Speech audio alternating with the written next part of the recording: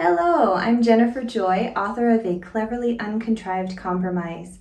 Please stay all the way to the end for an exclusive peek inside the making and research of this story that you can only access here on this channel. Happy listening! A Cleverly Uncontrived Compromise, a Pride and Prejudice variation, written by Jennifer Joy, narrated by Stevie Zimmerman. Chapter 1. September 1811, Pemberley. Fitzwilliam Darcy leaned against the limestone column in his mother's rose garden and breathed deeper than he had in the last 3 months. His little sister was safe. Only months ago Georgiana had sworn her heart was forever broken, but now she was tilting her chin and smiling. She looked so much like their mother, it made Darcy's chest ache. She was a young lady now. When had that happened? He crossed his arms and pressed his lips together. He knew how to keep a boy occupied and out of mischief. But a girl? Even worse, an heiress on the edge of adulthood, with a considerable fortune and a disposition to please. After 5 years without their father's protection, Darcy had perfected his skills of intimidation. One look, posture rigid, marked scowl, arms tight over his chest, eyes conveying anything from boredom to disdain, effectively discouraged scheming men from preying upon his 15-year-old sister. Unfortunately, the young man to whom Georgiana now directed her smile was too well acquainted with Darcy to take his threatening look seriously. "Darcy, must you stand over us like an angry sentinel? Your glower is wasted on me." Charles Bingley moved over to make room on the bench he shared with Georgiana. She looked up from her sketch-pad, her charcoal poised over the page, to regard Bingley with a tenderness that had stolen nights of Darcy's sleep lately. Bingley waved Darcy over, apparently impervious to her fluttering eyelashes and blushing cheeks. "Oh, thrill your palate with these delicious strawberries before Louisa eats all of them." He cast a pointed look towards his eldest sister, who ignored him as she dipped a piece of fruit deeply into a bowl of clotted cream and popped it into her mouth. Her husband napped on the blanket beside her, which explained why the supply of strawberries had not been exhausted. Mr. Hurst had an appetite worthy of his girth. Darcy might believe Georgiana's heart to be safe with Bingley, but he would not encourage her daydreams of love and marriage until she reached a more appropriate age, like 30. He flipped up his coat-tails and sat between Bingley and Georgiana. His sister was too shy to protest or even hint at her displeasure, unlike the object of her portrait, who sat across from her on a blanket before a colourful rosebush. "A bee! Squish it!" Miss Caroline Bingley interrupted her preens and poses to flail her arms. She was surrounded by the last of summer's second flush of roses, the full blooms hovering over her hair like a prickly halo. "Take care of the thorns," Darcy said, for at least the 3rd time. Miss Bingley inclined her head, ignoring sense in favour of affectation. Did she think she conjured images of Aphrodite growing roses from her tears? One false move would soon dispel Miss Bingley of that sentiment. "I'm perfectly aware of where I am, Mr. Darcy, but I thank you for your concern." Darcy clenched his jaw and held his tongue. His concern was for the flowers. Miss Bingley heedlessly arched her back and then lifted her arm over her head, making a show of elongating her neck as she shifted a curl to drape over her shoulder. "It is so very warm," she purred, directing her avaricious eyes towards Darcy. "Gracious, Caro, are you quite well? You appear to be suffering from a spasm." Bingley's concern received only a glare from his younger sister in response. Darcy feigned a cough and looked away. Good boy, Bingley. Unlike his sisters, he held no ambitions of grandeur, a point in his favour. Mrs. Hurst commented on cue, "Where is your parasol, dear? I would hate for you to ruin your lovely alabaster skin. Do you not agree, Mr. Darcy?" He did not agree. Pale complexions looked sickly and bespoke an unseemly disregard for nature, but this he could not say. "Perhaps Miss Bingley would be more comfortable indoors." She She fluttered her hand over her throat. "I would not dream of altering everyone's plans." Again she raised her arm over her head, leaning perilously close to the bush. Darcy rather wished she would return indoors. Between the thorns and the bees feeding off the blooms, there was very little chance of Miss Bingley remaining unscathed. While the lady deserved such a lesson, Darcy had tired of her complaints. "Hello!" shouted a deep voice. Darcy's heart jumped into his throat in the split second before his brain registered the source of the startling call. Georgiana squealed and leapt to her feet, dropping her portfolio on the bench and jumping into her cousin's open arms. "Richard! Oh, this is a lovely surprise! William did not say you were coming." "I knew nothing of it." Usually Richard's calls were a source of great pleasure, but his sudden appearance after months of duty worried Darcy. Had something happened? Richard's gaze met Darcy's over Georgiana's head, conveying curiosity and wonder, but mostly relief. Darcy relaxed a bit. Explanations would come later. Georgiana was happy again, and that was all that mattered. Richard spun her in a celebratory circle and gently set her down. As he looked up, his eyes widened, and the corner of his lips twitched. Darcy heard the shriek before he looked over his shoulder. He had completely forgotten about Miss Bingley. She was stuck, the bush's thorns snagging and pulling at her gown, with her hair frizzed in the shrubbery. Definitely not Aphrodite. "Calm yourself, Caro. You're making it worse. Ouch!" Mrs. Hurst sucked on an injured finger. Several servants came running to assist, having heard Richard's boisterous entry, Miss Bingley's increasingly loud protests, and their party's noisy pleas for her to calm herself. Nodding at the gardener, who stood nearby with a pair of shears and a woeful expression at the sight of his abused bushes, Darcy motioned for the man to cut the offending blooms. 5 snips later, Miss Bingley rose to her feet and staggered forward, thorny stems poking out at odd angles around her wild coiffure. As the servants scurried away, Darcy noted hands covering mouths and eyes brimming with amusement. Mrs. Hurst attempted to free a dangling bloom, but Miss Bingley's withering scowl made the lady recoil. Richard was the first to recover. Mischief in his eye, he swooped an elegant bow. "Miss Bingley, the epitome of fashion as always. You will soon have the ladies of the temps wearing rose clippings in their hair."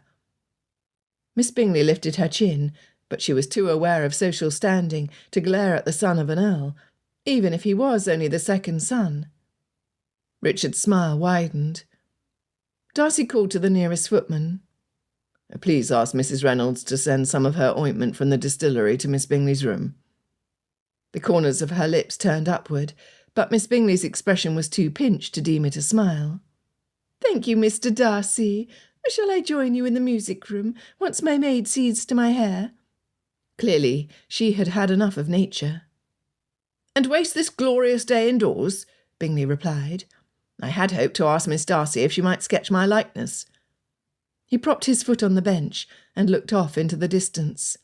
"Is this dignified enough?" Georgiana giggled. "Very dignified." "You will have to stand still, Charles," Mrs. Hurst chided, as she settled onto her blanket. Her husband, whose sleep had been disturbed by the recent excitement, looked about him as though he had quite forgotten where he was and with whom. As Miss Bingley walked stiffly toward the house, she glanced over her shoulder to hiss at her sister, who was too distracted with fruit tarts and cream now to pay her any heed. Richard elbowed Darcy. Nodding toward Georgiana and speaking as low as he was capable of doing, he asked, "What is this?" "Nothing I will speak of here." "It is just as well. My visit is not without a purpose. A word in your study, and perhaps a glass of your smuggled brandy. I am parched." They made their way to Darcy's inner sanctum. It overlooked the rose garden, and Georgiana's laughter could be heard through the open window. Richard helped himself to the contents of the sideboard and settled into a chair with a view of the garden. "I had expected to see Georgie still in the doldrums. Am I to understand that we have Bingley to thank for this welcome change?" Darcy raised his glass and took a sip. "What do you plan to do about it?"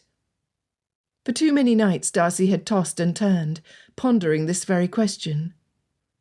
I had thought I might encourage Bingley to let an estate of his own. Richard raised his eyebrows. You take a keen interest in his life. He is a trustworthy young man with a fortune of his own. Meaning, he is not after Georgiana's dowry. I doubt Bingley is after Georgiana at all. He is as agreeable to a countess as he is to a scullery maid. Precisely. It makes him a safe choice. Richard swirled the amber liquor in his glass. Are you certain she's in love, and so soon after Wickham? Could she not merely be acting as most 15-year-old females her age do? Darcy scoffed. Georgiana is a Darcy through and through. She feels deeply, sincerely. Just because Bingley is a saint in comparison to Wickham does not make him a suitable match for Georgiana. You cannot be serious. Darcy, Bingley falls in and out of love quicker than I change my waistcoat. He's been wanting to purchase an estate since his father's death, but he's too fickle to settle on any one place. He is capricious, wholly manipulated by his pernicious sisters, and too reliant on others' guidance. Richard's tone was grave. All traits Darcy had considered. He is young, but what better experience than estate managing to help him gain the resolve he lacks? You must own that he displays an admirable strength of character to be so unaffected by his critical, grasping sisters. Richard continued swirling his drink, clearly unconvinced. As for guidance, he only requires good direction until he is able to make his own choices. And you are the best one to give such direction. As if you do not already have enough to manage, you must take on Bingley and his entire household. He is a man, for goodness sake, not a property. Reasonable arguments, but they were all nullified with one simple, undeniable fact. He makes Georgiana happy. And what Georgiana wants, she gets. You are coddling her, Darcy. Darcy felt the accusation like an undeserved slap in the face. What did Richard know of the past 4 months? His cousin lived his life by the orders of others, be it his commanding officer or his mother. He had not been in Ramsgate. He had not dealt with Wickham, or seen Georgiana's heart break before his very eyes. He had not been forced to conceal what, if discovered, would ruin her prospects. Clasping his trembling hands together, Darcy commanded his voice to steady. She wept for weeks, refusing to eat, and keeping to her rooms. I tempted her with instruments, music, paints, books, all her favourite things. But the only creature she allowed to console her was Seraphina. Why, then, do you not give her another cat instead of Bingley? Georgiana might only like him because she senses your approval. You do not need a new project, you need a wife. You are soon to be 28. Is that your purpose in coming here, Rich? You might have spared yourself the journey and saved your breath, for I cannot rightfully see to my own happiness until I am convinced that Georgiana is safe and content. And do you think Bingley is the answer? You do not know how to help Georgie any more than I do. She needs a sister. You need a wife. How could I neglect her for another woman just when she is recovering from her heart sickness? You cannot expect me to be so cruel. She seemed to be perfectly fine to me minutes ago. Darcy gestured wildly. Thanks to Bingley. Clasping his hands again, Darcy calmed his breath. I am well aware that he is full young, but so were we once. Can you remember that far back? Darcy ignored the comment. An eternity had passed since he had been able to live with only his own future in mind. But his experience had taught him that a great deal could be learned in a short period of time, and this gave him hope for Bingley. A few years managing his own affairs, having others dependent on his care, will grant him the maturity and steadiness he lacks. Richard looked at him askance. He is a puppy, a lovable puppy, but time-consuming and far too amiable for his own good. I shall not actively encourage the match. In fact, my aim is to encourage Bingley to let an estate some distance from Pemberley. There is a serviceable property in Hertfordshire, only half a day's ride from London. It has been empty for several years, and will need more of Bingley's attention than the other options my secretary found. Keep you occupied, you mean? What if Bingley falls in love with some country squire's daughter? What will you tell Georgiana then? He will be too busy for flirtations. Richard barked a laugh. Bingley, too busy for a pretty face. This is high-handed even for you. A floorboard creaked outside the door, putting a quick end to their conversation. Georgiana's beloved pet wandered inside, pushing the door wider as she passed, the bell around her neck jingling with every step. Richard leaned down to pet her. Was that you that made the floor squeak? You should tell cook not to feed her extra scraps. Or is this the doing of the mouser in the kitchen? Seraphina left Richard to hop onto Darcy's lap, displaying her superior taste. She is too grand a lady to pay the tomcat any mind. He rubbed under her chin. Besides, with the servants trained to listen for her bell, and Georgiana's constant doting, such an unseemly union is unlikely. She leaned against his chest, rubbing her head against his jaw, and purring loudly. Cats are not as fastidious as you are. Come, Darcy, I've had to delay romance until I could afford to wed without being mercenary in my selection, but you— Darcy did not care for the direction of this conversation. How are your investments performing? Richard frowned, but he allowed for the shift in topic.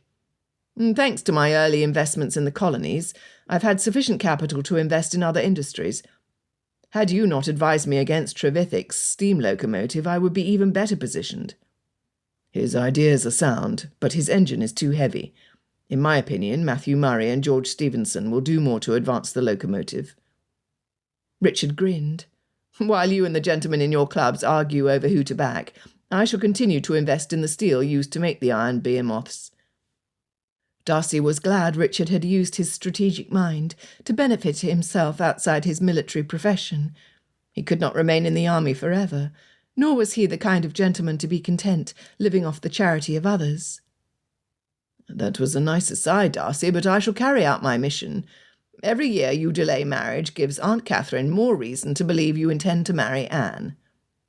Aunt Catherine is delusional, Darcy grumbled. He would rather talk about trains. Yes, and also vociferous and insistent. Seriously, Darcy, Mother wants me to have a word with you. As if I or anyone else can convince you to do anything you've not already resolved to do. God help the woman you decide to marry. She will have no choice at all in the matter. Darcy felt his colour rise, heard his pulse thrum in his ears. Aunt Helen expects me to take her counsel, when she was the one who insisted I allow Georgiana more freedom, that I set up her own residence in Ramsgate. Need I remind you how Mrs. Young came to be in my employ?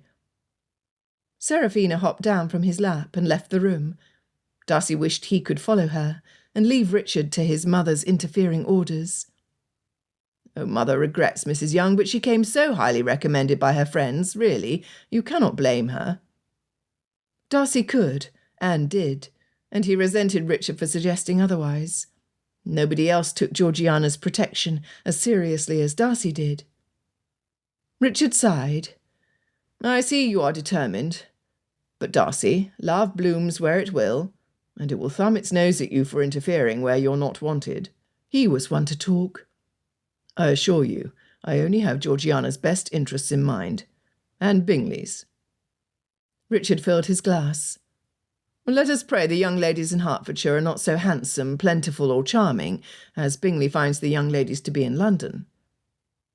Darcy was not ignorant of the challenges before him, but he knew estate management, and young men like Bingley much better than he did the confounding mind and tumultuous emotions of his own sister. He raised his glass and drank deeply. Chapter 2. Elizabeth Bennet scraped her boots, untied her bonnet, and shook out her damp skirts. Checking her reflection in the mirror placed in Longbourn's entrance hall, she smoothed her fingers over her untamable hair, and prayed that the high colour in her cheeks was due to exercise, and not too much exposure to the sun. Not that Elizabeth minded. A sun-kissed complexion was the mark of a hale constitution and a healthy regard for nature, but her mother would not be convinced of its merits. Outside the walls of her childhood home, over the sprawling fields, Elizabeth was at liberty to roam and dream. It was her only time alone, free from the constant reminders of everything she was powerless to change about Longbourn and its residents. Today must be perfect, and Elizabeth had devised a plan. First, she found Jane, the eldest of the 5 Bennet sisters, and Elizabeth's dearest friend. Jane was often praised for her beauty, but Elizabeth found her graceful character, sweet nature, and calm strength far more admirable. Her sister sat by the window in the drawing-room with a basket full of lace, ribbon and trimmings on one side, and a pile of muslin gowns on the other. At the other end of the room, Mary, the 3rd eldest of the Bennet sisters, was playing a grim tune. Poor Mary! If only Papa would allow her to study with a master. But unless a miracle moved their father to do something to improve his daughter's unfavourable prospects, Elizabeth's subtle hints would have to suffice. "Mary, dear, perhaps a livelier song would suit the occasion best." "But I only know the one, and it has no singing to accompany the melody." "Perfect. Or why draw attention away from your technique with song?" Elizabeth turned to Jane before Mary replied, hoping the seed she had planted would take root and lead to a more agreeable performance at the ball that evening. Mary began a piece over which she had laboured, and now played to perfection, Bach's Minuet in G major, an uncomplicated air, no lyrics, and therefore no moral message or notes beyond the comfortable reach of Mary's limited vocal range. Plucking a wad of knotted ribbons from the basket, Elizabeth sat in the chair opposite Jane and began untangling. Are Kitty and Lydia still asleep? If the 2 youngest sisters begged Jane to alter their gowns, they should be helping. More likely they were lingering in their bedchambers to avoid Mr. Collins. As Papa's heir apparent, he would inherit Longbourn, and he had already threatened that he intended to marry one of them. "Oh, they have departed for Meryton," Jane replied. "Of all the ungrateful, selfish—" Elizabeth pinched her lips together. Saying her thoughts aloud would only upset Jane, but if those 2 did anything foolish to spoil Jane's night, Elizabeth was tempted to lock them in their rooms and bury the key, or lace their afternoon tea with some of Mamma's sleeping tonic. There was only one reason Kitty and Lydia would venture into Meryton so early in the day. It wore a red coat and shiny black boots. Mary stopped playing. "They told Mamma they would purchase shoe roses for our gowns, but they shall waste their money on sweetmeats and flirt shamelessly with the officers." "Who accompanied them?" Surely not Mr. Collins. Elizabeth cast a wary glance about. Where was he? She would give him no opportunity to importune her with an unwanted offer of marriage. "Sarah." Elizabeth sighed. The first thing Kitty and Lydia would have done is ditch the maid. Mary added, "Mamma sent her to the apothecary to fetch more nerve tonic." Good. At least there would be a sufficient supply if it came to that. How long ago did they leave? "Not a quarter of an hour ago." Mary turned to the instrument and resumed practising. She might not mind receiving Mr. Collins' attentions, but Elizabeth could not wish such a match for any of her sisters. She would concern herself with the annoying man later. Right now she needed to prevent her family from ruining Jane's chances again. She stopped chewing on her lip. "We shall not overtake them, but we can ensure they do not get into too much mischief before we arrive." Jane pinned the needle into the bodice of the gown on which she worked. "I do not know how I shall finish these gowns in time without a walk into Meryton, much less with one." "They can do without new lace," Mary called over her shoulder, without losing her rhythm. Elizabeth felt little sympathy for her youngest sisters. "I saw to mine days ago. Besides, more hands make for light work. They should help stitch their own gowns." Mamma's voice drifted into the room before she rounded the corner. "Has Lizzie returned yet? So much to be done, and the ungrateful child dashes off to Lord knows where. Oh, she has no respect for my nerves, just like her father." Her caps fluttered around her face. "Oh, there you are, just in time to help Jane. My girls must look their best for Mr. Bingley's ball. I'm convinced he will announce your engagement tonight, Jane." "Mamma, Jane tried, but their mother was like those heavy steam engines Elizabeth had read about, impossible to stop once she got going on her favourite topic. A ball to celebrate my Jane's recovery." Mamma clapped her hands under her chin and swayed. "I knew you could not be so beautiful for nothing." As though Jane's chief accomplishment was no more than the pleasing features with which she had been born, features which her mother was quick to point out were similar to her own in her youth. Next, Mamma would lament their precarious position, without a male son to inherit Longbourn, and then she would bemoan Mr. Bennet's imminent death, proclaiming they would all be cast into the hedgerows when Mr. Collins took possession of their home. She would not so subtly imply that it was Elizabeth's duty to marry that oaf, and then she would repeat the one thing that never failed to make Jane cry herself to sleep at night. "If only my beautiful Jane was married already." Elizabeth grabbed Jane's hand and tugged her toward the door. "It is for that reason we shall see that Kitty and Lydia return with our shoe roses. Jane cannot manage alone, and if we all help, she will have sufficient time to rest before the ball. And now the clincher. You do wish for Jane to look her best tonight, do you not, Mamma?" "Oh, I had not considered that. Oh, but of course she ought to look her best, if Mr. Bingley is to propose. How clever you are, Lizzie. Let me ask Mr. Collins to accompany you, and you may be on your way." After several frustrating lost minutes, during which Mr. Collins kept them waiting in the hall, Mr. Hill finally approached, hands clasped in front of him, face downcast. "I regret to inform you that Mr. Collins' boots are nowhere to be found." "Nowhere to be found? How can that be?" Mamma fanned her face, a sure sign of her increasing agitation. Elizabeth reached for her coat.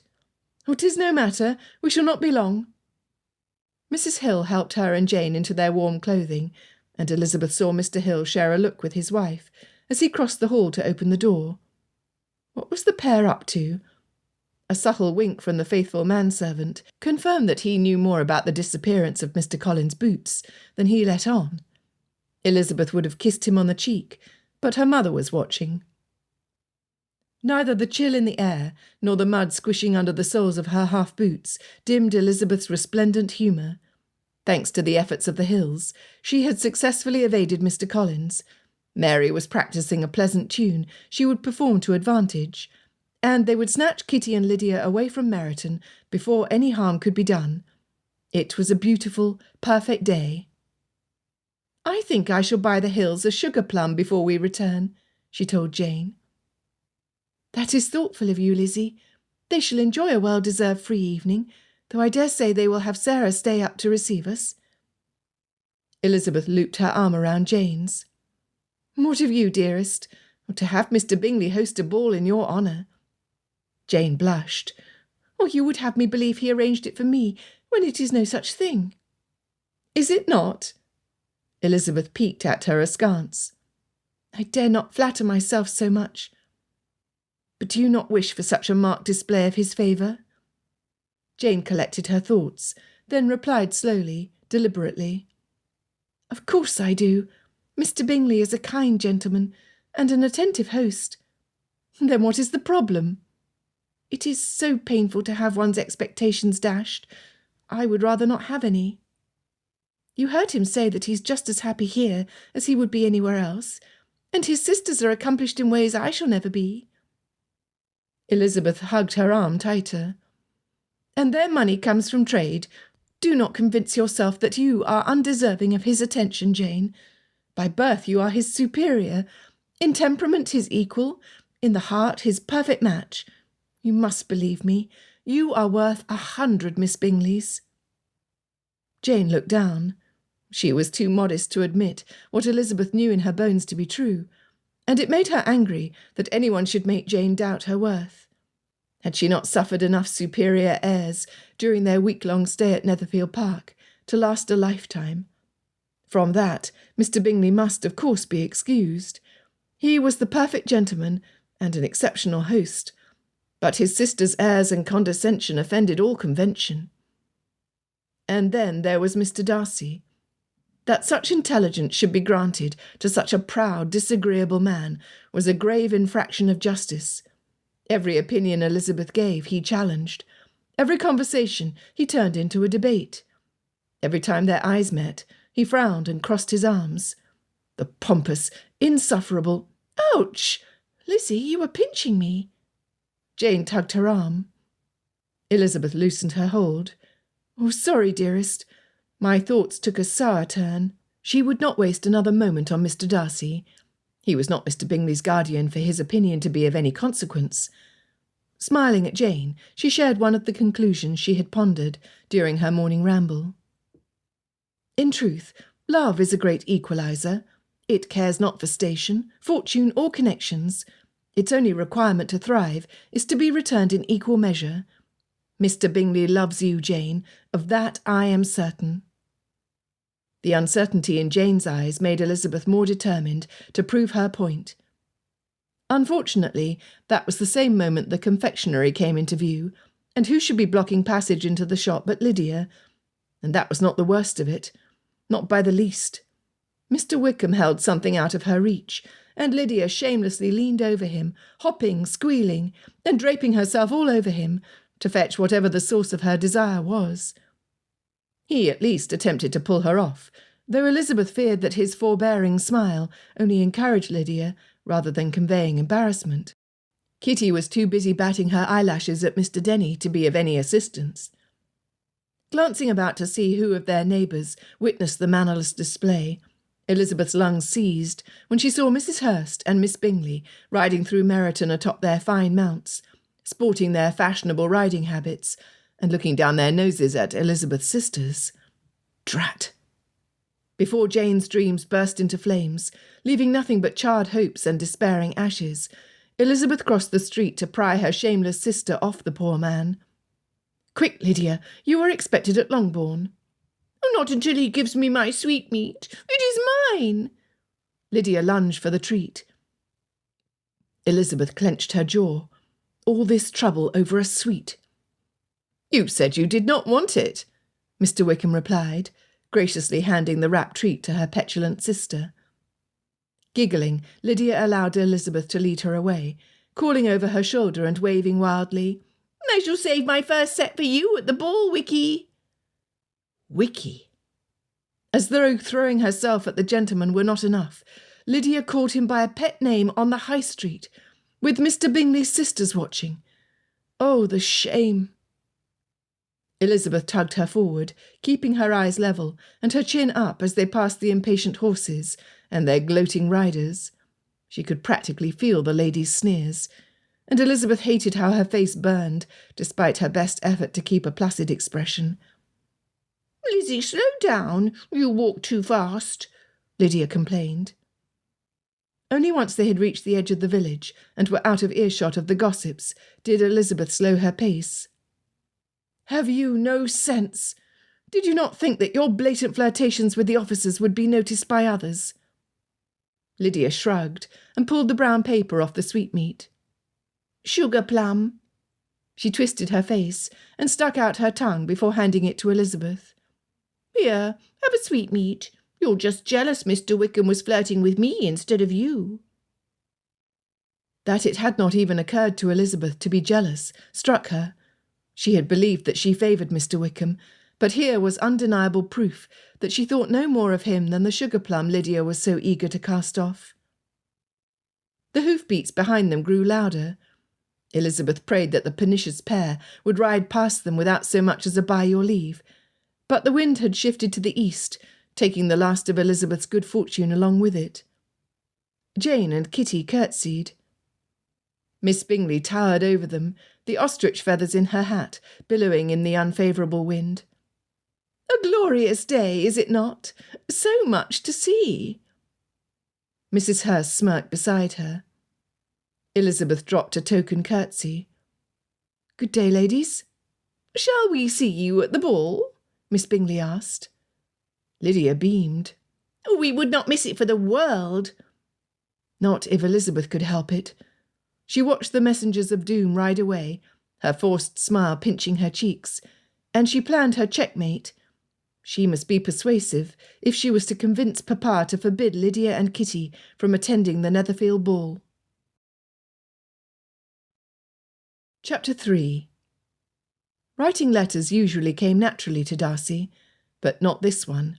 He suffered as much as Bingley, who sat at the other end of the table in the morning-room, attending to his correspondence, with increased affliction, if his frequent expostulations were a fair indicator. Since settling Georgiana in Darcy House at Berkeley Square, with her companion Mrs. Annesley, Darcy had written to his sister every day. Richard was currently stationed with his battalion at Windsor, so if she needed either of her guardians, they were both within a convenient distance to attend to her. Georgiana seemed content.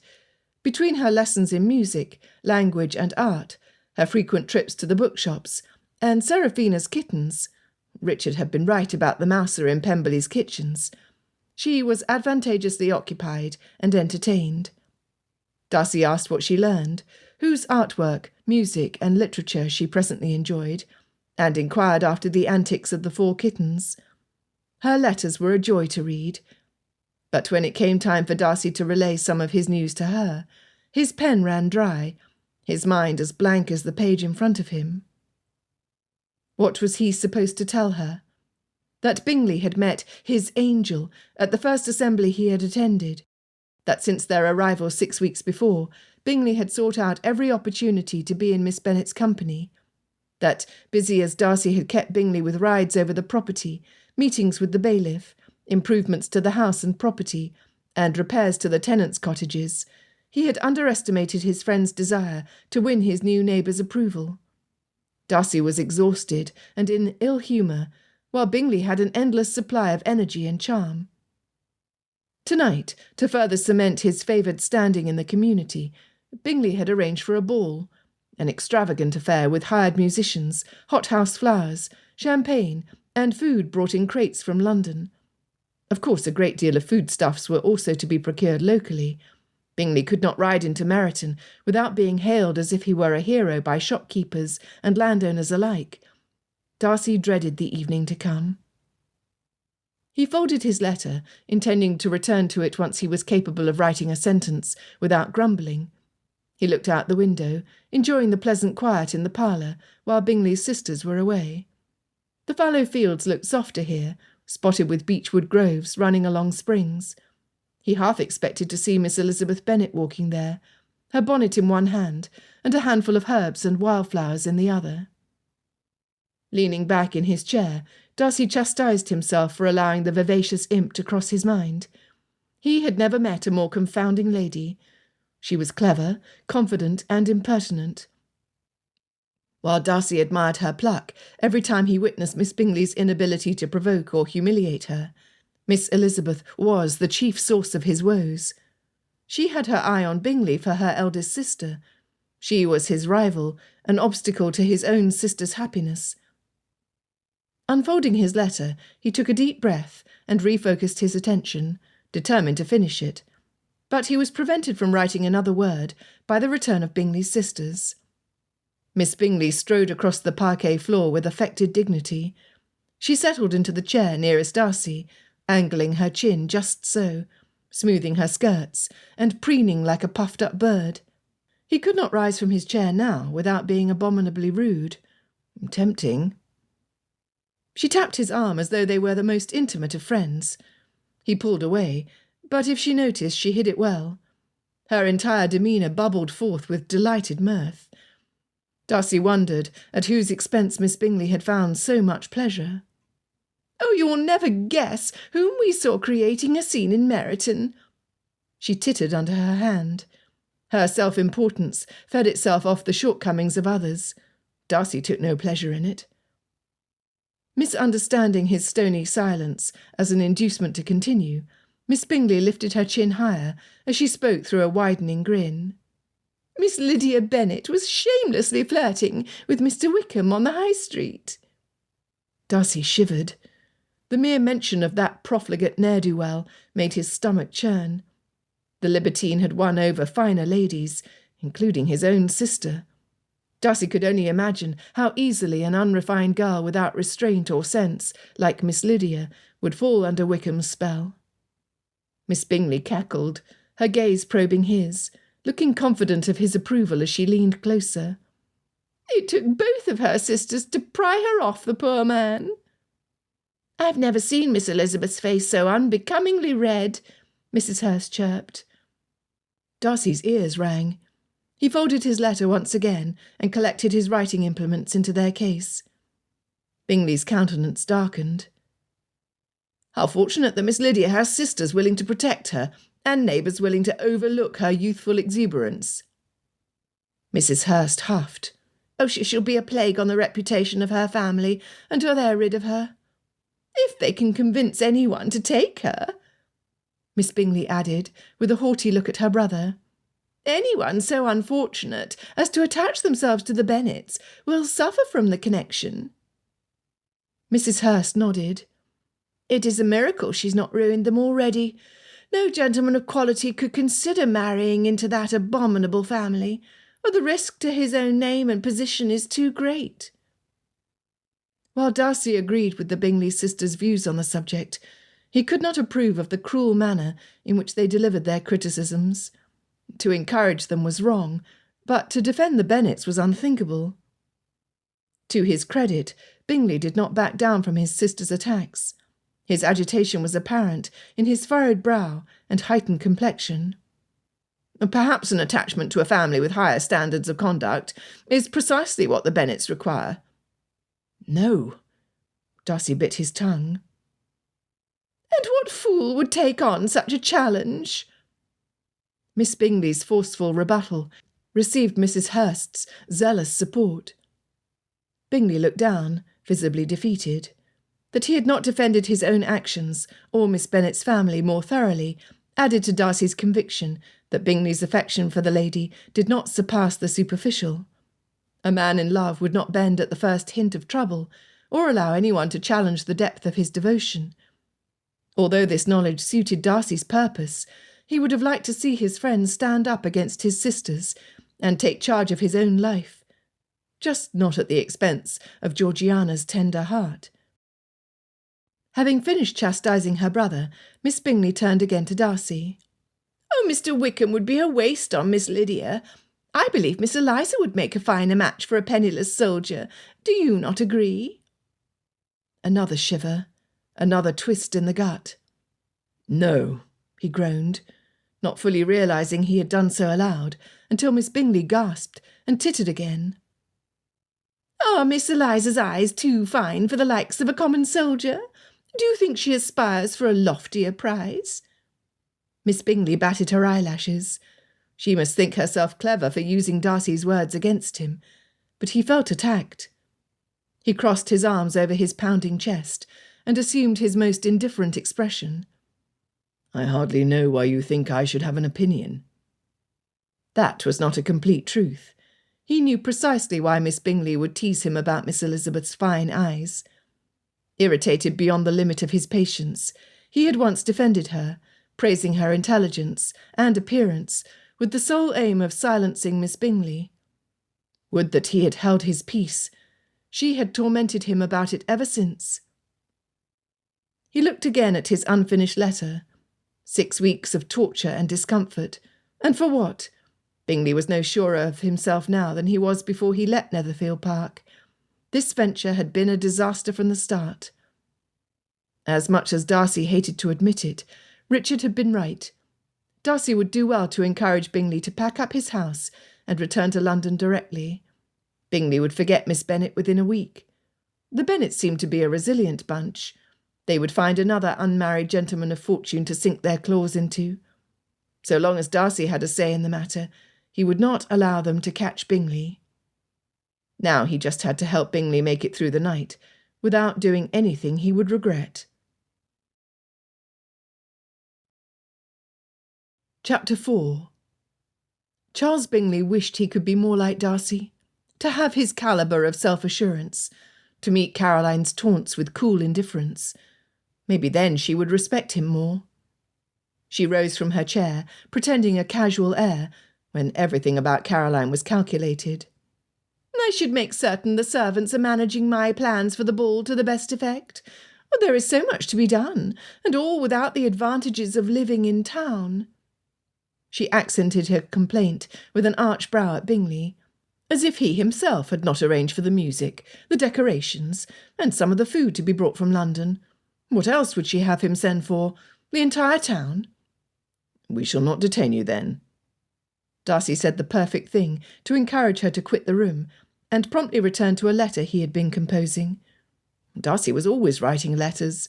Letters to Miss Darcy, letters to Colonel Fitzwilliam, letters to his steward and housekeeper and secretary. So many letters. Bingley despised correspondence. His thoughts came too quickly and changed too frequently for his hand to pen them down. He imagined that Jane Bennet had lovely handwriting. Everything Miss Bennet did was graceful and refined. She calmed everyone around her. Even Caroline and Louisa behaved nicer when she was near. Bingley settled into his chair, content to contemplate Miss Bennet's fine qualities. She was beautiful, an angel, with golden hair, porcelain complexion, and sapphire blue eyes. She was genuinely kind. Even when she had fallen ill at Netherfield, she had been the most delightful patient. Bingley had not heard one complaint cross her lips, though she must have been miserable.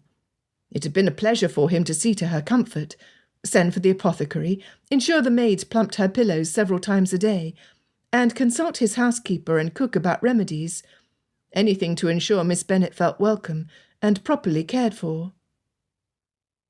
Even in illness she was steady and composed, precisely what Bingley was not, and wished he could be. Being a romantic at heart, he had often imagined his ideal wife. Jane Bennet exceeded his every hope. It hardly seemed fair to offer for a lady who surpassed his best imaginings, when he did not feel so certain about where he stood in her estimation. Was he the husband of her dreams? He would very much like to be, but as he was in everything, uncertainty plagued him. With a sigh, he came out of his dreamlike cloud and turned to Darcy. His friend would know what to do. "Do you think Miss Bennet would accept me if I made her an offer?" The tip of Darcy's quill broke, and he swore under his breath.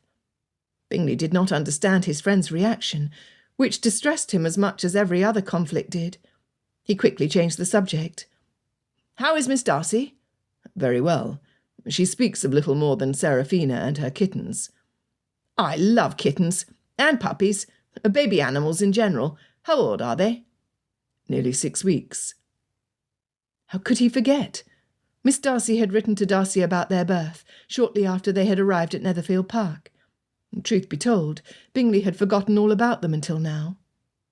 "I always wanted to have a cat as a pet, but Caroline does not approve. She says that their hair ruins her gowns." Darcy's brow furrowed. "You seem more suited to dogs." Bingley supposed he was. He certainly had the temperament of a dog, friendly disposition, eager to please, enthusiastic to greet friends and meet new people. Not an unpleasant image, certainly, but not very flattering for a man. He would never think to compare Darcy to a dog. No. Bingley knew he grinned, but he could not prevent it. Darcy's disposition was more comparable to that of a cat. He did not need or even desire the approval of others, and only granted his notice to a select few. He sulked in corners at public assemblies, and glared at anyone who dared approach him. Definitely a cat. Darcy broke the silence, startling Bingley from his diverting musings. "Are you certain you wish to marry now?" "I have a house, I am of age, and I would like the company. Why should I not marry now?" Bingley did not know what was wrong with his reply, for Darcy to inhale so deeply. He did that when his patience was being tried. "Speak plainly, Darcy. I cannot read your mind." Another deep breath. "Are you confident that Miss Bennet's attachment is as strong as you claim yours to be?" "Yes." Bingley's certainty wavered. "No." But that was not the answer he wanted at all. "Maybe. Oh, if only I knew, I would not have to ask you." "Until you know your own mind, how can you know what qualities you most admire, what traits you seek in a lifelong companion?" "I shall be whatever she wishes me to be." "And you expect her to be as yielding as you? Who would run your household? Who would make decisions?" Bingley understood Darcy's point, but Miss Bennet was much stronger than his friend gave her credit for. "Miss Bennet is soft-spoken, but she knows her mind. Only she is modest. Or is she indifferent?" The way Darcy emphasised the vile word gave Bingley pause. He sank back into his chair, feeling limp and numb. I do not know. Is that what you believe? You possess a trusting nature and see only the best in everyone. As a result, you are more easily swayed than you ought to be. That was nothing new to Bingley. So long as I surround myself with good friends who are smarter than me, then I hardly see the deficiency. I've learned a great deal in the past weeks, thanks to you. Estates can be bought and sold or let for a short period of time, but marriage is forever. As such, it is not something I should advise you on. It is your choice to make. You will be the one to live with the consequences, good or bad. Bingley grimaced. What Darcy said was absolutely right, though Bingley did not like hearing it. He really was a dog. Even now he wanted Darcy to tell him what to do, ever desirous of a pat on the head and a word of praise once he carried out his command. Bingley had to do better than that if he wanted Jane to marry him, or she would be better off with a puppy as a companion than with him as a husband. To rush into a union is the height of foolishness, and you, Bingley, are more intelligent than you give yourself credit for. You only lack the confidence to carry out your own decisions. And how do I gain this confidence? Through practice, trial and error. Above all, time. Bingley frowned. He did not like that error bit, or the time. He knew he was not stupid, but how could other men be so certain? Do you never doubt yourself? The blank expression covering Darcy's face was reply enough. He clearly had no idea what insecurity felt like. After a long pause, he spoke. Do you doubt your feelings for Miss Bennet? No, Bingley replied firmly. Then again, he had been in love many times, and every time he had been convinced of the sincerity and absoluteness of his affections. What made him believe this time was any different? He did not like the idea of loving a lady who did not return his affections. But you have made me doubt the depth of hers. What should I do? Darcy shook his head. That is not for me to decide. Bingley regretted asking the question, which had sprung off his tongue too quickly. Darcy was right. If he wanted to be the sort of man Miss Bennet could admire and respect, he must start making his own decisions. Only promise me you will not do anything in haste, Darcy continued. You would do better to quit Hertfordshire and return to London than to rush into an unequal match before you know your own mind, or can discern hers. But Bingley's attention had been diverted, and he absently nodded, without fully hearing his trusted friend's counsel. He suddenly recalled an adage his father had often uttered. He who never undertook anything never achieved anything. It had been many years since Bingley had thought of it, but it popped into his mind as clearly as if his father stood before him saying it now. Had this been what his father meant? If Bingley was certain about Miss Bennet's inclinations, then he would do his best to be the husband she deserved. He only needed to know the extent of her regard. Nothing ventured, nothing gained. He could do this. Being more impulsive than deliberate, Bingley would find out that same night. He had decided, and he would do what he must to stick to his decision. Chapter 5. Neither the 2-mile march to Longbourn nor Elizabeth's appeals to reason were sufficient to stir her youngest sister's conscience. Lydia refused to see how her actions might affect Jane or anyone else. Mr. Bingley will be glad to have a lively sister when his are so stodgy. Did you see their pinched faces? Lord, what a laugh! It was not so much the stodgy sisters whom Elizabeth worried about. It was Mr. Darcy. Mr. Bingley relied heavily on his guidance in estate matters, and who was to say whether he would not also trust his opinion in matters of the heart? Elizabeth could practically see Mr. Darcy's disapproving stare. Gentlemen of his circles were all propriety and appearances. She had to own this was not without good reason, but it was maddeningly frustrating when her own family did their level best to make themselves scandalous. Elizabeth glanced over her shoulder. Jane and Kitty followed shortly behind, their breath puffing clouds in the crisp air. At least Kitty appeared contrite, with her downcast eyes and solemn silence. Hill opened the door, and Elizabeth slipped in the sugar plum, while Lydia dallied, removing her bonnet. "Did you get the shoe roses?" their mother called from the drawing-room. Elizabeth pinched the bridge of her nose. She had completely forgotten. Jane whispered, "I will see to Mamma. I shall join you." Kitty slipped away from Elizabeth before she could be dragged along with Lydia into Papa's study. Lydia tugged against Elizabeth. "Oh, you know Papa does not like me to go inside his book-room. I'm too noisy." Elizabeth tightened her grip around Lydia's arm and knocked on the door once, then twice. Lydia began to look smug. "Serves you right for dragging me here. He's not even in." Tapping the door again, this time Elizabeth pushed it in. "Papa?" He looked up from the papers spread over his desk. Papa had many interests: botany, bees, language, and literature.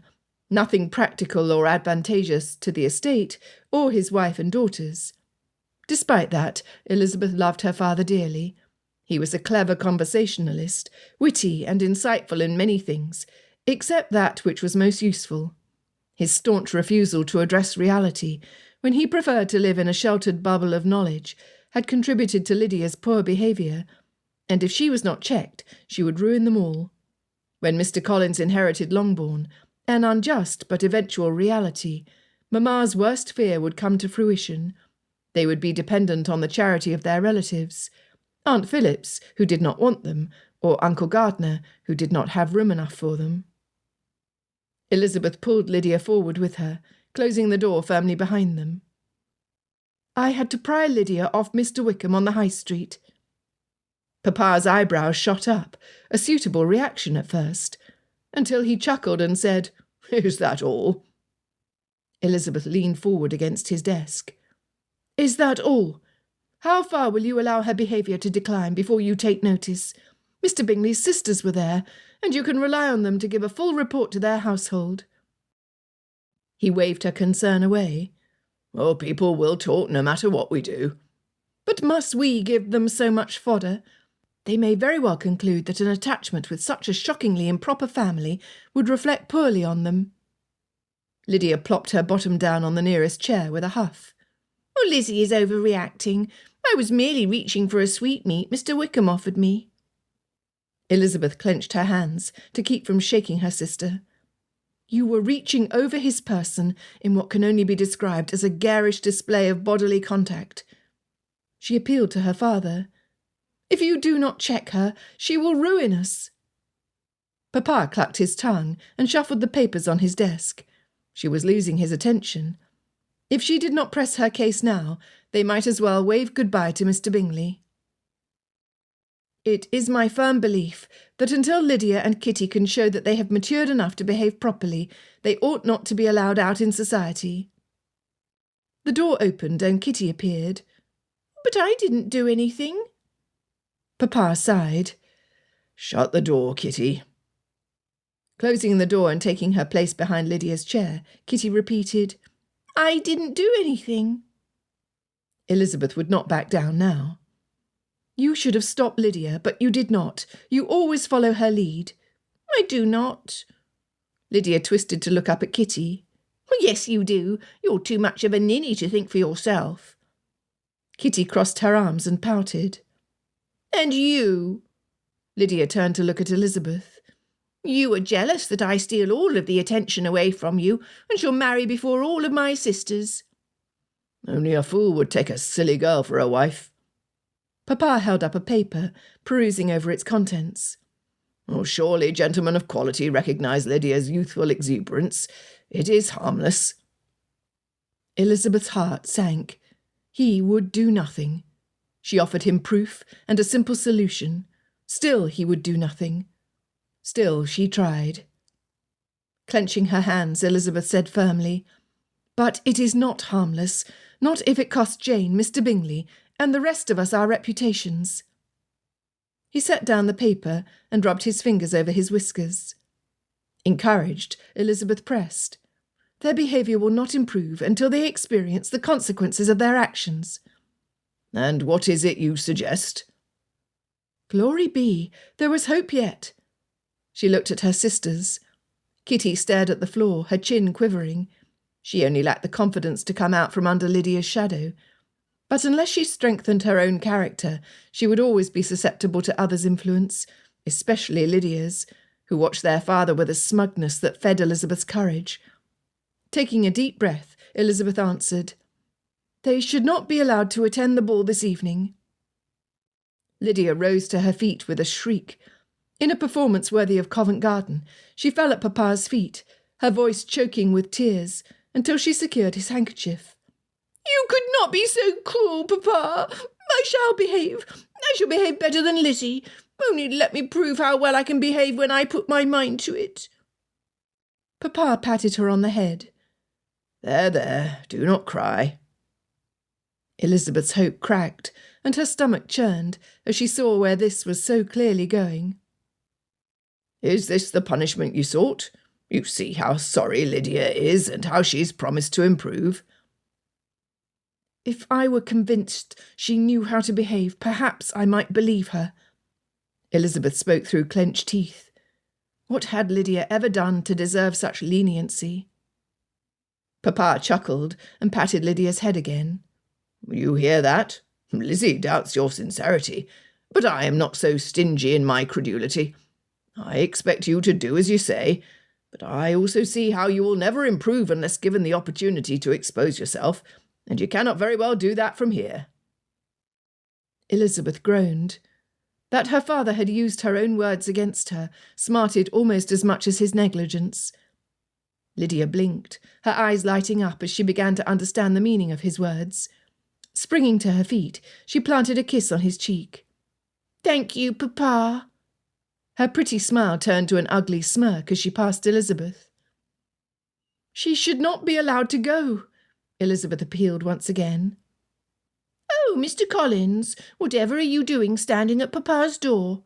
Lydia exclaimed. Mr. Collins' flushed complexion told Elizabeth that he had heard enough of their conversation to merit a sermon on the importance of maidenly virtue. With an evil arch of her brow, Lydia added, "If you were looking for Lizzie, there she is. And if you found your boots, I'm certain she would appreciate you walking her into Meryton to buy our shoe roses." Elizabeth was not given to a violent temperament, but she could have killed her sister right there. "Close the door on your way out, Lizzie." Papa dismissed her and shut out Mr. Collins in one fell swoop. The hallway was too cramped, and Mr. Collins seemed content with the close proximity. He smelled of perspiration, and since he was wearing his slippers, Elizabeth surmised he had not yet recovered his missing boots. At least she would not have the burden of his company for the walk to Meryton and back. He followed her line of vision to his feet. Clearing his throat, he said, "Mr. Hill found my boots after you had left for Meryton.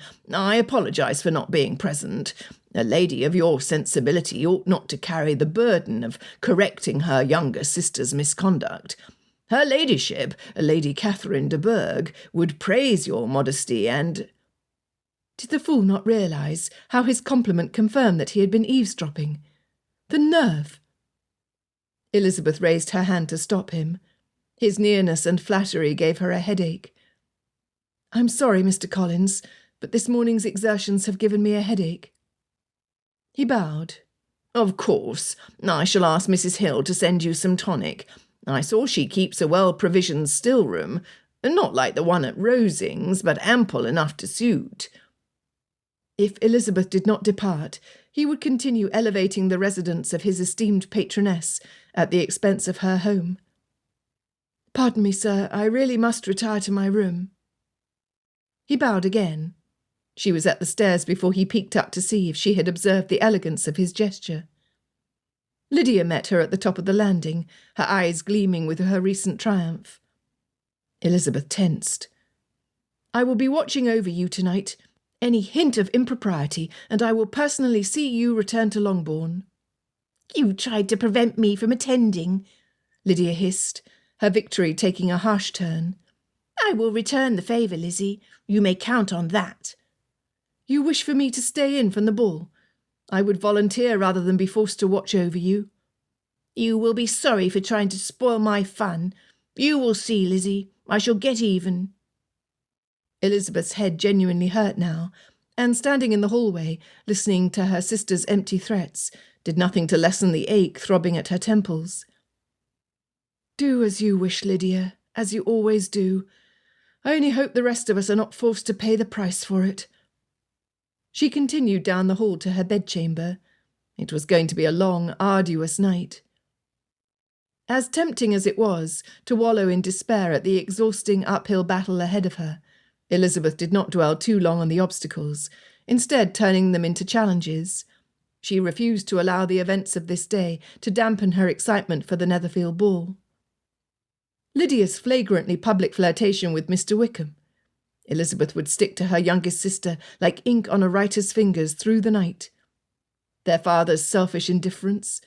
Elizabeth had a long history of managing that deficit, providing the valuable experience she would require that evening. Mamma's presumptuous proclamations of Jane's engagement to Mr. Bingley. Well, nobody really took her claims seriously, did they? Elizabeth would do her best to keep her mother away from those who would think the worst of her. So long as the Netherfield party did not hear her boasts, she could not embarrass Jane too badly. Mr. Collins' request for Elizabeth's first dance. Yes, that was profoundly disappointing. If she was not careful, he would make good on Mamma's threats and make Elizabeth an offer of marriage. She held out hope that his slippers might disappear, as his boots had earlier.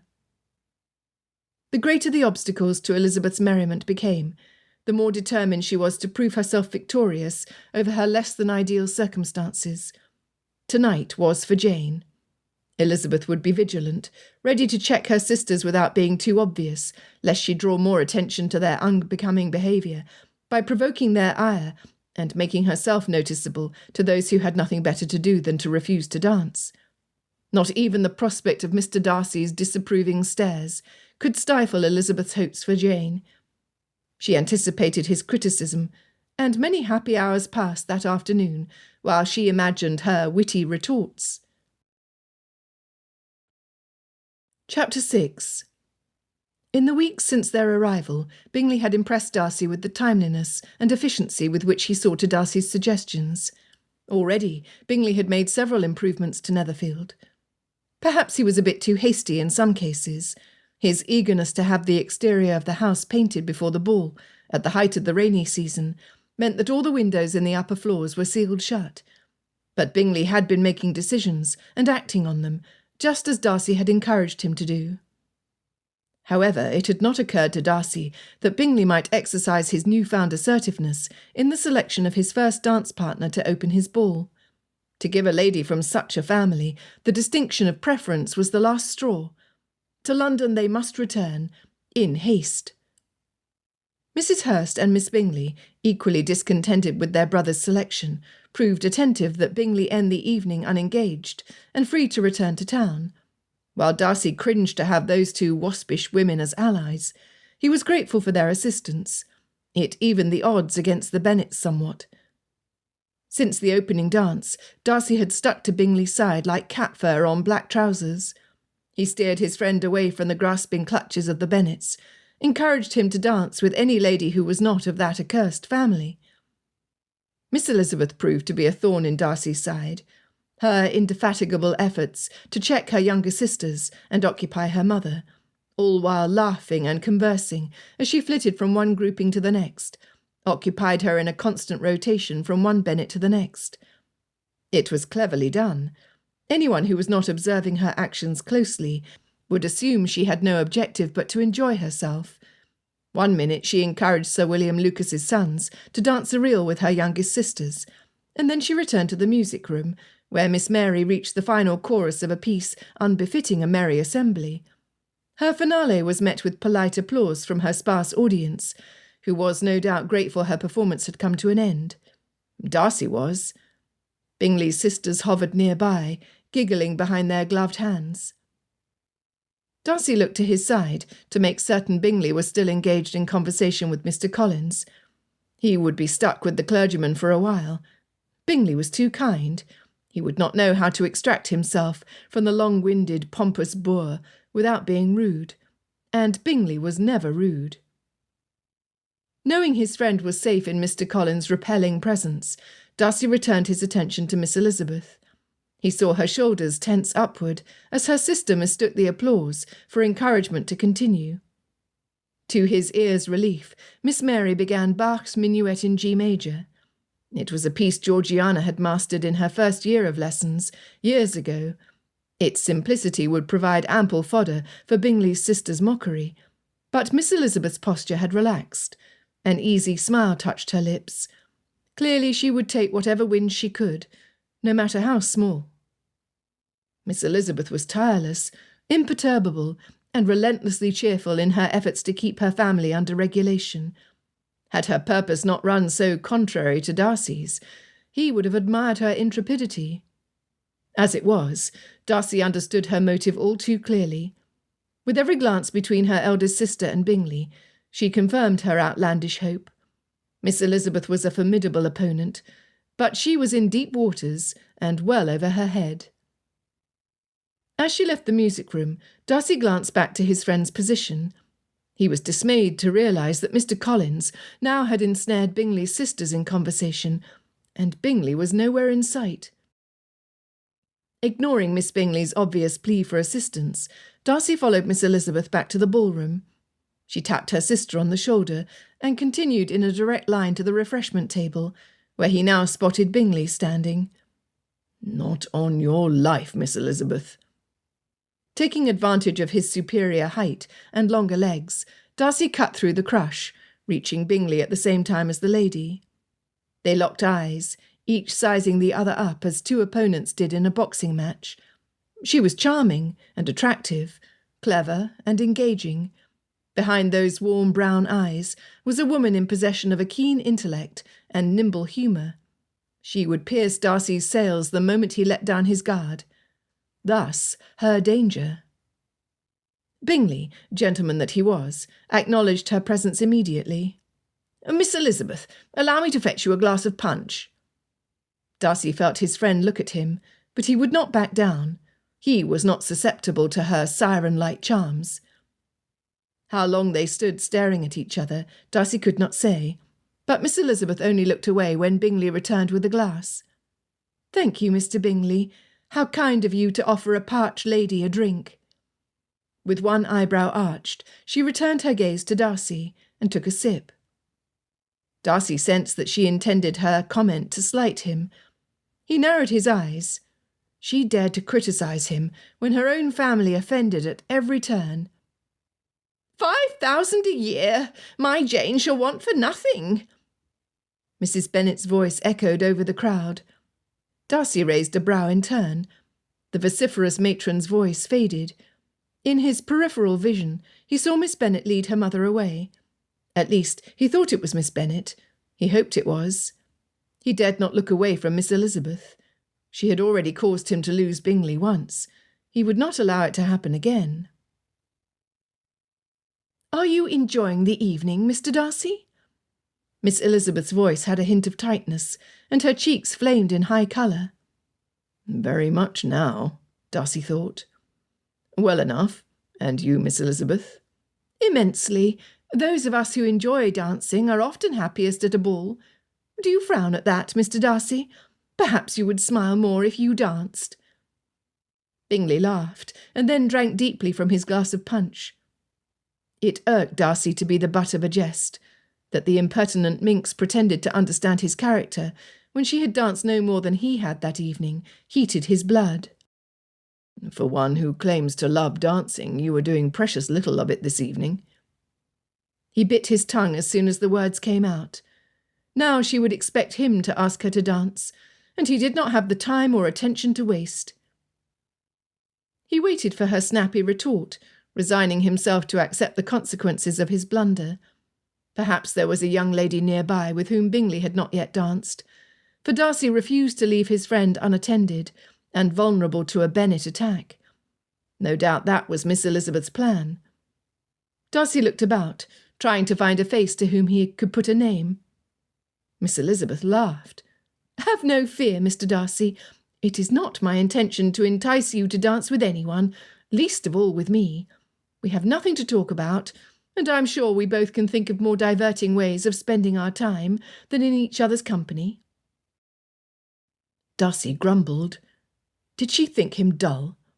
Her dismissive manner irritated him. He was tempted to ask her for a set, merely to prove his point, but his ill humour kept his senses in check. Insufferable female. She leaned closer, and he caught a whiff of sweet orange blossom and spicy cloves, fresh and light with a heady kick. How appropriate. A grin curled from her lips up to her eyes. I would much rather Mr. Bingley asked my sister to dance again. Darcy jerked to his full height, looking over her to see Bingley talking with none other than Miss Bennet and her atrocious mother. A heady kick, all right. How had Darcy allowed Bingley to escape unnoticed? With a brief glare at the distracting sprite gloating at him, Darcy dismissed himself and hastened to station himself at Bingley's side. Miss Elizabeth joined them, her smile bright. If Darcy did not do something quickly, Bingley would ask Miss Bennet to dance with him again. Drat it all. Desperate not to cede another victory to Miss Elizabeth, Darcy turned to Miss Bennet. With a grand bow, he held out his hand. Might I have the honour of your next dance, Miss Bennet? Miss Bennet, of course, accepted graciously. Bingley's brow furrowed, and his lips twisted. Mrs. Bennet was delighted. Darcy pretended not to notice Miss Elizabeth, as he whisked her sister away from Bingley on his arm. It was ungentlemanly to gloat.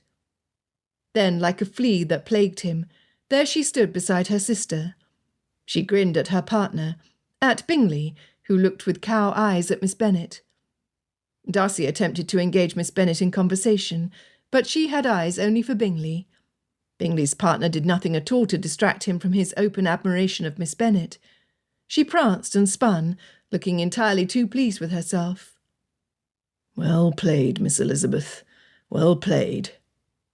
This was no longer a battle of contrary wills. This was a full-on war. Chapter 7. Elizabeth's triumph did not come without cost. So distracted had she been with Mr. Darcy, insufferable man, she had forgotten to check her younger sisters. Of course, the girls had lost no time in finding a pack of officers and had placed themselves at the centre. They laughed so loud that Elizabeth wondered how they did not lose their voices. Would that they did. Even after Elizabeth retrieved them, whining and pouting, from the bevy of soldiers, Kitty, and especially Lydia, were indecorously boisterous. Elizabeth felt Mr. Darcy's disdain everywhere she went. Being taller than most, he was easy to spot in the crush. Always, his gaze followed her, criticising and vexingly superior. To make matters worse, Mr. Bingley had only danced once with Jane. Granted, it was the opening dance, but if Jane's hopes were not to be crushed that evening, she needed more assurance. If only Mr. Darcy did not intimidate anyone brave enough to approach Mr. Bingley. It would serve that surly gentleman right if Elizabeth dragged Kitty and Lydia over to him. She would love to see how he managed that. But allowing Mr. Bingley to see the flaws of her family so closely would only hurt Jane's chances, so Elizabeth kept at a distance and tried to ignore the heat that crawled up her neck, into her cheeks, every time her eyes met Mr. Darcy's. Hours passed. Supper was served, and she looked longingly at her calm friend Charlotte, who sat with her family. Elizabeth manoeuvred Kitty to join her. Charlotte was steady, and Kitty's behaviour always improved without Lydia's influence. Elizabeth wished she could join them. Pretending to enjoy herself while subduing Lydia and quieting her mother, began to wear Elizabeth thin. She nearly cried when it was time to return to the cacophony of the ballroom. Plastering a smile on her face, Elizabeth readied herself to dance on aching feet. She had already lined up several suitable and mannerly gentlemen from among their neighbours to keep her sisters entertained. "Lizzie!" Kitty tugged on her arm before they passed the archway leading back to the ballroom. "I have a message from Charlotte for you, but I only have a moment before Mr. Denny claims me for the next set." Mr. Denny? He was not one of their neighbours, but he seemed like a decent sort. "Who is dancing with Lydia?" Kitty rolled her eyes. "Oh, Charlotte wished to speak to you, but you left the dining room too soon." Elizabeth would not be distracted this late in the evening. "Kitty, I asked with whom Lydia is going to dance." "Charlotte has some news to relay to you regarding Mr. Bingley," Kitty said, still not answering her question. She must have noticed Elizabeth's impatience. With another roll of her eyes, Kitty gestured to where Lydia stood with Mr. Chamberlain. "See, Mr. Chamberlain has claimed Lydia's next set. Oh, surely you cannot disapprove of him. Come, Lizzie, Charlotte said she has useful intelligence." Lydia waved at Kitty to join them. Mr. Denny was there too, adding credibility to Kitty's claims. "Charlotte said she has useful intelligence." Although Elizabeth was still suspicious, this was the sort of phrase Charlotte might use. It would hardly have originated with Kitty. Charlotte knew that Jane's heart had been touched by Mr. Bingley. She had seen it for herself at the Meryton Assembly. Had she learned something new? "Yes, she begged for you to meet her in Mr. Bingley's book-room." "In his library?" If Charlotte wished to say anything, she did not wish others to overhear. The room tired fathers went to nap in relative quiet was not a good choice. Lydia's gestures got wilder. Kitty shuffled her feet. "No, not the library. His study, the one farthest away and quieter." That was even stranger. "That is a private room. Why would she wish to meet me there?" Kitty shrugged. "It will not be occupied, and like I said, it will be quiet. You know where it is, do you not?" "Yes, but does Charlotte?" Another shrug. "Oh, she must if she suggested it." "Then she would also know the room is certain to be locked. Mr. Bingley's study is in the residence wing." This time a shrug and an eye-roll. "I'm only repeating to you what she told me." Just then a group of ladies disbanded, and Charlotte came into view. Perfect. Oh, there she is. I shall go to her now. Kitty's eyes widened. But then you would never get away." Indeed, Kitty was right. None other than Mr. Collins formed a part of Charlotte's group. "I heard him tell Mamma that he meant to ask you for another dance." Elizabeth shivered. One dance with Mr. Collins was bad enough, but she could not allow him to single her out in his attentions by requesting another. Still, Elizabeth's suspicions were not easily appeased. Was this one of Lydia's tricks? She had been emphatic in stating that she would make Elizabeth pay for attempting to spoil her fun. Kitty would lie for Lydia. But Charlotte? Of all the places to have a private conversation, why choose Mr. Bingley's study? It was sure to be locked. Then again, what would it hurt to have a look? If the door was locked, Elizabeth would hurry downstairs well before the dance ended. No harm would be done. If it was open, she would wait for a few minutes, enjoy the reprieve, rest her feet. "Very well. I shall go, as Charlotte says, if you will signal to her that I am waiting. I cannot be away for too long." She gave Kitty a pointed look. "As you well know." Yes, only hurry, or I shall miss my set with Mr. Denny." Kitty scampered across the room to take her place among her waiting party. Several couples rushed to take their places in the cotillion, forming clusters of 8. Elizabeth hesitated. Something was not quite right. The crowd parted, and she saw Mr. Darcy walking in her direction, his dark eyes unmistakably fixed on her.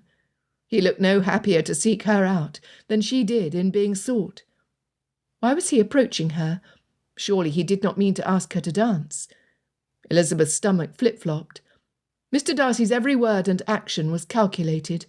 If he approached her, he had a purpose. And Elizabeth did not presently feel up to the challenge of crossing swords with the gentleman. She needed ammunition. She needed Charlotte's useful intelligence. Taking advantage of the crowd, Elizabeth made herself small, and spinning around, she weaved toward the stairs through gesturing gentlemen and ladies waving fans. The hall at the top of the landing was dark, so she was doubly surprised when she reached the door of Mr. Bingley's study and found it open. Still cautious, Elizabeth peeked inside, allowing her vision to adjust to the darkness. "Is anyone here?"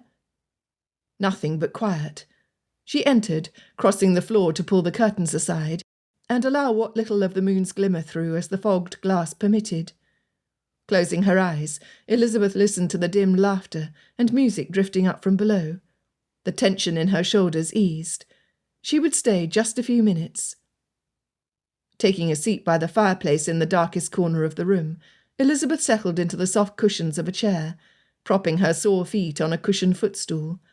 She prayed that Mr. Collins would not keep her friend longer than the 25 minutes or so Elizabeth could afford to wait before returning to her vigil. She prayed even harder that Charlotte bore good news. Chapter 8. Bingley rarely felt irritation, but Darcy was testing his patience. Had he not acted on Darcy's every suggestion over the past weeks? He had taken a dusty, neglected estate and transformed it into a sparkling jewel worthy of his neighbour's glowing praise. Well, the servants had done that, but had Bingley himself not overseen every detail? Had he not been the one to order the work done, send to London for supplies, and ensure the labourers were paid? Once they had done the work properly, an oversight on his part, and an inconvenient lesson the sealed windows in the upper floors had taught him, it was not a mistake he would soon make again. All this, and did Darcy impart even one "well done" or "hear, hear"? No, he hovered over Bingley's shoulder, a scowling chaperone, keeping Bingley from doing the one thing he most wanted to do, dance again with Jane Bennet. She was an angel. Bingley's heart fluttered every time her blue eyes met his, and her rosebud lips smiled at him. She smiled at everything he said. She made him feel like the most intelligent man in the room. A king's ransom for another dance. How else was he supposed to discern the depth of her feeling? What would Darcy do in this situation? Bingley considered. Darcy would never be in this situation to begin with. He was quick to decide, quick to act. And so must Bingley be. He drew himself to his full height, lifting his chin and widening his stance. Had he not been acting decisively for weeks? Now was not the time to back down. He must act confidently. He wanted to dance with Jane, to prove to Darcy that she was not indifferent, and nothing would change Bingley's mind about it. How was that for decisive? But how? Bingley had given Darcy several hints to favour his guests with his company, and yet when they were not dancing, his friend stood at his side, limiting his conversation. He dared not approach the Bennets, though that was precisely what he must do if he were to settle his heart on Miss Bennet. If only he were as clever as Miss Elizabeth, she would find a way to lure Darcy away. Few could match his friend's quick wit, but she had managed splendidly during her short stay at Netherfield. Where others reacted with awe, she poked fun. Where others adjusted their views to suit Darcy's, she boldly defended hers. She debated with Darcy fearlessly, though, in all honesty, Bingley could not tell for certain if she took any particular enjoyment from their debates. Bingley suspected that Darcy did, though he could not countenance why. That was how it struck him. Who better to distract Darcy than Miss Elizabeth? Bingley saw her standing under the archway, and, heart hammering in his chest, he pointed her out to Darcy. With hardly any coercion at all, his friend set off across the room, and a delighted Bingley floated on the wings of his success to Miss Bennet, just in time to see her take the arm of another gentleman to join the cotillion. Drat! He had been so close, and a moment too late. Now he would have to wait until the end of the set. Darcy would resume his post by then, and unless Bingley could think of a way to distract him again, he despaired of exchanging more than a word with Miss Bennet for the rest of the evening. He needed a plan. Contrary to his custom, Bingley backed up against the wall to ponder. He must have managed several minutes, but he grew quite restless. How did Darcy do it? Bingley could not stand still for so long, and he felt guilty contemplating in silence when he had guests to entertain. Out of the corner of his eye, Bingley saw Caroline grin at Louisa while she clutched a key behind her fan. Both of them stood on their toes, necks stretched, feathers waving over the heads of their guests, searching for something, or more likely someone. It could not be Darcy. He was too easy to spot in a crowd. Too cross to ask another lady to dance, and too defeated to immediately formulate another plan, Bingley joined his sisters. "What have you there?" He nodded at the key. Caroline clutched the key tighter, hiding it in the folds of her skirt. "Oh, nothing of any note." "Then why are you hiding it?" No reply. "Where is the key to?" Bingley pressed. Louisa snapped. Oh, really, Charles, have you nothing better to do than ask stupid questions?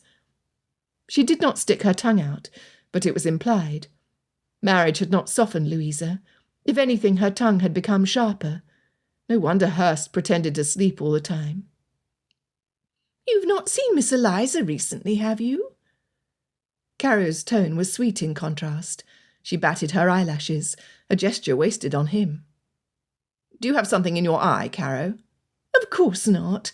I was merely inquiring after Miss Eliza. Her smile tightened, much like her voice. Bingley's suspicions grew. While his sisters fawned over Miss Bennet, he had not noticed any particular regard toward Miss Elizabeth from them. Why? He asked. Oh, 'tis no matter. Caroline fluttered her fan, the key gone. No reason at all, Louisa added. His unease grew the more they hemmed and hawed. Bingley watched the dancers weaving and spinning. He saw Miss Bennet's white dress and pink ribbons in a cluster, but he did not see Miss Elizabeth, nor could he remember what colour ribbon she wore that evening. Blue? Yellow? Green? Come to think of it, he did not see Darcy either. Maybe she had refused to dance with him. Again, Bingley knew it was wicked of him, but the thought brought him cheer. He could not care less about the key, but his humour had taken a devilish turn, so he asked again, What is the key for? Caroline batted her eyelashes quicker, a sure sign she was up to something she did not want to admit to. Oh, nothing. Knowing better than to accept her vague reply, Bingley pressed, It is not nothing when I very clearly saw something. She huffed. Only the key to your study. My study? It was not a room he used often yet, though he had great plans for it. He had ordered several volumes to be sent from Hatchard's, as well as a newly commissioned leather chair, to complement the large mahogany desk. But that was neither here nor there. Caroline had not answered his question. He repeated, What are you doing with the housekeeper's key? Caroline scrunched her nose. Mr. Collins already trapped me once in conversation, and would have done so again had I not encouraged him to look over your books for recommendations. So you sent him to my study. Why not the library? You keep books in your study too? She pouted and fiddled with her fan. What was she not telling him? A key she should not have, a room he rarely used, a gentleman she wished to avoid. Bingley narrowed his eyes at her. You did not lock Mr. Collins inside, did you? She gasped. Of course not. I only unlocked the door so that he might enter. Louisa tittered behind her hand. You can count on Mr. Collins to extol the virtues expounded upon in Fordyce's sermons. You will be presumed upon to secure a copy, Charles. Caroline chuckled. What would Mr. Darcy say? Darcy would not allow his sister to play manipulative games on his guests. Neither would Bingley. He held out his hand expectantly. I shall see that the key gets returned to Mrs. Nichols, after I see to Mr. Collins. He still did not trust that Caroline had not locked the clergyman inside the room. With the window painted shut and no connecting door, the poor man would be trapped inside until Mrs. Nichols unlocked the room the following morning. No harm has been done. With a scowl, Caroline dropped the key in his palm. Tugging on Louisa's arm, she said, Oh, come, let us find another amusement. Perhaps Miss Mary is tormenting our guests in the music-room. I do not know which is worse, the assault on my ears, or staying here and risking another dance with a local, Louisa said. When had his sisters become so high and mighty? Tucking the key inside his pocket, Bingley noticed Darcy returning his way. Alone. Oh, drat. No Miss Elizabeth. No freedom for Bingley to talk to Miss Bennet, or secure her next dance. Not having experienced irritation to this degree before, Bingley hardly knew what to do with it.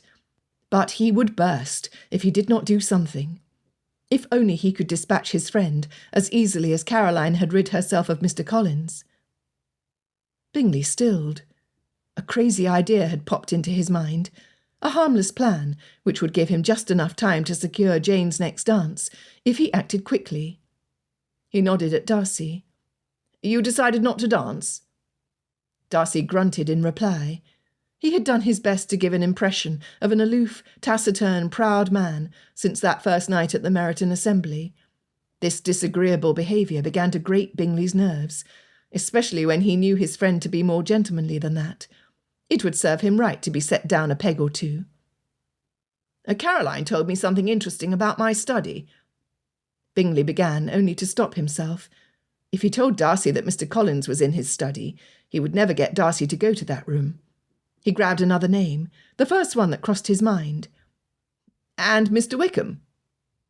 The effect was instantaneous. Darcy's shoulders stiffened, and his demeanour hardened.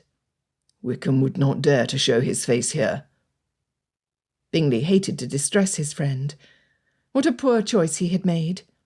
Attempting to soothe the feathers he had ruffled, he said, I cannot help but think that some great misunderstanding is at the root of your breach. If only you would speak openly with each other, perhaps you could clear up the matter and resume your friendship. Bingley did not know what had transpired, but he hated all forms of conflict. It pained him to know the two childhood friends had cast aside their good opinions of each other to become enemies. Darcy's eyes hardened. Is he here, in your study?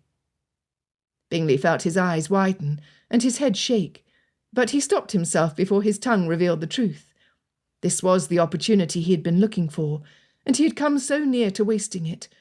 The dance must be close to ending. He did not need to lie outright to get Darcy to go to his study. A vague reply would suffice. No harm would come of it. Really, it was an innocent plan. While he did not hope that Darcy would tarry long in Mr. Collins' company, it might just give Bingley enough time to secure Jane's next dance. His decision made, Bingley shrugged his shoulders and allowed Darcy to believe what he would. Darcy's reaction was as perfect as Bingley had prayed it might be. Speaking through gritted teeth, he said, I shall rid us of him. Without another word, he left. Bingley gasped at his easy success. Just as quickly, he groaned in guilt. Lies of omission were still lies. He had manipulated his closest friend, something Bingley never did, and the wretchedness consuming him did not allow him to celebrate his success. He had to tell him the truth. He chased after Darcy, gaining the bottom of the stairwell, just as his friend disappeared down the hall at the top of the landing. Foot on the first step, ready to run to gain Darcy, Bingley heard his name being called. Stopping with a groan, he looked over to see Mrs. Nichols, twisting her hands in her apron. Mr. Bingley, I do not suppose you've seen Miss Bingley? The key. Bingley pulled it out of his pocket and handed it to his housekeeper. Oh, what a relief! One must never leave the private rooms open during a ball, and I regret to inform you that one of the maids admitted to leaving Miss Bingley's bedchamber door unlocked. Now I may secure your study and her room. Bingley looked at the top of the landing. Darcy was gone. He was likely inside the study by now. Then Bingley imagined a bevy of gentlemen standing at the edge of the dance floor, waiting to snatch Miss Bennet away from him. He could not blame them. She was the handsomest lady present. But he would have his dance.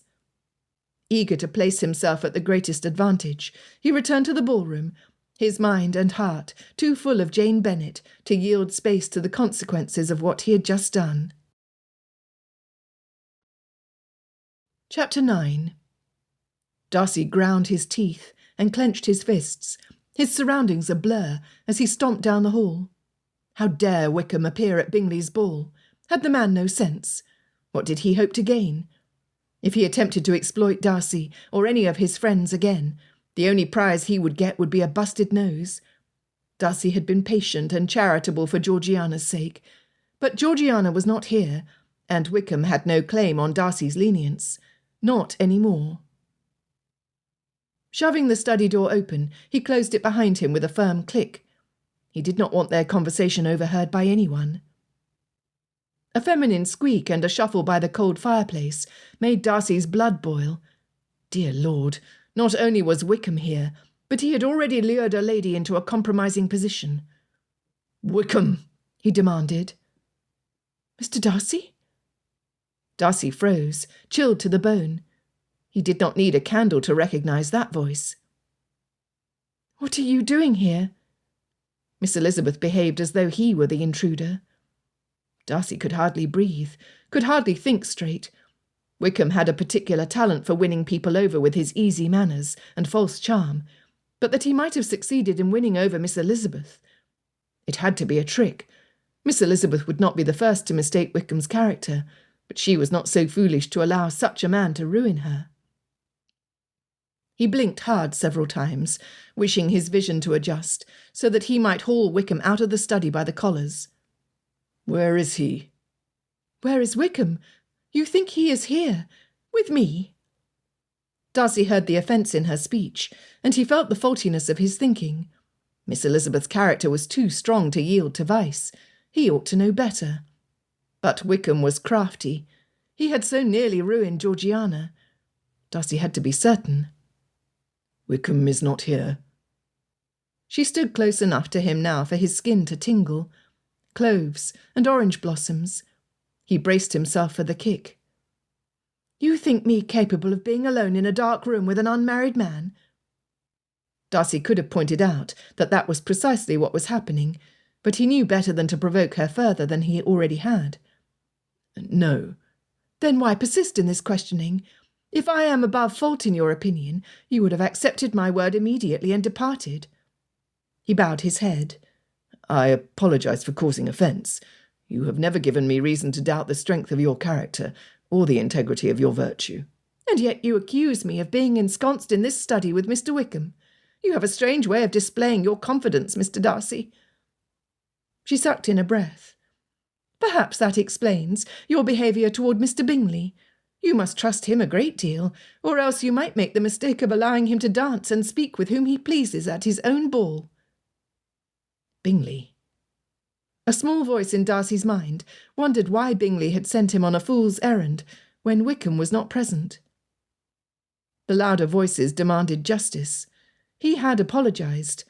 Instead of gracefully extending him forgiveness, Miss Elizabeth used it as a weapon against him. Such impudence was not to be borne. He leaned closer to her. "You would criticise me. From the moment you arrived, you have done little but watch over your mothers and sisters. Would you have me believe you do so out of trust?" At first, her silence gratified Darcy, but victory soon ceded to uncertainty. Darcy could be certain of nothing in Miss Elizabeth's presence. He heard her take in a deep breath, felt her exhale against his cheek. "I admit the injustice of my accusation when I am guilty of the same. I have my reasons, as I am certain you have yours. However, here we both are, neglecting our duty to the ones we wish to protect." Darcy's heart skipped a beat. That she ascribed proper motive to him in protecting Bingley should have appeased his palpitating pulse. Had her family not been the very ones from whom Darcy wished to protect Bingley, had she been ignorant of his aim, he might have returned the compliment. Instead, her insightfulness proved her to be an even stronger foe than he had imagined. As paradoxical as their predicament was, he had to admire her. She continued, "I would not be alone in the dark in this part of the house without a reason. I've been sitting here for about 20 minutes, waiting for my friend Miss Lucas, who was supposed to meet me. Then you barged inside, shouting Mr. Wickham's name." "I did not shout," Darcy whispered. He could see her now. Her skin glowed in the moonlight, her lips a dark contrast. He knew he should look away. As God was his witness, he tried. "I beg to differ, sir." Had they spoken louder, perhaps he might have achieved some distance, but her whisper pulled him closer. His gaze snagged on her curvy lips as she spoke. "Now, while I appreciate the irony of this moment, given the subject of our argument, I beg you to open the door. It is inappropriate for us to be alone together. I would rather wait for Charlotte in the hall." She was right. Of course she was right. What foolishness had come over him? Rubbing his hand over his face and through his hair, trying to get rid of the lingering smell of cloves, Darcy said, "No, I should be the one to leave. My apologies." Turning to the door, he saw it shut and heard the lock turn. He blinked hard and shook his head, disbelieving what he had clearly seen and heard. He distinctly recalled closing the door himself, and yet someone must have opened it only to shut it again. This boded ill. In the next instant he ran to the door, rattling the knob. Panic rose in Darcy's throat. He raised his hand to bang against the barrier. Miss Elizabeth was at his side, her hand cradling his fist. "What are you doing?" she hissed. "Do you want whoever locked us in here to know we are trapped together?" Darcy knew he must pound against the door if they had any hope of escape, but her touch sent shivers through him. Her hands were soft, warm. Where were her gloves? The fire had burned out long ago in Bingley's study. She might catch a chill. He turned his wrist and slowly opened his fist, her fingers gliding over his palm. He would have clasped her hands in his to keep them warm had she not snatched them away. He gritted his teeth. What devilry was coming over him? Crossing his arms over his chest, he stared at the door. Miss Elizabeth cleared her throat. "There is a perfectly good window behind us. You can lower me from it." He knew what he would find at the window, but he tried anyway. Gripping the casing, he thrust his weight upward with a mighty shove. The paint did not even crack. Not one to give up easily, Darcy tried again, and again. He considered breaking the window. He imagined tossing one of Miss Bingley's painted tables through the glass. But then what? Miss Elizabeth would have to scramble over sharp shards through the opening. She was certain to be injured. The height was too great for either of them to leap from, and there was no convenient trellis or ledge to climb down. He already knew the layout of the room. He had seen the drawings, and inspected every room with Bingley and his agent. There were no other doors, no secret passageways. The only way in or out of the study was through the locked door made of sturdy English oak. They were trapped together. Mr. Darcy turned away from the unopened window. The look on his face filled Elizabeth with horror. "We are trapped?" Her words sounded too small for the enormity of their problem. Turning to the door, she began pounding. This could not be happening. How had this happened? Why had Charlotte not come before? If she was the one to discover them, Elizabeth knew she could count on her dear friend's discretion. But what if Charlotte did not come? What if she had never intended to meet Elizabeth in the study? She kicked the door, her toes no match for the unmovable barrier. Had Kitty lied? Had there even been a message? Or was this part of Lydia's plan to get even? Elizabeth kicked the door again, her breath heaving, her palms sore, and her toes throbbing. Strong hands pulled her away from the door. Had they not belonged to Mr. Darcy, Elizabeth would have been more tempted to melt into them. The depth of her distress left her feeling weak. Lydia had won. Oh, she had won. Elizabeth imagined her sister prancing and giggling and making a spectacle of herself, while their mother proudly bragged of Jane's success. She imagined Jane, cheeks flushed with mortification, watching helplessly as the shameful behaviour of her own family stamped out her hopes. Elizabeth seethed. "I am going to kill Lydia, if I ever get out of Mr. Bingley's study." Lydia was silly and selfish, but Elizabeth had never thought her so malicious to compromise her with a gentleman she knew Elizabeth did not like, and who despised her in turn. This was the height of cruelty.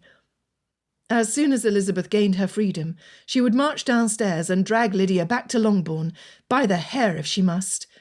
She would lock her in the nursery, and toss the key in the outdoor privy, where not even Kitty had the stomach to search. Elizabeth was tempted to continue plotting her revenge, but first she must escape. She pulled against Mr. Darcy's hands. "We could break the glass. There are several sturdy tables we could use." The look he gave silenced her. "Have you heard nothing I said?" he asked. She stopped tugging. He must think her mad, which at least explained why he still held her shoulders. The truth was, she had not heard Mr. Darcy say a word, which meant that her agitation was too great to think clearly. She must calm down, or she would be completely useless. Taking a few steadying breaths, she said, "What did you say?" She raised her chin and looked him steadily in the eyes, to better convey her sanity. She must have been convincing, for he dropped his hands and gestured at the window. The glass is too problematic. We would be careful. I cannot allow you to injure yourself any further. She opened her mouth to argue, but her hands were bruised where she had beaten the door, as were her toes. Softly he said, I swear on my honour I shall do you no harm. You are safe with me. Pray do nothing more to cause yourself injury, I beg you. Maybe she had not been entirely convincing. He spoke as though he still thought her mad. He held his palms up for her to see how harmless he was. Such a tall, strong man, with such a gentle expression. Truth be told, Elizabeth had not once felt herself in danger from Mr. Darcy. Until he mentioned it, the thought had not entered her mind. I am not afraid of you, Mr. Darcy. Still, he held his hands up, moving her to add, You have never given me cause to fear. We have had our differences, but I trust that you will not take advantage of this situation. She said the words, and to her amazement, she realized how much she meant them. Do I have your word that you will not do anything which might harm your person? I cannot allow it.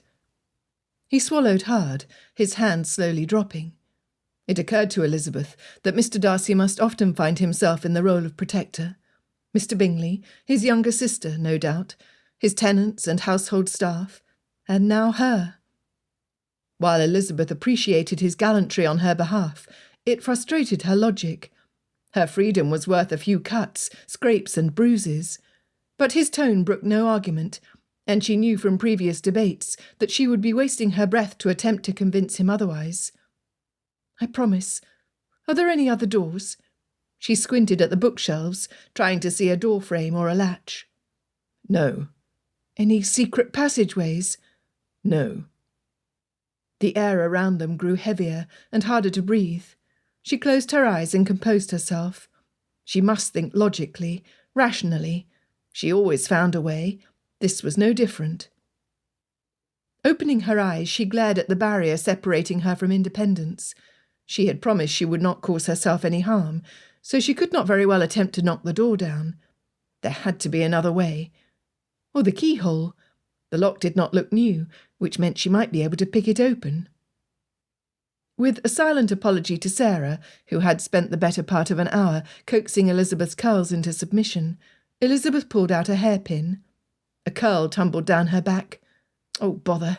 A weight-bearing pin. She had hoped to avoid one of those. What are you doing? Mr. Darcy grumbled beside her. I'm going to pick the lock. She spoke with as much confidence as she could muster. Do you have experience picking locks? Not especially. Do you? No, but I fear how your hair will look when we are finally discovered. As if she had not considered that. Of all the pompous know-it-all... A quick reminder of Mr. Darcy's kinder qualities curtailed her irritation and bolstered her forbearance. Good heavens, the man tried her patience. You would have me cross my arms and wait for someone to discover us? How long might that take? Does Mr. Bingley even use this room? She had appreciated the comfortable seating area around the fireplace, but she had not failed to notice the lack of glowing embers, as well as the desk's lack of a chair. I only mean that it is to our advantage not to appear dishevelled when we are finally found. She turned to face him directly, one hand holding her pin, the other fisted on her hip. That he was right only irritated her more. Do you have a better idea? I am thinking. Excellent. While you think, I shall attempt to pick this lock. Returning to the door, she twisted her pin with too much enthusiasm. The pin bent and snapped. Confound it. Defiantly reaching for another, she pulled one free. No hair tumbling. She smirked at Mr. Darcy. He could think all he wanted. She preferred to act. I would rather escape before anyone notices our predicament. My hair can be fixed more easily than my reputation. Snap. Blast and botheration, she mumbled, reaching for yet another pin. She refused to look at Mr. Darcy. Oh, how she hated to admit he was right. Too stubborn to admit her error, too determined to stand by doing nothing, she pulled the pin out of her hair. Another curl tumbled down. She gestured heavenward, wondering what she had done to deserve this. She was the Bennet who got her sisters out of scrapes, who exerted herself the most to compensate for their faults, and yet, unless a miracle happened, she would be their ruin. She raised her eyes to the heavens. Did God still do miracles? She prayed for one, but the door did not burst open. She prayed again and tried the handle. It was still locked. Evidently faith the size of a mustard grain could move mountains, but it did not open study doors. The ridiculousness of their situation tickled Elizabeth's humour, but now was not the proper occasion to laugh. "Pray allow me." Mr. Darcy sounded so calm. Did nothing catch him off guard? Her first thought was to assure him that she had, indeed, been praying, most fervently, but he made his meaning clearer when he held out his hand. She dropped the pin in his palm, his gravity threatening her light humour, which she could not allow. If she did not laugh, she feared she might cry. "We would make terrible thieves," she teased. He did not laugh, not so much as a crinkle of the eyes or a twitch of the lips. Did Mr. Darcy feel anything at all? Was his impassive composure the result of years of repression? Heaven forbid a high-born gentleman show any feeling. Or did he believe himself above obligation? She did not want to think it of him, but had not Mr. Wickham's history with the man suggested that Mr. Darcy was capable of dealing as selfishly with her as he had with his childhood friend? She could never be happy attached to such a dishonourable man. A promising click sounded inside the lock, and Elizabeth held her breath, with every scratch and tap she thought she heard. To think that her entire future depended so fully on the strength of a hairpin. Chapter 10. Snap. Darcy swallowed an expletive. Without a word, Elizabeth withdrew another pin from her hair. He took it. "Thank you." He waited for her humorous banter, but she had grown more pensive over the last few minutes. If she was contemplating the advantages a union with him would bring to her and her family, she gave no indication of it. Rather, standing beside him with her arms crossed and her lips pinched, she looked peevish, though he dared not look too long. Half of her hair was down, and the sight of her wild curls tumbling down to her waist captivated him. She ignored him, which only added to her appeal. The undivided focus with which she attempted to gain their freedom impressed him, though his pride wilted a bit at the ferocity of her determination to get away from him, as was evidenced in her bruised hands and feet, and her willingness to impale herself on the window-glass. Miss Bingley would have sold her own sister for the opportunity to be trapped here with him, not Elizabeth. Darcy doubted her capable of indifference or indolence. She was decisive, sure in herself and her opinions, passionate in her behaviour. Catching himself before he smiled, Darcy rubbed his hand over his face and assumed an expression more fitting to the occasion. What was wrong with him? If Elizabeth could see his stupid grin in the dark, she would think him mad. He was mad. Here he was, admiring the lady for her industrious determination. And what was he doing? Jabbing a flimsy hairpin in a rusty lock. He ought to be doing something more useful to escape, rather than waste time admiring the lady stuck with him. A lady very eager to depart from his company, much more eager than he was to leave hers. Stepping away from the door, he held the pin out to her. "Perhaps you will have better success." She plucked it from his hand and turned to the lock with nary a reply. Now he was convinced she was vexed. Never before had he observed her forfeit so many opportunities to jest.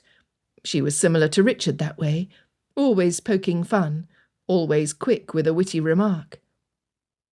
Widening his stance, he examined the lock and tried not to notice how Elizabeth bit her bottom lip as she twisted and turned the pin in her long fingers. Instead, he studied the door itself. It opened inward, which eliminated the possibility of barging it down. He would sooner shatter his shoulder than budge the barrier. Another pin snapped, and Elizabeth muttered, "Blast and botheration," under her breath. Balling her fists at her waist, a picture of stubborn intention, she took a deep breath and doggedly reached for another pin. If she kept this up, she would not have enough pins remaining to make any repairs to her coiffure. Before her hand reached her tresses, before he thought better, Darcy reached out and grabbed her wrist. He realised his mistake the moment his hand met hers. A wiser man would have learned his lesson the first time her touch had jolted him out of his senses. But apparently Darcy was determined to act the fool that night, for he held her hand and struggled to remember what it was he had meant to say. If he had any sense at all, he would stand at the other end of the room, far away from Elizabeth Bennet. "May I have my hand back, Mr. Darcy?" she said stiffly. Face flaming, he let go, feeling powerless over his own body. Never before had his instincts rebelled so disfavourably against him. Eager to right the appalling liberty he had taken, he steeled himself and took several steps away. "You had better stand back," he suggested, stiffening his shoulder and preparing himself for impact. This would hurt, but better that than this stupid stupor which had overtaken him. Leaning forward, using the fullness of his height to thrust his weight forward to advantage, Darcy angled his torso to the side and charged. He hit the door so hard, he saw flashes of light. Backing up, frustrated failure fueling his strength, he rammed against the door again, and again. Blasted English oak. His shoulder ached. He rubbed it, needles of pain travelling down to his fingertips, the sleeve of his coat flapping loose where it had ripped open. Yet, again, he stepped away, resuming his charging stance for another attempt. She stepped in front of him, her hands pressing against his heaving chest. "Oh, stop, before you hurt yourself further," her cry warbled. Darcy stopped. The last time anyone had cried for him had been his mother the night before she died. The realisation that Elizabeth cared, even just a little, made his breath more uneven. She snatched her hands away and covered her mouth, and that was when Darcy realised how mistaken he was. Her reaction had nothing to do with maidenly affection, but with the desire to conceal her laughter. The warble in her voice had not been concern, but humour. Was she laughing at him? What he had craved moments ago now vexed his pride. "What is so funny?" "Pardon me, Mr. Darcy, I do not laugh at you, but in appreciation of the irony."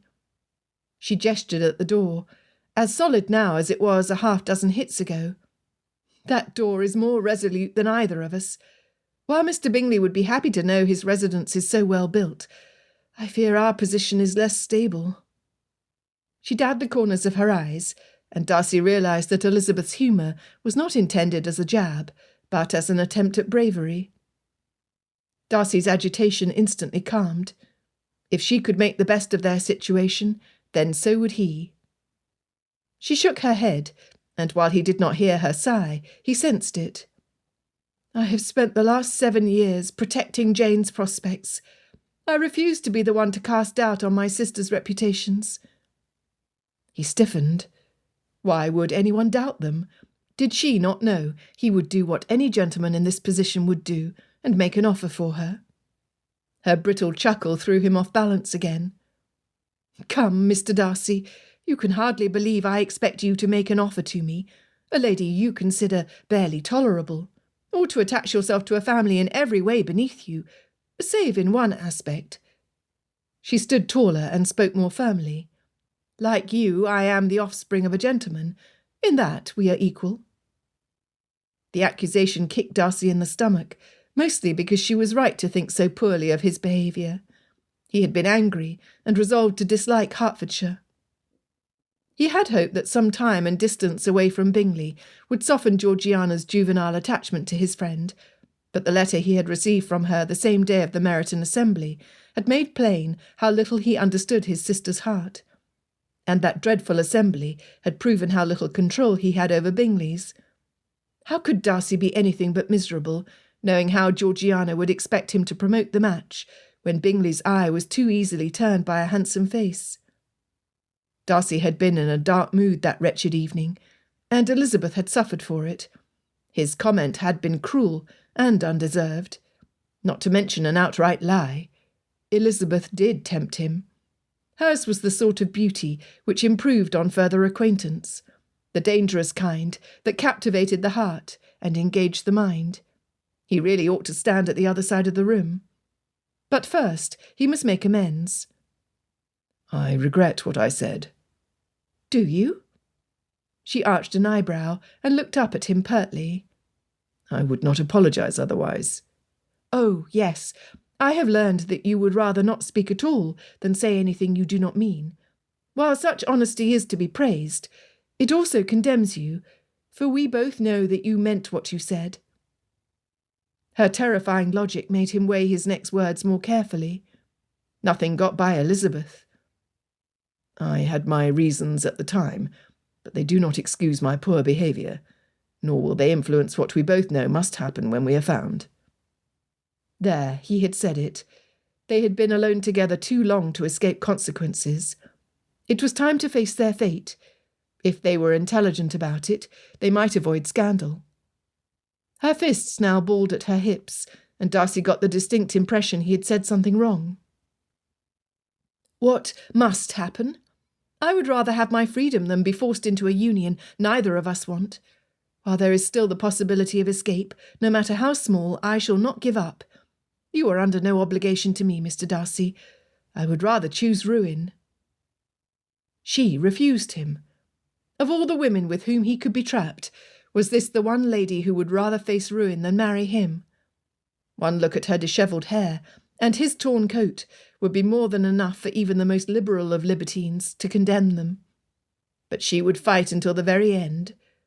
How could anyone be both so maddening and charming, so stubborn and admirable? Chapter 11. Elizabeth bit her tongue. She had refused him. Why on earth had she done that? Elizabeth was not mercenary, but neither was she so foolish to think she or her sisters could survive this scandal unscathed. Her only hope was that one extraordinarily discreet person came to their rescue, or at least someone bribable. But now Elizabeth's sharp tongue had put paid to that. If only she had more options, more choices. Apparently Mr. Darcy had already made his choice, and like the men of his station accustomed to always getting his way, he expected her to acquiesce. Well, while there was still hope that a lenient, accommodating person would free them from this wretched room, Elizabeth would not yield without a fight. She could never be happy with haughty, selfish, disdainful Fitzwilliam Darcy. I did not phrase that right, he said. I wished to assure you that I shall do what must be done to protect your honour. I could do no less. His explanation was unexpected, and, Elizabeth had to admit, kind. But she did not trust him. She hardly knew him. Do you always place such a high value on honour? Yes. She had offended him. Given all the times he had offended her, her neighbours and her family, her conscience did not suffer much. Had he been more gentlemanly, she would have extended him more mercy. But she must also remember he had been kind to her. Although Elizabeth did not want to marry him, if she had no choice, she would do well to understand Mr. Darcy better. I have heard reports to the contrary, which puzzle me. He took a deep breath, the kind her father often took when he had had his fill of nonsense. You question my character? Elizabeth would love nothing more but to unleash the profoundness of her discontent on Mr. Darcy, to spar with him until he felt the blow as intensely as she did. But she must think beyond this moment, if Mr. Darcy was to be her future. She knew she was perhaps the only person to question Mr. Darcy's character, to his face, that is. But she truly did not know what to make of him. One minute he charged into her room breathing threats, and the next he cradled her hand so tenderly, her stomach fluttered. Before she could reply, he whispered, What reports? He sounded so downcast, she almost regretted the question. Almost. She must have some answers, or believe herself to be shackled to a contemptuous knob. Lifting her chin, Elizabeth met his gaze squarely. Did you deny Mr. Wickham the living your father promised him in his will? Crossing his arms over his wide chest, the fabric covering his arms straining, he spat, Wickham. His eyes hardened, his eyebrows lowered into a deep V, and his lip curled. Elizabeth's curiosity rooted her in place.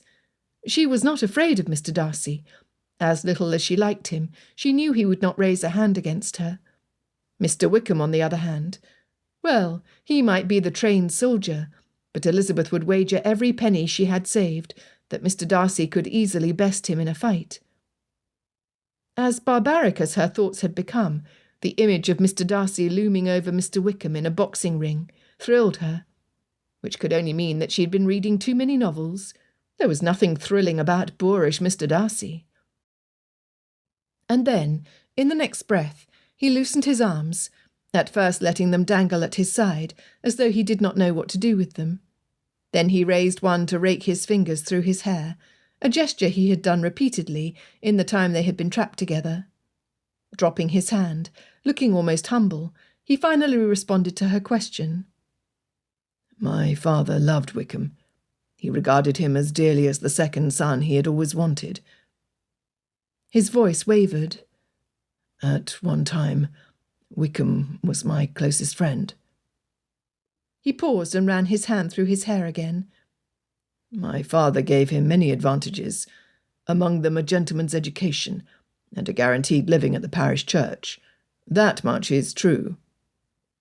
Elizabeth had wanted answers so badly, but seeing how uncomfortable Mr. Darcy was, how hesitant he was to speak in his own defence, where Mr. Wickham had been so quick to throw accusations against him, it made Elizabeth feel wretched for bringing up the subject. Why had it never occurred to her to doubt Mr. Wickham until now?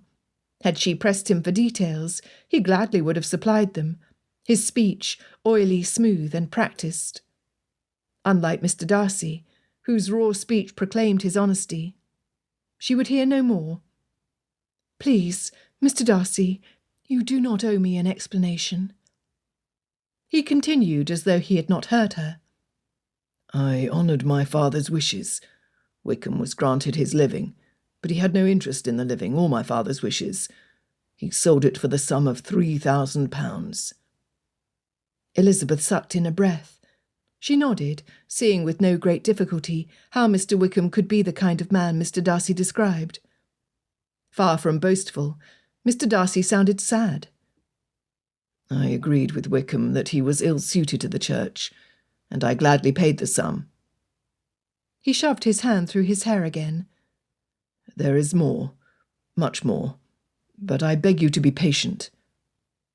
She nodded again, stunned. He did not owe her an explanation, and yet he gave her one, offering her more if she would but wait. Elizabeth knew what that meant, and the realization made her stomach sink. Mr. Darcy would not feel compelled to reveal anything more to her, unless he felt himself under obligation, to her. Elizabeth wanted nothing more than to insist on her freedom, but how could she be so doggedly stubborn, when her family would pay for her decision? But neither could she accept her circumstance without struggle, or pretend she did not care what would become of her. She imagined living like her own father, without any interest besides his intellectual pursuits, because nothing he could do now could ever undo the past. He had agreed to the entailment, confident in his ability to produce an heir. That confidence had eroded with every daughter born to him. He had not always been so indolent and sarcastic, though it was difficult for Elizabeth to remember so far back. But she cherished those memories, and hoped that the kind, attentive father who had taught her and Jane, and whom she had loved so dearly, was still there somewhere. She could not live as he did without becoming bitter and tetchy, just as he had become. Mr. Darcy cleared his throat, reminding Elizabeth of the precariousness of their predicament, and her deepest desire to be free of it. He said, "Disguise of any sort is abhorrent to me, but in this circumstance I believe it might be our only salvation." Elizabeth looked at him in surprise, although she supposed that she ought not be.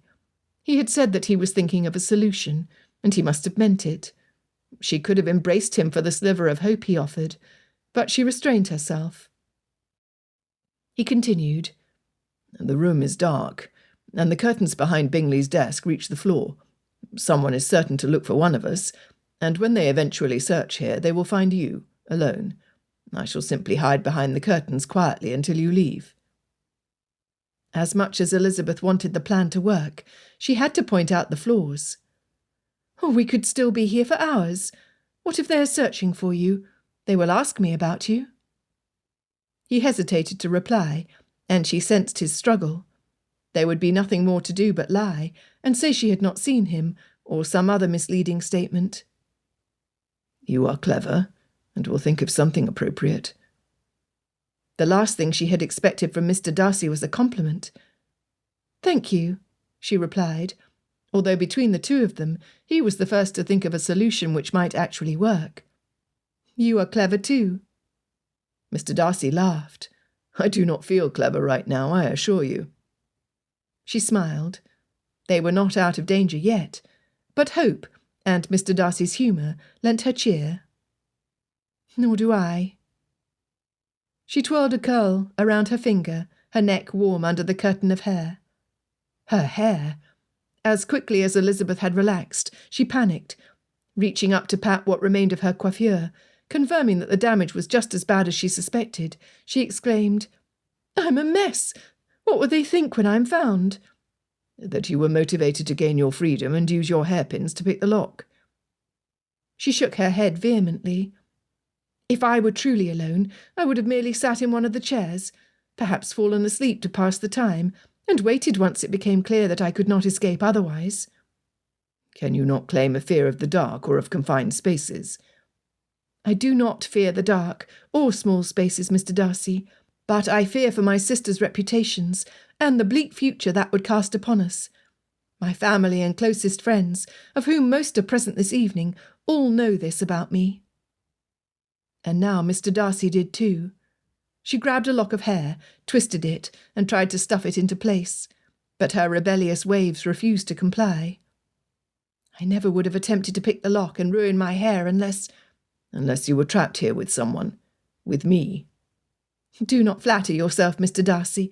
I would have reacted the same way had I been trapped with anyone else." He chuckled, as she had hoped he would. "I suppose that is some consolation." Rubbing his hands together, he looked toward the window.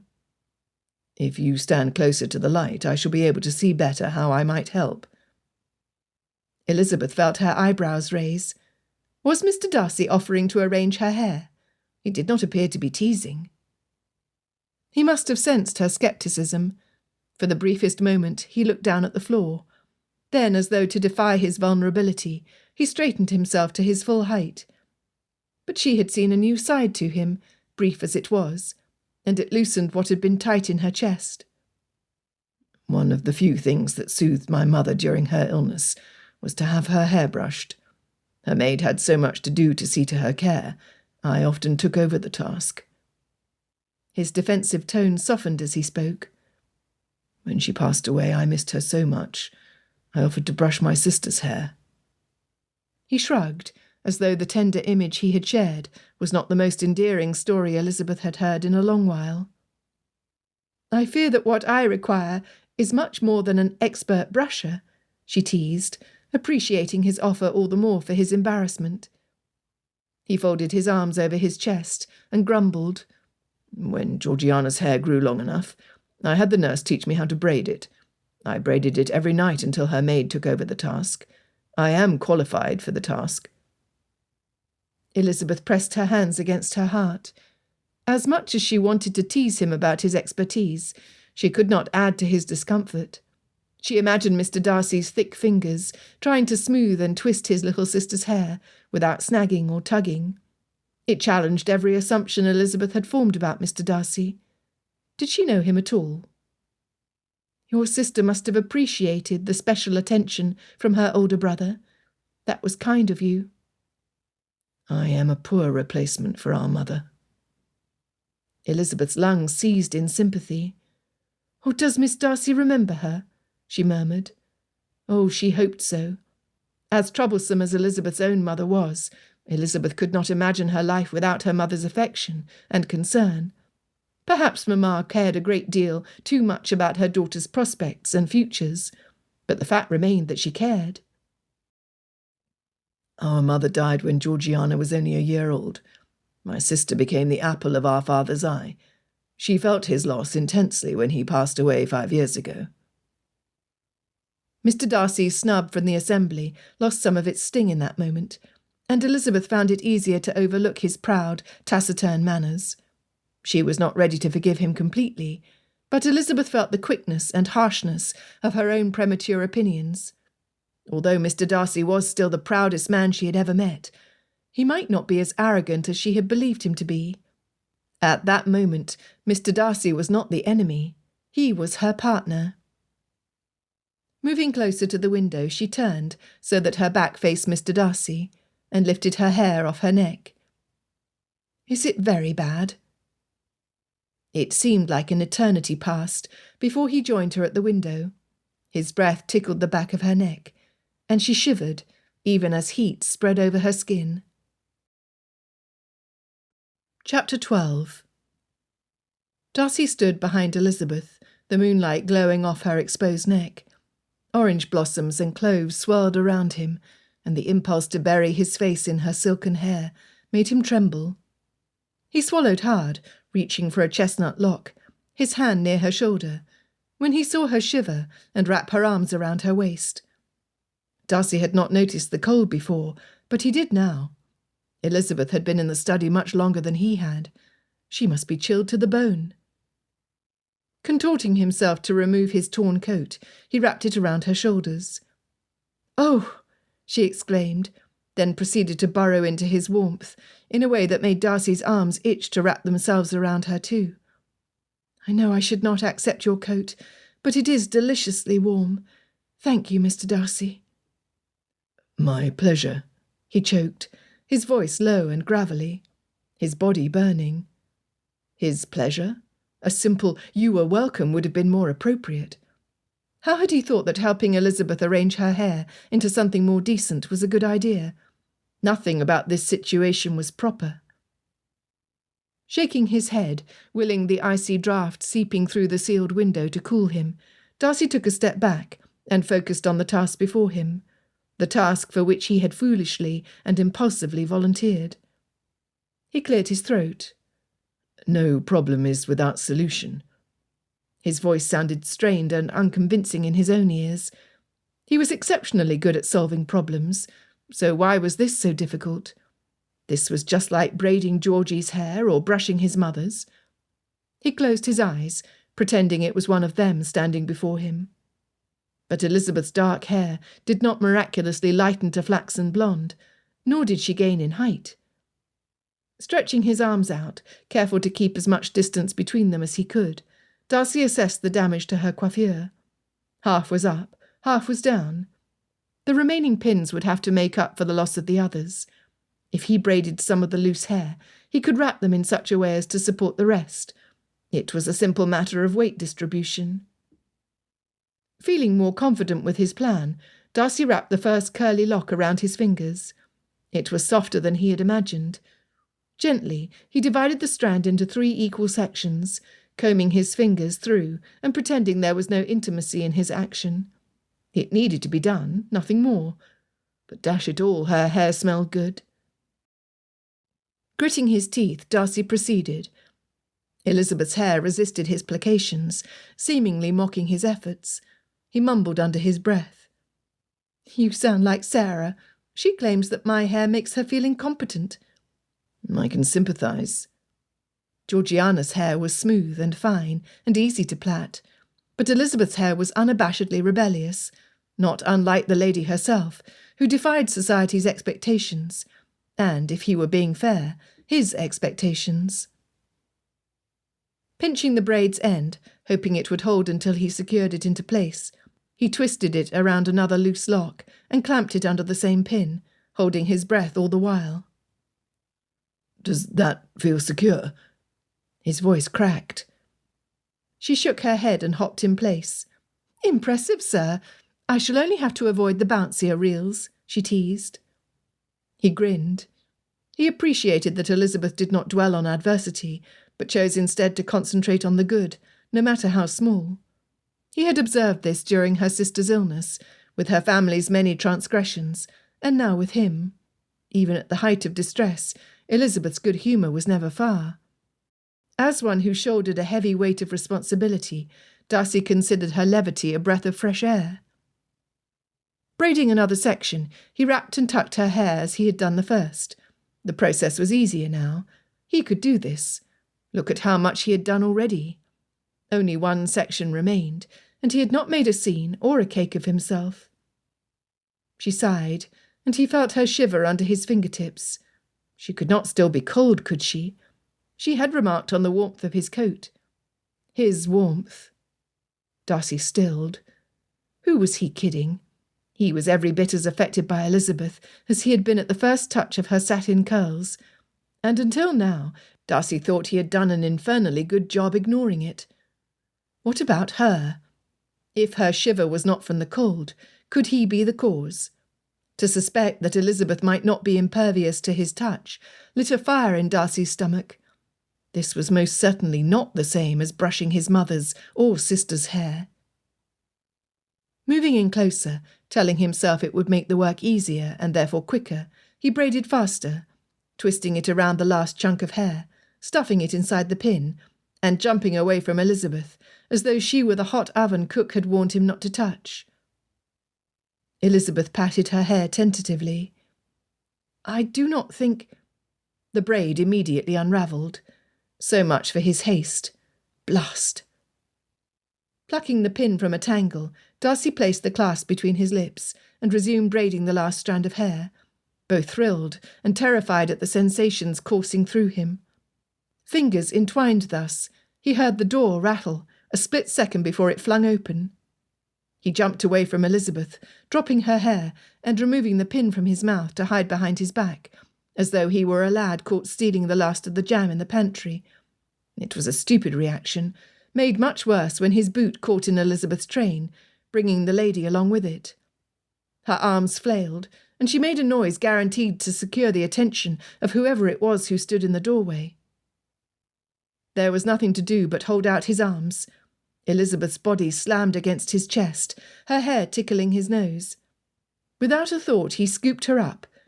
Cradled against him, her hand clutched his cravat. Her lips parted, and her gaze collided with his, her dark eyes burning the last of his rational thoughts. Hang the witnesses! He would have kissed her right there, had Miss Bingley's shrill scream not broken the spell. "Mr. Darcy!" Elizabeth stiffened in his arms. Loath as Darcy was to let her go, he gently set her down on the ground. They stepped away from each other, looking as guilty as a man and a woman caught in a tryst. Hurst snorted. "I did not think Darcy had it in him." His wife and sister-in-law glared daggers, to which Hurst raised the glass in his hand and drained the contents. Darcy did his best to control his countenance, though he blazed with mortification. How many times had he managed to avoid this very kind of entrapment, only to fall head-first into an uncontrived but wholly incontrovertible compromise? Darcy struggled to maintain an indifferent mien, when the blow to his pride stole the air from his lungs. A familiar voice echoed through his mind, making his stomach clench and his throat tighten. "Badly done, Darcy. Badly done." His father uttered those odious words only one time. It had been the day Wickham figuratively threw Darcy in front of the burning carriage, betraying his confidence and casting their friendship asunder, to avoid falling out of father's favour and thereby threatening his allowance. Darcy heard the same disillusionment in his father's voice, in his head, as clearly as he had that wretched day. Never before this night had Darcy been grateful for his father's absence. Standing in the doorway was a small assembly. Miss Bingley, the Hursts, Mrs. Bennet, and the two youngest Bennet sisters, whose uncontrolled giggles would draw a greater crowd, if not swiftly subdued. That was not the worst. Standing in the back with widened eyes and a paling complexion was Mr. Bennet. Elizabeth's proud confidence wilted under her father's disappointed countenance. "Badly done, Darcy. Badly done." Darcy was grateful for the darkness. Although neither he nor Elizabeth had done anything wrong, by the time they finally departed from that blasted study, Everyone in attendance at Netherfield would know how they had been found. Gossip would circulate like wildfire. Vicious rumours would spread, unless he met certain expectations. He must make reparation now. Reaching for Elizabeth's hand, he wrapped his fingers around hers, squeezing to communicate that she could depend on him and his protection. He despised disguise, but he felt in his bones that this was the right course, the only course. To do anything less would lead to disgrace and ostracism. Darcy turned to face Elizabeth. His next words would indelibly change their lives, and yet he spoke deliberately, decisively. We can keep our engagement a secret no longer. Perhaps he imagined her fingers chilling and stiffening, or perhaps the iciness in her grip had been there all along, and he had only just noticed. Elizabeth was too intelligent to pull away or protest, and she was too honest to force an insincere smile, even when the circumstance merited one. But there was lightning in her eyes, and it cracked like a whip through Darcy, leaving him bewildered. Chapter 13. Of all the high-handed, arrogant, presumptuous, imperial— Elizabeth's head filled with unfavourable adjectives. She had thought they were partners. Well, Mr. Darcy might think he could determine her future without so much as a grain of consideration for her opinion, but she would let him know that he was the last man in the world she could ever marry. She maintained her composure remarkably well, given her duress, and her awareness of it made her align her shoulders ramrod straight. Her jaw did not gape open, she did not tug her hands away, and she did not cry out. Her eyes, however, blazed. The bewilderment on Mr. Darcy's face added fuel to the fire of Elizabeth's fury, as if he expected her to simper and submit mindlessly to his hasty solution. He did not know her at all, if he expected meek compliance. Elizabeth refused to marry a man with so little regard for her own sentiments. Miss Bingley swooned. Mrs. Hurst suggested that some mistake had been made. Elizabeth would have agreed with her, but rational thought kept her silent. Lizzie can have the disagreeable boor. Lydia's merriment had quickly turned to jealousy. Hush, Lydia. Oh, think of the pin money Lizzie will have. A house in London, the carriages. Mamma's voice echoed through the study. Papa stepped forward.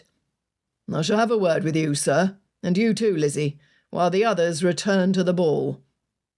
Turning to Mamma, Kitty and Lydia, he added, Not a word from you about this until I say so, or I swear on my life that you will never grace another ballroom. Before they could produce pouts, he turned to their hostess. Miss Bingley, if you would be so kind as to have a candle lit. Elizabeth knew she had done nothing wrong, but she wilted under the severity of her father's tone. How many years she had wished he would reprimand Lydia and Kitty in such a way. It pained her to be the receiver of his correction, all the more so when she was blameless. Frozen in her stupor, Miss Bingley did not react until Mr. Hurst moved her along with his wife, tugging her sister's other arm. Bingley keeps his best brandy in the bottom drawer of his desk. Whether to drink in celebration or drown their sorrows, Mr. Hurst's words could be understood either way. Together with his wife, they pulled Miss Bingley down the hall. The others followed behind. Elizabeth prayed her mother and sisters would heed father's threat. Lydia whined. If only John Lucas were here, I could use him to make the officers jealous, and I could have my pick from proposals. You do not mean that, Lydia. John is a nice boy, and it would be cruel to use him to make others jealous. Kitty's voice faded as they moved away. A maid scurried inside, her eyes down, working quickly to light the sconces, and adding burning coals to stir the fire to life. Mr. Darcy did not fetch the brandy. Papa motioned for them to sit. I cannot speak for you, sir, but I know my Lizzie, and she's too clever to allow herself to be ill-used by a gentleman, engaged or not. Elizabeth's shoulders relaxed with her exhale. Her father was not disappointed in her. He would not make her marry a man she did not love. Mr. Darcy bit his lips together. Was he blushing? It was difficult to see in the candlelight. I assure you, Mr. Bennet, that nothing untoward has happened, though all appearances suggest otherwise. My offer stands. I am prepared to spare Miss Elizabeth's reputation, but first I believe you deserve a full explanation. Papa nodded his head and settled deeper into his chair, his fingers steepled under his chin as he listened to Mr. Darcy's detailed narration of the events leading to their discovery. Not one emotion or opinion shadowed his stoic telling, though Elizabeth noticed how he edited certain details in her favour. Every time Elizabeth wished to interject a point, Mr. Darcy addressed it without any need for her to interrupt. Why should a man she disliked so much be so in tune with her own thoughts? It was disconcerting. Finally he finished, and Papa leaned forward. You did not think to prevent Lizzie from pulling out so many pins in the first place? Elizabeth cringed. He did, Papa, only I was too intent on escaping. I did not heed his warning. Papa's eyebrows raised, and then he shook his head with a sigh. And his coat? How do you explain that, Lizzie? Elizabeth had forgotten she was wearing it. Taking it off, she shoved it at Mr. Darcy. Oh, Mr. Darcy noticed I was cold, and he lent it to me. Turning to the gentleman, who had yet to accept his coat, she said, Thank you, but I am quite warm now. You're certain? Take the blasted coat. Yes, sir, I am quite sure. I thank you. His fingertips brushed hers, sending a contradictory shiver down her back. He pulled away, leaving her holding his coat. Please, take it. The bull-headed Mr. Darcy crossed his arms, lowering his chin to glare at her. Not until the fire warms the room, or we return to the ballroom. Papa snapped. For heaven's sake, take the coat. With his usual sarcasm, he added, You've already secured a proposal, and therefore have no need to suffer from a chill. Elizabeth did not appreciate his humour when it was directed at her. He nodded at the offensive garment. Is that tear from your efforts to break down the door? Mr. Darcy nodded. You did notice that the hinges faced the wrong way for such an exhibition of brute force to succeed? Papa seemed intent on picking at every weakness of their actions, when none of that mattered any more. Nonetheless, I had to try. Mr. Darcy's tone carried no disdain. I beg your pardon for pressing the matter, Mr. Bennet, but time is precious. Will you accept my offer and clear your daughter's name of all reproach? No! Elizabeth wished to scream. She crossed her ankles and tightened her arms around her, her eyes intent on her father, who seemed to be in no hurry. Finally he addressed Mr. Darcy. Am I to trust the gentleman before me, or the man who insulted my daughter and the greater portion of Meryton and Longbourn with his taciturn manners and insults? Mr. Darcy took in a sharp breath. Hope rose in Elizabeth's chest, and she loosened her hold around herself. Surely Papa would not make her marry the very man who had affronted her vanity. Her father continued, If the latter is making the request, I shall have to reply with a resounding no. Lizzie is the light of my life, and the joy of my heart. I could not give her away to a man who has made plain his disdain of her, her family, her friends, and her neighbours. Elizabeth could hardly breathe.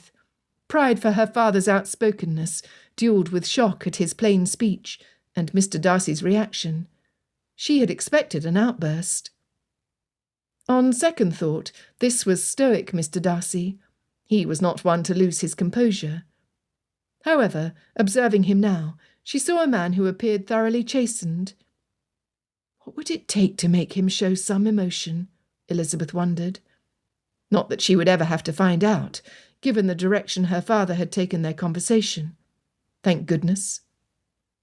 Mr. Darcy slowly raised his head to meet her father's stare, his shoulders straightening, but not to their usual stiffness. Before he could speak, Papa pressed on.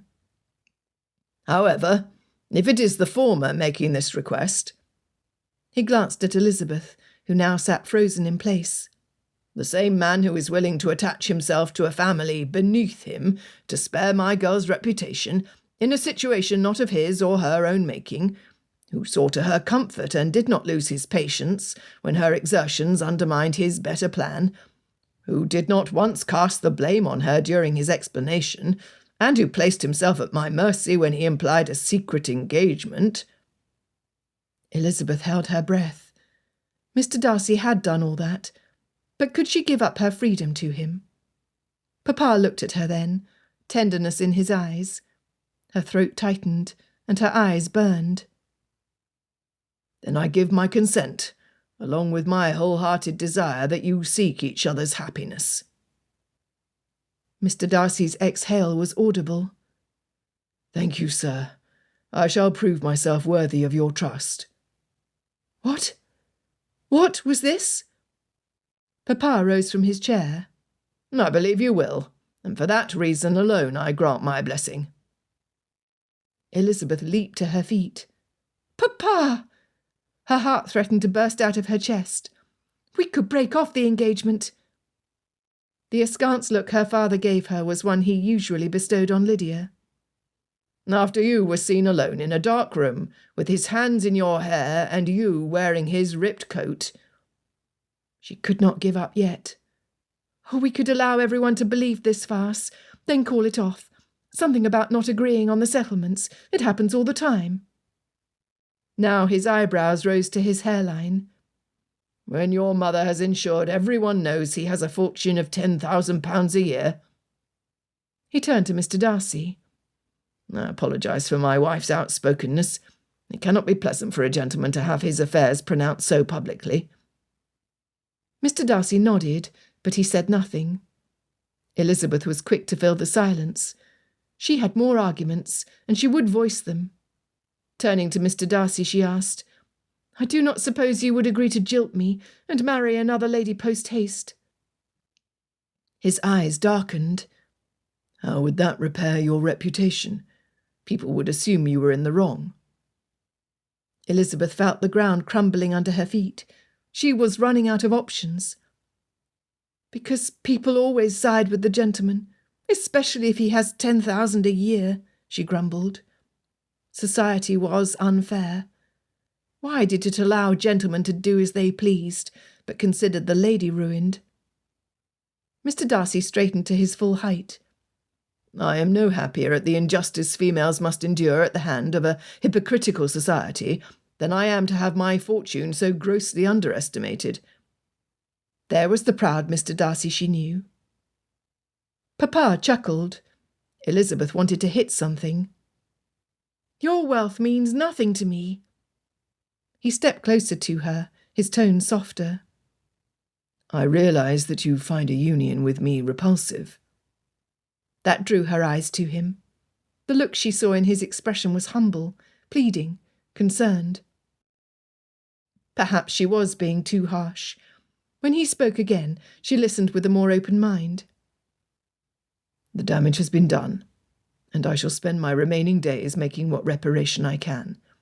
However, it is in your hand to save the reputations of your sisters." The truth hit Elizabeth with the force of a battering ram. She would do anything to spare her sisters from ruin. If she did not act quickly, her sisters' prospects would be vanquished before they even departed from Netherfield. Given the scandal he would have to endure, it was not likely that Mr. Bingley would propose to Jane, especially with his sisters, who would do nothing to strain their friendship with Mr. Darcy. Elizabeth's refusal would mean the end for Jane, for her sisters, for herself. Not even Mr. Collins would have them. The fact that she would even think of him right then was proof of the desperation of her position. There was no other option. Elizabeth would have to marry Mr. Darcy. He extended his hand, and she numbly accepted it. Dropping to one knee, he asked, "Miss Elizabeth, will you do me the honour of accepting my hand in marriage?" He was sincere. Had the circumstances been any different, she would have found his gesture charming. At least he offered the pretence of a choice. It made what could have been a heartless transaction, his name for her respectability, more palatable, more hopeful. Taking a deep breath, Elizabeth swallowed hard and said, "I will." Chapter 14. Darcy's face flooded with heat, with all he had endured over the past few minutes. First, a father whose negligence exposed his family to shame had questioned Darcy's honour and called him to account for his ungentlemanly behaviour. That the accusations were not unfounded struck Darcy to the core. However, it was Elizabeth's reaction which crushed him. Was marriage to him so unpalatable that she would rather face absolute ruin? If not for her loyalty to her sisters, Darcy was convinced Elizabeth would have stood by her decision to refuse him. Him, a Darcy! On one hand, he grumbled at her displeasure. He was hardly an ogre. On the other hand, he admired her. Elizabeth was a lady of high principles. She did not pretend an emotion she did not possess, nor was she swayed by fortune. Her respect and affection would be honestly granted, if he could earn them. He rose to his feet, releasing her hand as he did, and the irony of their position nearly moved him to laugh. Of all the women he could be stuck with, it had to be the one who had posed the greatest threat to his plans. Now she had ruined his escape to London. Throughout the recent events, Darcy had spared nary a thought for Bingley, Miss Bennet, or even Georgiana. He would have to be cautious, lest Elizabeth distract him altogether from his purpose, to get Bingley away from the Bennets. That was a problem he would wrestle with later. First, he must convince a sceptical crowd of a secret engagement. Growing up with Wickham had taught Darcy that facts were useless unless people believed them. Appearance was everything. If he and Elizabeth won over the good opinion of the majority, nobody would doubt the veracity of their tale. Mr. Bennet took his daughter's hands in his, pressing them against his chest. "It is a better beginning than most have, my dear girl. I will own that I'm encouraged toward optimism. Both of you are of strong mind and character, and I have no doubt that if you direct your energies to work together, you will find a way to be content enough. Perhaps you will be happy, and you will think upon this moment with humour some day." Darcy did not feel like laughing, but he appreciated the attempt at light-heartedness. He could see where Elizabeth had learned it. Moving away from his daughter toward the door, Mr. Bennet said, "I shall tell Mrs. Bennet the good news. She will be delighted." It pained Darcy to be the object of that vulgar woman's delight. He dreaded the day Mrs. Bennet crossed paths with his Aunt Catherine. There was another detail he must share before Mr. Bennet departed, and the curtains opened to Act 1 of his new life. "About that, there is something you must know which will undoubtedly add credibility to our sudden announcement." Two sets of curious eyes regarded him. Mr. Bennet said, "You have an evil twin who called my Lizzie barely tolerable at first sight." Wishing he could turn back time and keep his surly thoughts to himself, Darcy replied, "No, but if part of a later conversation becomes as well known as that ungracious comment, our sudden engagement will not be looked upon with so much suspicion." Mr. Bennet cackled. "Good play, Mr. Darcy.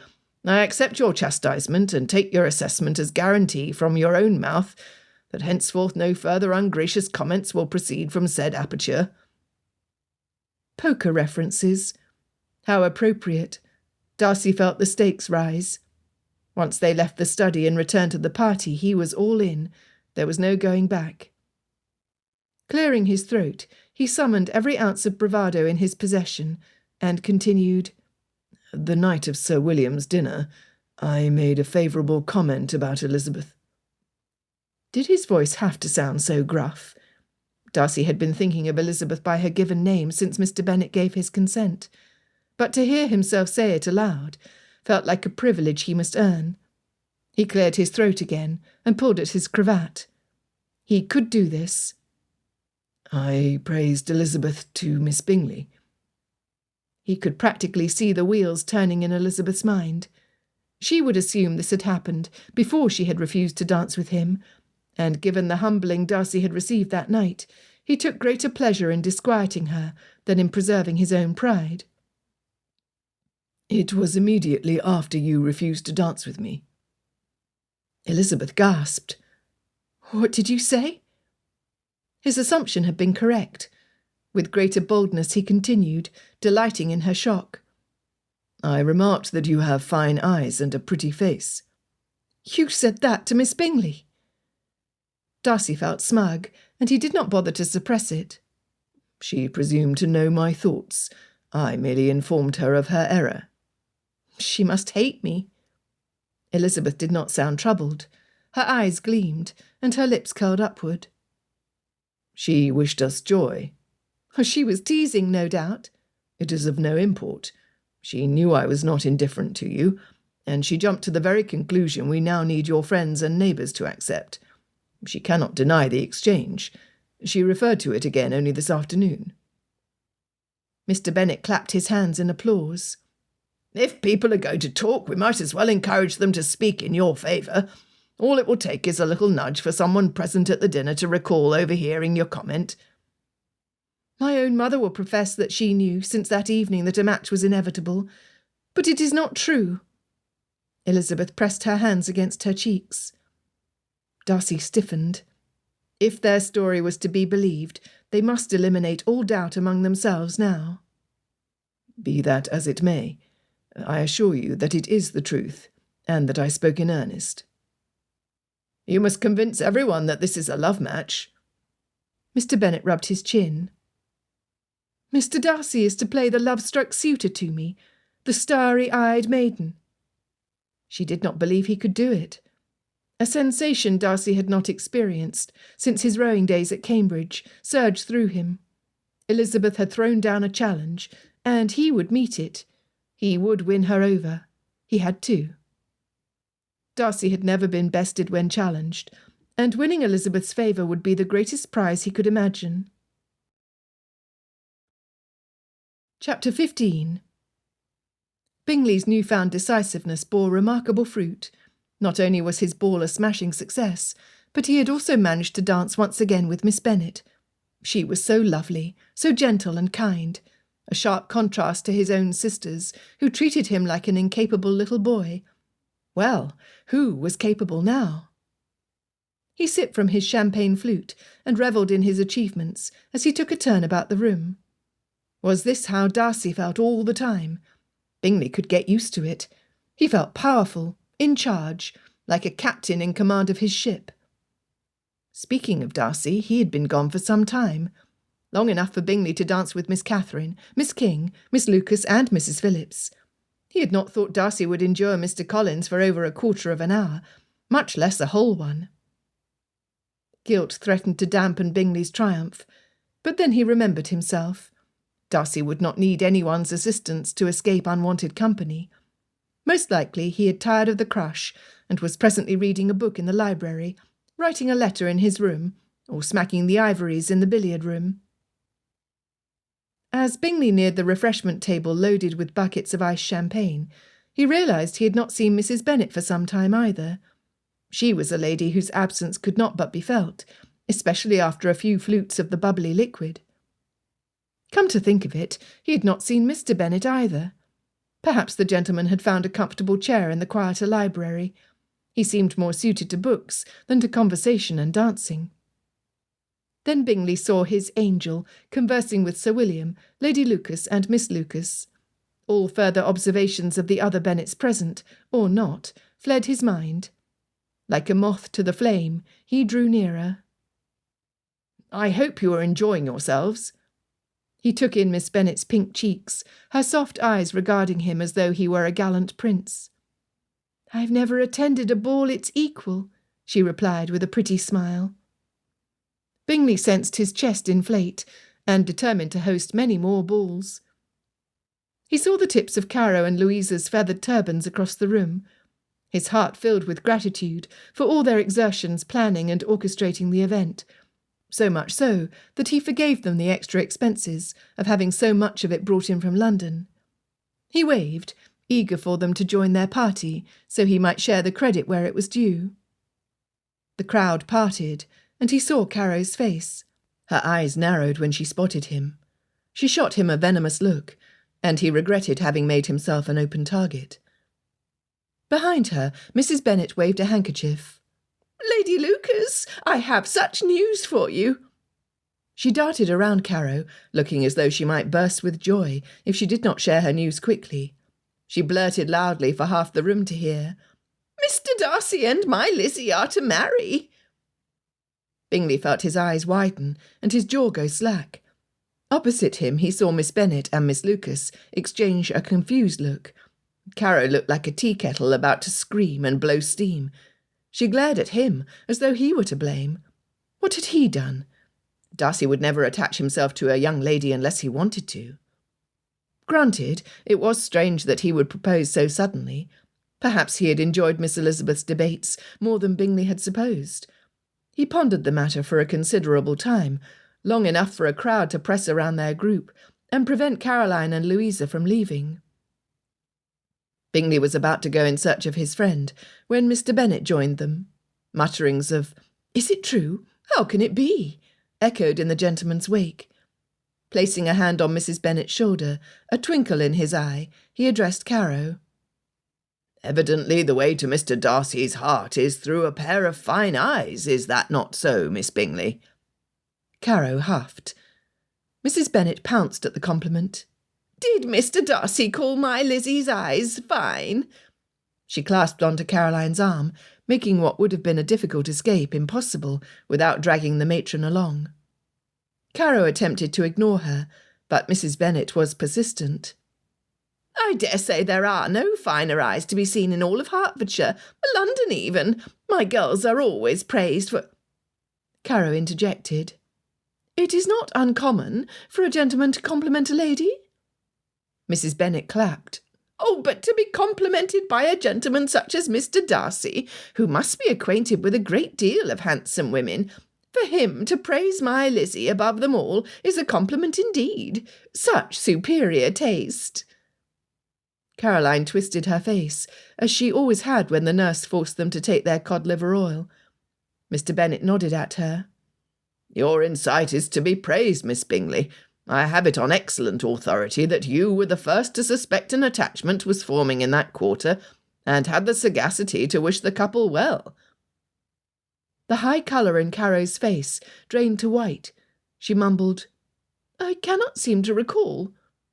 "It was at Sir William's dinner party the better part of a month ago," Mr. Bennet said with a smile. Sir William, upon learning his role in his neighbour's daughter's successful match, added with an enthusiastic nod, "I suspected as much." "As did I," Mrs. Bennet added, not to be outdone. Lady Lucas, not to be bested by her rival, said, "I overheard the conversation myself. Do you not remember me telling you about it, my love?" "Well, that is old news, Lady Lucas," Mrs. Bennet interrupted. "You ought to have seen how my Lizzie despaired over leaving Netherfield Park, once Jane recovered from her illness. I knew then that she must be in love, and with whom else but Mr. Darcy?" Bingley did not remember that, but he had been wrong many times before. Once again Mrs. Bennet clasped onto Caro's arm. "Miss Bingley, I surely have you to thank for bringing their engagement to light. Who knows how long they might have kept their engagement a secret, had you not convinced Mr. Darcy to talk to Mr. Bennet?" "But Caroline's mouth closed and opened several times, but she seemed at a loss for words. Bingley helped her. "She has been teasing Darcy about a lady's fine eyes incessantly. I did not know she referred to Miss Elizabeth, but it all makes sense now." And indeed it did. How had Bingley not noticed before? Caroline's jealous comments, Darcy's sombreness every time the Bennets were mentioned. He had been quiet to conceal his secret. It was then that Darcy walked into the ballroom with Miss Elizabeth on his arm. Was that a different coat? They looked happy. To be sure, they made a handsome couple. They were similar in intellect. While he had witnessed their temperaments in frequent opposition, they did complement each other. Miss Elizabeth would lighten Darcy's sterner moods. Darcy would give her the security any young lady craved. Really, Bingley concluded, they were indeed an excellent match. Furthermore, there could be no objections about Bingley courting Miss Bennet openly if Darcy considered her sister worthy of an offer of marriage. Yes, that suited Bingley rather well. The crowd parted to welcome the happy couple. Caro and Louisa decided that they required some punch, and hastened away. Caroline's feathers seemed a little droopier, but given the warmth of the room and the lateness of the hour, saggy feathers and wilted blooms were to be expected. Sir William elbowed Darcy in the arm, and he muttered something that made Darcy's cheeks turn crimson. He turned to Miss Elizabeth and smiled. She laughed, and soon Darcy did too, his smile wider than Bingley had seen since he could remember. Good Lord, the man must be smitten. How had Bingley not noticed the depth of his friend's attraction before? All the conversations, debates, exchanges of opinions. Of course, it was just like Cambridge. Darcy had always delighted in an intellectual conversation. Bingley had never understood his need to seek out such complicated discussions. But Darcy must have found his counterpart in Miss Elizabeth. Bingley grinned at Darcy. Knowing his best friend would be happy increased his own happiness tenfold. Smile wide, Darcy caught Bingley's eye and signalled for him to join him off to the side. As it always did, the crowd parted to allow Darcy passage. Once they reached the edge of curious onlookers offering their congratulations, Bingley clapped Darcy on the back. "Well done, old man. I wish you and Miss Elizabeth every happiness." Darcy met his felicitations with a dangerous glint that made Bingley squirm. Why was he looking at him like that? Wickham was not in the study. Oh, that man! Just the mention of Wickham was enough to put Darcy in a dudgeon. "I beg your pardon, but I never directly said he was. However, I must apologise for seizing an opportunity presented to me.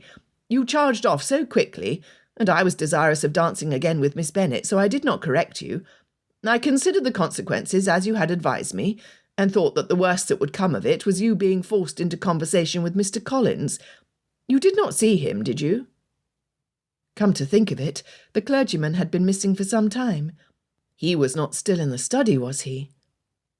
Darcy clenched his jaw shut, his muscles twitching. Bingley understood that as a no. Still, this was a night to celebrate, and he could not allow his friend's happiness to be marred by an unpleasant man who was not even present. "Pray, think no more of Wickham. I assure you he's not here, at least not that I'm aware of. Tonight is an evening for rejoicing. You are to marry a remarkably clever young woman, and I've never seen you smile with so much feeling. So much for finding her intolerable, eh?" He laughed and elbowed Darcy in the side. Another jaw twitch and a tense, "I am determined to be happy." That was an improvement. "Then happy you will be. Anything you determine to do is as good as done." If only Bingley could be so resolved. Seeing Darcy merry made Bingley wish for the same. He had made progress that night, but he still had a way to go. If Darcy gave his blessing to pursue Miss Bennet, then Bingley could be completely certain. Taking advantage of their tête-à-tête, Bingley continued, "I say, there is a matter I should like your opinion on, now that you're engaged to Miss Elizabeth." Darcy shot him a look. "You are the man of the house. Take charge. Think through the consequences of each action, decide on the path of most benefit to those dearest to you, and act without hesitation. It is not difficult. Now, if you will excuse me, I must return to my betrothed." Bingley sighed in frustration, but he would not insist. Clearly Darcy wished to be at Miss Elizabeth's side, and Bingley would not deprive him of that. He turned to the orchestra to ensure they played a lively tune. That was when he saw Mrs. Nichols approach, wringing her apron. "Mr. Bingley, there is a matter.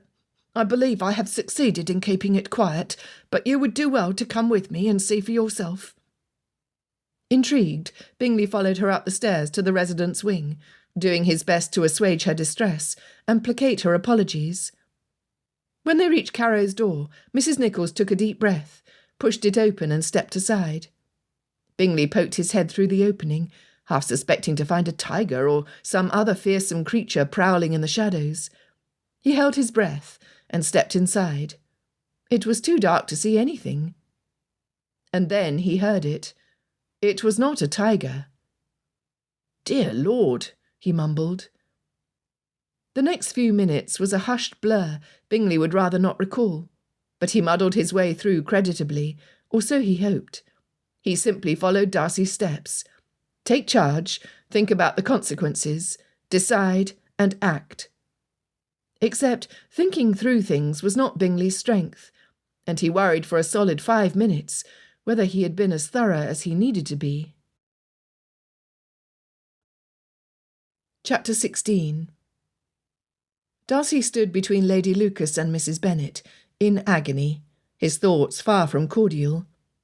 Not only had Bingley danced again with Miss Bennet, thus furthering expectations that a proposal was imminent, but Bingley had been the one to send Darcy to his blasted study and create this whole mess.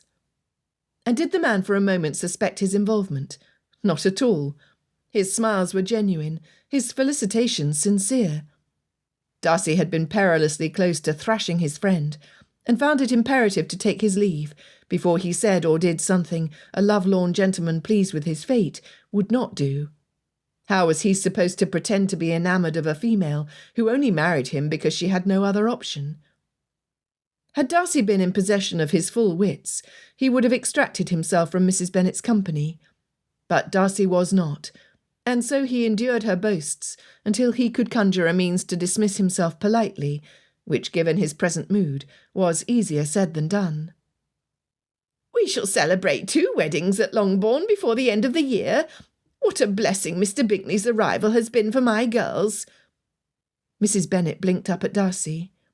"I do not suppose he intends to invite any more of his gentlemen friends." Darcy was still reeling over her assumption that there would be 2 weddings. He shook his head and looked longingly at Elizabeth, who seemed to be enjoying a rational conversation with her father and her Uncle Phillips. Their eyes met. She shook her head with a smile, and with a nod in his direction said something to her father. She probably took diabolical delight seeing Darcy stuck beside her mother. This could be a test. Taking a deep breath, Darcy steeled his resolve and smiled at Mrs. Bennet. "If Bingley intends to invite more guests to Netherfield, I am unaware of it." "Oh, no matter," Mrs. Bennet tittered, smacking her fan against his arm, the champagne she held in her other hand sloshing over the brim of her glass. "I dare say 2 weddings are more than enough for 1 year." Miss Lydia and Miss Kitty ran in a circle around a group of officers, squealing and making a spectacle of themselves. "Jane and Lizzie will do their duty by their sisters, and put my youngest in the way of other rich gentlemen." Mrs. Bennet accented her lofty claim with a hiccup. Not if Darcy had anything to do with it. He was more determined than ever to prevent Bingley from attaching himself to such a family, before he had gained more command over himself and his household. "Mrs. Bennet." Mr. Bennet took his wife's glass. "Shall I fetch you a glass of punch? It is rather hot in here." "Thank you, my dear, but if there is more champagne, I would much rather have that." "I believe punch is in order, and perhaps a plate of sandwiches." "Oh, I do love a cucumber sandwich." "Then it is settled. Lady Lucas, may I fetch anything for you?" The lady declined, using the opportunity to take her leave. While she had attempted to brag about her eldest son at university, the handsomest young man in all of Hertfordshire, according to Mrs. Bennet, Lady Lucas's daughters were unattached, and therefore of no consequence to Mrs. Bennet. Turning to Darcy, Mr. Bennet added with a twinkle in his eye, "Perhaps you would be so good as to accompany me. Lizzie said she was rather parched, and I have not hands enough to fetch refreshments for both ladies." Darcy bowed his head. This was Elizabeth's doing. He did not consider himself deserving of her assistance when, only seconds ago, he had credited her with a vengeful motive.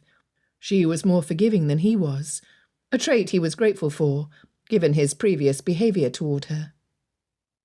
He accompanied Mr. Bennet to the refreshment table, gladly dismissing himself from Mrs. Bennet, who had no trouble attaching herself to a new cluster of females, over which she could preside.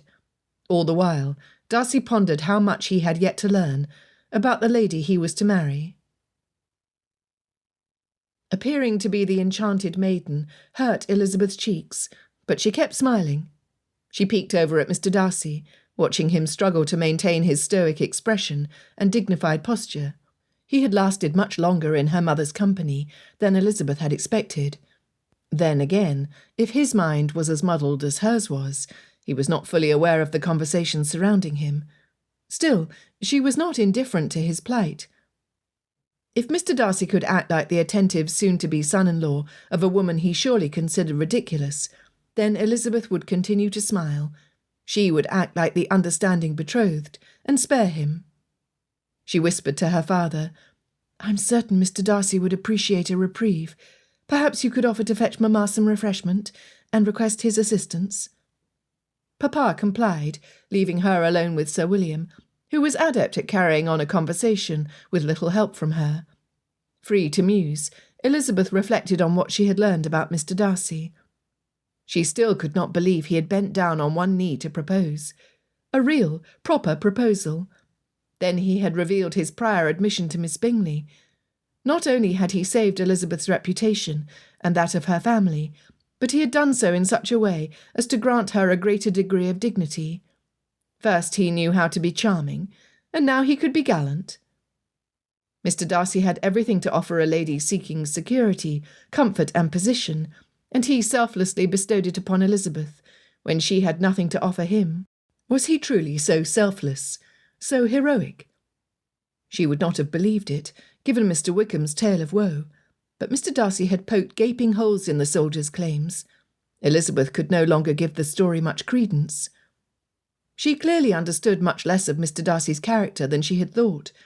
The gentleman she was engaged to was a stranger with the surprising ability to make her stomach flutter.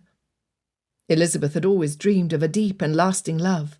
She knew that of all her sisters, she was the most difficult to please, and would therefore be the least likely to marry. Her father might be proud of her strong mind, but it would not be praised by society. She was more likely to disagree with Mr. Darcy than not. But she would make the best of their situation, as she always did. It gave Elizabeth hope to see that Mr. Darcy, at least for now, was trying to do the same. Jane and Charlotte appeared at her side. "You will have a fine home, Lizzie," said Charlotte. Jane scooped Elizabeth's hands into hers, her eyes searching. "But do you love him?" she asked softly. "I thought you did not even like him." While Elizabeth could not truthfully reply to Jane's first question, she could address the second implication with confidence. "There is much more to Mr. Darcy than I previously gave him credit for." She glanced at him. His tall frame made him easy to locate in a crowded room. Papa and Mr. King flanked his sides, perfectly content to philosophize without requiring his participation. When Mr. Darcy's eyes met hers, she returned his smile. He looked down at the full glass in his hand, and she shook her head. Her thirst could wait to be quenched.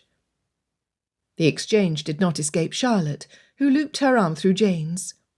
"You have always professed you would marry for love, and I've always wished you success in your endeavour. It pleases me to see evidence that you found what you sought. Mr. Darcy is an exceptional gentleman." Jane squeezed Elizabeth's hands. "And he has exceptional taste to fall in love with Lizzie above all others. Oh, my dearest, I'm so happy for you." Elizabeth felt her cheeks warm. If convincing her sister and closest friend was this easy, nobody else would dare doubt the truth of her and Mr. Darcy's sudden engagement. His plan had worked. They would have to marry. There truly was no way out of it now. Quick to consider the more pleasant consequences, Elizabeth focused on Jane. According to her mother, Mr. Bingley had danced with her again. If Elizabeth's betrothal smoothed the path for Jane and Mr. Bingley to marry, she was content. It would be a much simpler matter to create opportunities to put them in each other's company, now that she was engaged to Mr. Darcy. They would still require chaperones, and who better than Mr. Bingley and Jane? From the corner of her eye, she saw Kitty and Lydia approaching a band of officers. She did not wish to believe them so malicious that they would entrap her with Mr. Darcy. As much as she loved them, they were not clever enough to contrive a successful compromise. But she had to know. Carefully phrasing her inquiry so as not to kindle curiosity, she asked Charlotte, "Have you made any astute observations worth sharing this evening?" Charlotte smiled. "Your engagement eclipses all my observations, although I cannot help but observe how dissatisfied Miss Bingley and her sister look. Also, Mr. Collins seems to have disappeared. I've not seen the gentleman in at least an hour. Much to the relief of every lady's toes. Is that all? You've learned nothing shocking to share with your dearest friends? Nothing which you do not already know? Those scheming, lying, vengeful brats!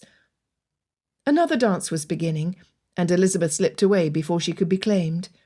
Cutting a direct path over to her sisters, she tugged them away from the officers with a sharp, "One moment, please," pulling them to the dreaded edge of the ballroom, where those in want of a partner sat. Elizabeth whisper-hissed over her sister's protests. "Charlotte never asked you to meet me." Kitty and Lydia unanimously pinched their lips shut. Oh, they were guilty. So guilty. Elizabeth restrained herself from shaking them. "Why did you send me to the study?" "We only wanted to dance with the officers. That was the farthest room I could think of. It was Lydia's idea." Lydia stomped on Kitty's slippered foot. "Hush, you ninny." Elizabeth took a deep breath and forced her clenched fists to loosen. She never would have believed her youngest sisters capable of arranging a successful compromise, but she had to know for sure. "You will tell me the truth, Lydia, or I will keep you from your dance partners." Lydia's eyes widened. "You would make me sit out a dance?" "You would be in good company." Elizabeth nodded at the older women and shelved ladies sitting along the wall. "You would not dare." Crossing her arms, Elizabeth looked sternly at her sisters. "Do not provoke me." Jutting out her chin, Lydia finally replied, "I do not know why you're so cross. Who was I to know that you and Mr. Darcy had arranged a tryst?" Elizabeth's face flamed. She could not correct Lydia and risk casting doubt on the tale when her family's honour hung in the balance. "A secret engagement! How romantic!" swooned Kitty. Elizabeth deeply wished to correct her. There was nothing romantic about her engagement. "I only wanted to dance," Lydia pouted. "Kitty was supposed to send you to the book-room." "Book-room? Study? What's the difference? You said to get her away, and I did that, did I not?" Kitty plopped her fists on her hips, apparently having had her fill of Lydia's criticisms. "You forgot, and now Lizzie is engaged before me. If John Lucas were here, I could have secured an engagement before the end of the night. You ruined everything, Kitty." "You and your haughty designs," Kitty flung back. Lydia stood taller. "2 officers more, and I shall have danced with every uniformed gentleman in attendance. Who has Lizzie danced with tonight? I am far more desirable than she is." Kitty rolled her eyes. "A fine accomplishment." More seriously, as though the thought had just occurred to her, she added, "Between you, Lizzie's engagement and Jane's success with Mr. Bingley, Mamma will not nag about my cough. She will be in raptures for days." Just like that, the two were allies again. Lydia giggled.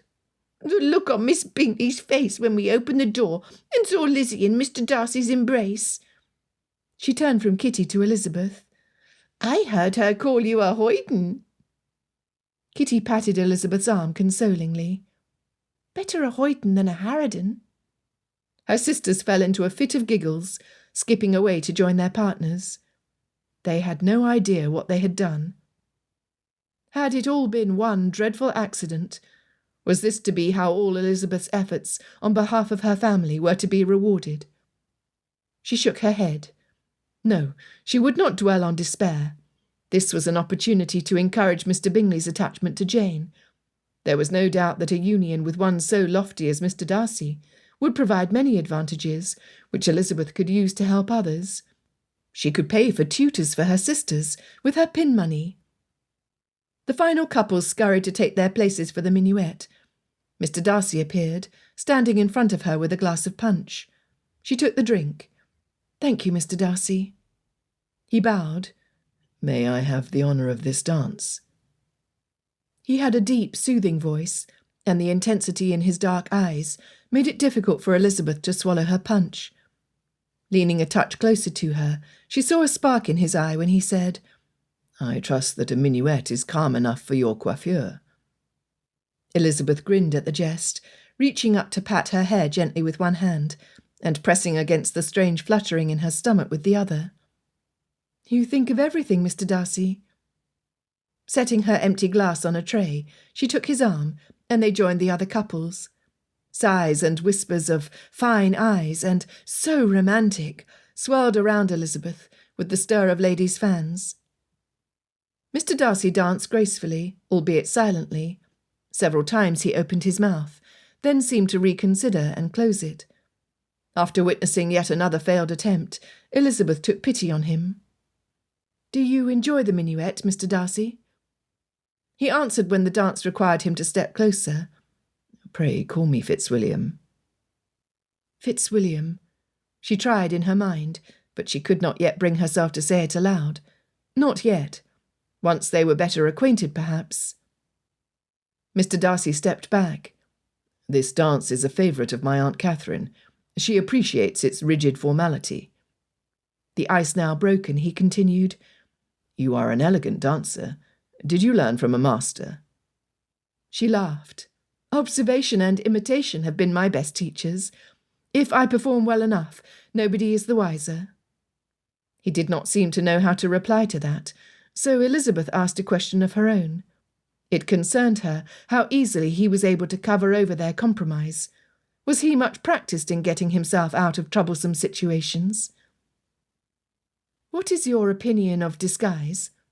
"I abhor disguise of every sort," he snapped. His abrupt change of manner took Elizabeth aback. Did he refer to her comment about pretending to be a more knowledgeable dancer than she was? Softer, he added, "By disguise I refer not to a person's sincere efforts to master a skill by their own initiative, but to a person's purposeful deceit with the aim of misleading others to their harm."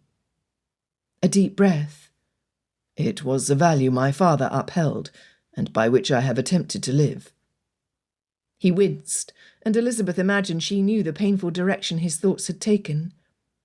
He confirmed it on the next step forward. "I fear I am failing my father miserably this evening." His understanding of her thoughts and revelation of personal history inspired Elizabeth to lighten his burden. "That depends. Was not your offer made sincerely, out of a desire to protect many from harm? That does not sound like the disguise you described to me." "Then what is it?" She thought. I would call it initiative, or, dare I say, heroic." He barked a laugh, causing several heads to turn in their direction. After a few minutes of bows and curtsies in the choreography, he said, "It is not my custom to wallow in misery, or live with regrets. What is done is done. I hope you will join me in making the best of our situation." Hardly the words Elizabeth had expected Mr. Darcy to utter, but they soothed her. Making the best of her situation was what she did best. "I would like that very much." The rest of the minuet passed in such pleasant, easy conversation. Elizabeth began to believe she just might be capable of liking this Mr. Darcy. Chapter 17. Darcy enjoyed dancing and conversing with Elizabeth, but the remainder of the ball was insufferable. He smiled and danced, all the while planning how to inform his family of his engagement. He would write them that same night, and send his letters by messenger at first light. They would know by tomorrow afternoon. This afternoon. Would this infernal ball never end? His Uncle Hugh and Aunt Helen, Lord and Lady Matlock, would want to meet Elizabeth, and Darcy foresaw no difficulties in her passing their inspection. However, he dreaded informing Richard. Darcy would rather tell him the whole truth of the matter, but to do so in a letter, which could be lost or intercepted, was foolhardy. If Darcy was not careful, his cousin would hop on his fastest horse and race to Hertfordshire. He would feel no compunction imposing on Bingley's hospitality, so he might tease and torment Darcy until he confessed the whole story, just to shut him up. He must keep Richard at bay. And there was Georgiana. Darcy could think of nothing worse than his heart-sore sister arriving at Netherfield Park to see Bingley drooling like a lovesick puppy over another lady, or potentially seeing Wickham. How might he prevent it? Georgie would want to meet her new sister, And rightly so. London was a convenient distance to travel to Hertfordshire. If Darcy was not careful, his entire family would materialise here, and that must be avoided. The image of either of his aunts meeting Mrs. Bennet sent a cold shiver down his spine. It took 2 reels and a cotillion before he settled on a plan which was both plausible and appeasing. He would simply beg Georgiana to return to Pemberley with her companion to ready the house for his new bride. Richard would accompany them for their safe keeping. 2 birds with 1 stone. As for his aunts, he would have to depend on Lady Catherine's aversion to travel and Lady Matlock's attentiveness to Georgie to keep them away. Confident in the success of this strategy, Darcy slept soundly once the letters had been written, and a messenger secured. Maddeningly, he woke only a few hours later, at his usual time. He lay abed another quarter of an hour past 6, trying to coax himself back into slumber, but it was not to be. He had too much to think about: how to separate Bingley from the Bennets, how to prevent Georgiana from meeting Miss Bennet, how to behave like a besotted suitor. To continue abed was futile, so he rose and dressed. A quarter hour later, he descended the stairs and out to the stables to his saddled gelding, his greatcoat fluttering behind him like a cape. He soon found the heavily trodden path upon which Elizabeth had made her way to Netherfield during her sister's convalescence. The day she had arrived with wind-blown hair curling wildly around her, cheeks heightened to a becoming hue of pink, her eyes bright with exercise, and her petticoats damp with mud. Hardly the 6 inches Bingley's sisters claimed. Elizabeth had presented an impressive figure of one who loved nature and doted on her sister. Darcy frowned. He doted on his sister too.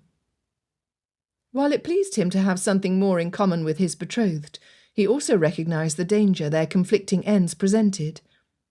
On what errand could he send Bingley away? A gentle slope rose before Darcy, the sun peeking over its edge, piercing through the dawn.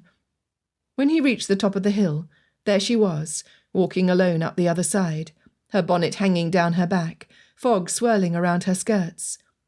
He raised his hand to wave, certain she saw him, when she scrambled to don her bonnet and tie the ribbons neatly at her chin. He wished she would not bother. He rather liked her hair. Darcy dropped his hand and tempered his smile. He had not meant it to be so grand. Handing his horse to the groom who followed behind, Darcy stood beside Elizabeth. He tried to say something clever, but the harder Darcy tried to focus, the more she smiled up at him, and the more scattered his thoughts became. It was Elizabeth who finally spoke. "You were out early." He could have said that. "I might say the same about you." She tilted her head. "Do you often ride before the household awakens?" "Yes, I need the quiet before the obligations of the day take my attention." "I imagine property as grand as Pemberley must demand a great deal of your time. Miss Bingley described it as a jewel among estates. She went into raptures when she described the rose garden." Darcy cocked an eyebrow. He had a very different memory of Miss Bingley and his rose garden. Flippantly she added, "Evidently Pemberley's gardens are beyond comparison, or my humble comprehension." Elizabeth chuckled. She cared naught for Miss Bingley's good opinion, a quality which would suit her well once she entered Darcy's circle with all its pomp and presumption. "Miss Bingley does you little justice. My mother redesigned the gardens to her liking. While I have yet to see their equal, I would never place a limit on your ability to comprehend any subject you desire to understand." She smiled softly, and Darcy fairly burst with pride at having said the correct thing. He offered his arm, and they walked. After several paces, she asked, "Even you?" It took him a moment to catch her meaning. "You wish to understand me?" "I have observed how damaging a lack of respect and communication is in a marriage, and it is my intention to understand you so that we might at least become friends." She twisted her hands together. A small voice in his rational mind had feared she might wish to live separate lives, to reside in London with a large allowance and all the city's entertainments to spend it on, while he returned to Pemberley. It was what most ladies in society arranged. Elizabeth was different, and his heart leapt with this confirmation of it. What do you wish to know? You may ask me anything. She arched her brow. Anything? The impertinent minx. He met her bold look. I am not one to retract an offer once it is made. Checkmate, Mr. Darcy. I cannot argue against that. Very well. Anything. She tapped her fingers against her chin and glanced askance at him, increasing Darcy's suspense. When he thought he could hold his breath no longer, she said, I would like to hear of your childhood at Pemberley. Did you ever get into mischief? Relief added volume to his laugh. If only she knew half the antics he and his cousins practised. Quite often. She narrowed her eyes in disbelief, rousing Darcy's determination to prove he was more than she presumed him to be. My father claimed he had no grey hair before I was born. I take it he had only a light dusting of grey, perhaps at his temples. She had guessed correctly, but Darcy would be the last to admit it. He called me to his study at least once a week. On whose authority am I to believe such a claim? Certainly not my own. Darcy teased in turn. If Richard were here, he is my cousin, dear friend and fellow conspirator in mayhem, he would describe some of our exploits with alacrity. She smiled. I think I will like this cousin of yours. 5 minutes in your company will be enough to secure his loyal friendship. That is either a compliment of my character or a criticism of his. Oh, I never speak ill of my relations. No, that is a condescension best saved for strangers at an assembly. Elizabeth looked as though she regretted the jab as soon as it crossed her tongue. Darcy would have none of it. He had behaved abominably, and he enjoyed her teasing too much to allow it to end. I made you feel the brunt of my ill temper that evening, and for that I must beg your pardon. My mother would have chastised me thoroughly, and my father would have lost no time summoning me to his study for a well-deserved lashing. She fiddled her fingers and chewed on her lip. After several moments of hesitation, she said, It is a rare father who holds his own son to such a high standard. Did he not require the same of all the children in his household? Wickham. Father had entrusted his steward to discipline and guide his own son, and Wickham was deceptively sly. Clenching his jaw, he looked her in the eyes. My behaviour gave you an unfavourable impression, and I pray you would please forgive me. You have had little reason not to believe the worst of me, especially in contrast with one whose manners are designed to charm and flatter. He did not want to speak any more of Wickham, but he wanted, no, needed, to know if Elizabeth still believed that man's slanderous lies. She spoke slowly. You said that there was much more to your history with him. Pressure built up inside Darcy. If she required the whole truth now, he would tell her. He felt her fingers brush against the forearm of his coat. Mr. Darcy, I am not a person for whom patience comes easily, but I shall not force your confidence. Trust takes time. I shall wait until I have earned yours. Darcy whooshed an exhale of intense relief. She continued walking, and Darcy kept pace, his step lighter. I shall accept your apology on one condition. She turned to him, her serious face contrasting with the devilish gleam in her eyes. It took Darcy a moment to recall what he had apologized for. He tensed, dreading that she would attempt to take advantage of his generosity, as so many others had done. He so badly wished her to be different. All will be forgiven, she continued, if you tell me about your sister. His boot squished in a puddle, oozing up the side of his foot. What had Wickham told her about Georgie? Darcy would thrash him, as he had wanted to do at Ramsgate. Elizabeth added in a jovial tone, I already have 4 sisters. If I'm to have another one, I should like some reassurance that Miss Darcy is as serene and sweet as Jane. Truly, I cannot imagine her being any other way. But I shall attempt to be a good sister to Miss Darcy. It would help me a great deal if I knew something of her character. Darcy weighed his words carefully, unsure what Wickham might have told her about Georgiana. My sister was loved dearly by our father, more so because she never knew our mother. She died of a fever only a year after Georgiana was born. Elizabeth clutched the collar of her coat closer. Losing her must have been devastating for you and your father. It had been.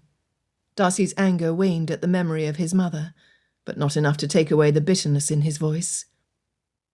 A young lady such as Georgiana is often sought out for the advantages she can grant those she favours. My sister has suffered more than her fair share of betrayal by false friends she thought she could trust. Elizabeth's hand tensed around his arm. Her lips pinched.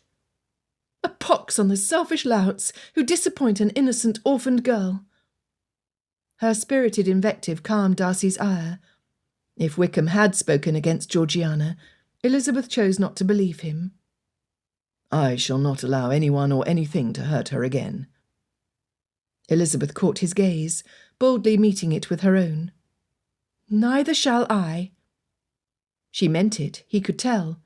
She would protect a girl she had not yet met, based solely on Darcy's word. Would she defend her so valiantly when she realised that Georgiana was a rival with Elizabeth's own sister for Bingley's love? That was a conversation for another day. Darcy craved Elizabeth's lightness and humour. Talking about himself had caused this solemn turn, so he must shift the conversation. What of you? Were you given to mischief as a girl? In a way. Her smile returned. I was permitted to play out of doors, climb trees, stomp through puddles, and swim in the streams. Darcy imagined her traipsing around with tangled hair, scraped elbows, and muddy hems. When it rained, my father allowed me to read anything I fancied in his bookroom. At first, I read for fun. By the time Lydia was born, and it became apparent that no heir would appear, I turned to more practical subjects.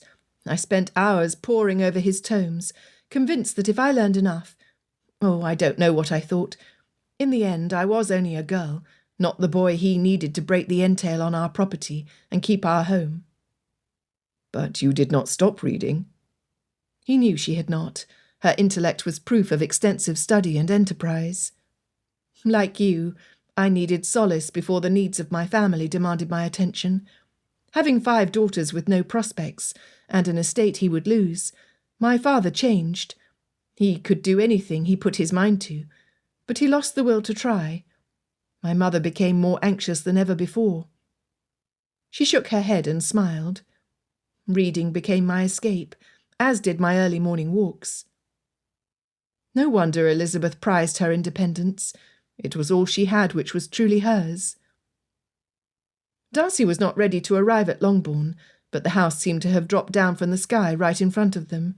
His mud-caked boots were the perfect excuse to avoid entering, lest he sully the carpets. He was about to beg his leave when the door burst open to reveal Mrs. Bennet. "Mr. Darcy, how good of you to see Lizzie safely home, though I'm not surprised. Young people in love always find a way to be in each other's company." She waved them in enthusiastically. "Oh, you must come in. We have cake and punch." Darcy looked down at his Hessians. They were beyond the help of the boot-scraper beside the door. Miss Kitty emerged behind her mother. "Hill will see to your boots, Mr. Darcy. We have cake and punch." Miss Lydia pushed her sister out of the way with an unladylike snort. "Only take care Hill does not lose them. He lost Mr. Collins' boots, as you remember." As she moved back to the house, she added, "Now that is a reason to celebrate. Mr. Collins is gone, and we shall not have to endure his boring readings from those dreadful sermons." She wailed with laughter. Miss Mary looked up from her book. "It is irreverent for you to celebrate a clergyman's departure or malign Fordyce's sermons. I find them both edifying and instructive." "You would," Miss Lydia mumbled. Mrs. Bennet evidently deigned Mr. Collins' departure worthy of explanation. "He left before dawn, saying his patroness, Lady Catherine de Bourgh, required his assistance. But that is hardly an explanation, is it? He was going to propose to to no one in particular, but I had hoped he would propose to one of my daughters. Mary would suit a clergyman quite well. Do you not agree, Mr. Darcy?" She did not pause long enough to hear Darcy's opinion, which was for the best. Mrs. Bennet would not have been happy with his view of the matter. With a shrug, she continued without taking a breath. "Oh, 'tis no matter. You are here, and Mr. Bingley dotes on my Jane. Oh, you will dine with us tomorrow evening, will you not? Mr. Bingley accepted my invitation last night, but I do not suppose he has had occasion to mention it to you, the hour being so early." Drat! While he had been busy writing letters, Mrs. Bennet had undermined Darcy's purpose before he could even create an effective plan. The longer he had to wait, the more difficult it would be to separate Bingley from Miss Bennet. Chapter 18. "'Tis a pity Hill did not misplace Mr. Darcy's boots, or he would have stayed longer," Mamma sighed. Elizabeth suppressed a smile. How quickly an engagement altered her mother's opinion of a gentleman she had once deemed disagreeable. "He is serious and dull." Lydia rolled her eyes. "I shall do much better." "All gentlemen should be so dignified and solemn." "Thank you, Mary." As Lydia launched into an explanation of why regimental officers were far superior companions than Mr. Darcy, Elizabeth reflected upon her own changing opinion of the gentleman. If Mr. Darcy was given to gravity, he certainly had reason for it. He had shared his sister's sufferings, but had he not suffered too, and to a greater degree? He had been old enough to know and love his mother. He had understood his father's grief, had no doubt admired him and counted on him for guidance, only to lose him too, and so shortly after reaching his majority. Mr. Darcy had spoken of heartbreak, disappointment, betrayal, always in reference to his sister. But Elizabeth had felt the tension in his arm, heard the strain in his tone, and seen the hurt in his eyes. Whatever Mr. Wickham had done beyond squandering his inheritance and lying about it must be truly reprehensible. All the clues led Elizabeth to guess that Mr. Wickham had somehow deceived Miss Darcy. If her intuition was correct, he was truly vile to speak against the young lady, calling her spoiled and as haughty as her brother. Elizabeth had taken an instant and undeserved liking to Mr. Wickham. She had also judged Mr. Darcy harshly. Yes, he was proud, and his discomfort in company could easily be mistaken for arrogance. But he had proved under great duress, and on more than one occasion, that he was perfectly capable of gentlemanly behaviour. He had been nothing but kind to her, despite the adversity of their unwanted compromise. Not once had he accused her, or implied that she had manipulated events to her favour, although it was plain that all the advantage was hers. He must understand her personality better than she understood his, a rankling realization for one who prided herself on her ability to judge others accurately. She would make up for the disparity and gain the upper hand over Mr. Darcy. She would exert herself to see him without the taint of her original prejudices. He said she could ask him anything, and she would take him up on that offer. When she finally met Miss Darcy, Elizabeth would treat her as dearly as she did her own sisters. She would— "Lizzie, why do you smile at the wall like that, when you know that paper has caused me no end of suffering? It is horrible and ugly, and should not be smiled at." Lydia turned her attention to Mamma. "Oh, you cannot expect an officer to propose in a room with such old, unfashionable paper." Elizabeth felt eyes on her, and realised Jane was watching her. Had she truly been staring at the wall with a stupid grin? Jane's knowing smile confirmed it. Elizabeth revelled in plotting how to best Mr. Darcy, but she had not thought her glee so visible. "I am so happy for you, Lizzie," Jane said. Elizabeth bit her tongue to keep from correcting her sister. She was not in love with Mr. Darcy. He had improved from offensive to intriguing. It might be a promising start, but it was hardly love. Now, if only she could see Jane looking out windows starry-eyed for her Mr. Bingley. Mr. Darcy was distracting her attention, but she must not forget Jane. How could Elizabeth be truly happy unless she knew her dearest sister was settled with the man she loved? Elizabeth must not lose sight of her aim, or she would risk missing the goal entirely. The following morning began on a promising note, in the form of a hastily scribbled message from Richard. Darcy sipped coffee as he read. Can I not leave you unsupervised for an instant, Darcy? Certain remarks in your letters about a certain young lady had aroused my suspicions that your heart was not as untouched as you prefer everyone to believe, but it is clear that even I had underestimated the depth of your ardour. You will be pleased to know that your joyous news was received with the appropriate jubilee from my mother and the adequate degree of scepticism from my father. He expects a visit from our Aunt Catherine, which might explain his temperance. Speaking of her imperial ladyship, how wise of you to propose to a young lady unknown to Aunt Catherine, and is not well known enough for her to use her connections to secure an introduction. Well done, Darcy. Should I marry below the expectations of our family, I shall trust you to advise me. Pray take no offence at my remark, but allow me to express my heartfelt gratitude. Your willingness to bear the brunt of our family's disapproval may provide me with the possibility of marrying for more than a fortune. I am indebted to this bewitching Miss Elizabeth. Georgiana is as hale and happy as I have ever seen her. Between Seraphina's kittens and the news that she will shortly gain a sister, Georgie has emerged even more from her nervous shell. With mother's help, she has already written a letter to Mrs. Reynolds with instructions. We shall start our journey on the morrow. It is taking longer to depart than I had hoped, however. I believe you will find the arrangements I have made satisfactory. Georgie is eager to meet your Miss Elizabeth, as am I. Darcy relaxed against the cushioned chair. Good. They were already on their way to Pemberley.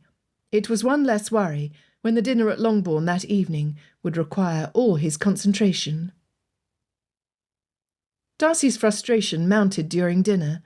The food was good, if not excellent. The furnishings in the dining and drawing rooms were no doubt relics of Mr. Bennet's family, well made and well maintained. Their simple elegance was spoiled, no doubt by Mrs. Bennet, as every surface was littered with trinkets, and each upholstery was covered with lace. Such a mixture of quiet refinement and gaudy extravagance reflected the personalities of the lackadaisical squire and his nervous wife. What Mr. Bennet lacked in initiative, his wife supplied with an excess of enthusiasm. Darcy imagined what it would have been like to have been brought up in such a household of extremes. He could only think more highly of the two eldest Bennet sisters for their even tempers and good sense. He could even sympathise with Miss Mary's pious views. It would take a saint to live amidst such clashes of character. Of the two youngest Bennets, Darcy found little to approve, though he found it difficult to imagine how they could be any other way under such guidance. Mrs. Bennet seemed to think that marriage was the solution to every question. 1 + 1, marriage. What is the purpose of man? Marriage. How to restore peaceful relations between warring countries? Marriage. She single-mindedly arranged the table to her purposes, despite Darcy's and Miss Bingley's best efforts. Had Richard been there, Darcy had no doubt that Mrs. Bennet would have sat him in the middle of her 3 youngest daughters. Had the matron's interference been the only obstacle Darcy had to deal with that evening, he could have bested her, but Elizabeth continued to be a powerful opponent. If conversation between Bingley and Miss Bennet faltered, she was quick to bring up a topic certain to guarantee several more minutes of agreeable discussion. When the gentlemen joined the ladies in the drawing-room, Darcy immediately engaged Miss Bennet in conversation. He also drew Miss Mary into their debate, to occupy the seating available in that corner of the room, thus preventing Bingley from making himself too comfortable at his angel's side. Bingley had hovered around them like a vexed bee. It was with some satisfaction that Darcy observed his small victory, until Elizabeth approached him. Her smile warmed him, even though the glint in her eye made him wary. "Would you be so kind as to turn the pages of the music so I might play, Mr. Darcy?" She tilted her head toward the pianoforte. He could not refuse, without appearing contrary. Returning her smile, he reluctantly complied. He followed her to the instrument, where she settled on the bench and straightened the pages in front of her. Poising her fingers over the keys, she flashed a brilliant smile that Darcy understood as an expression of her self-congratulation. It made his heart trip in his chest all the same. She was not making this easy, but her feminine wiles would not divert him from his objective. Darcy turned his attention to the pages, following along as Elizabeth brought the notes to life. When she added her voice to the melody, he sucked in a breath. Her song was velvety rich. Any want in her technique was overshadowed by the passion with which she threw herself into the music, and the delight she stirred within her audience.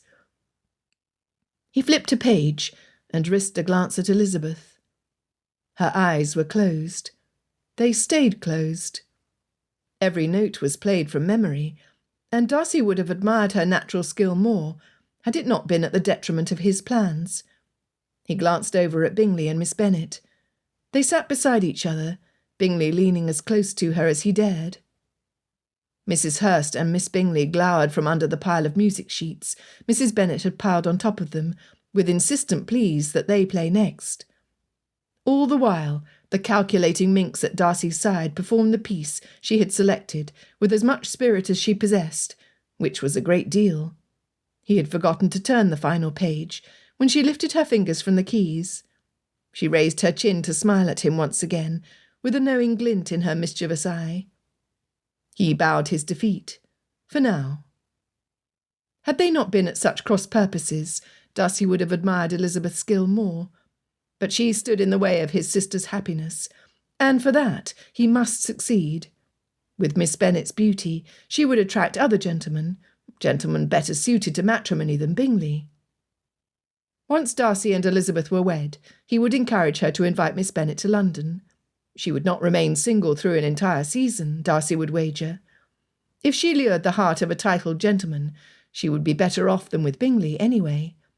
Surely Elizabeth would prefer her sister to be accepted in the first circles to which she herself would belong.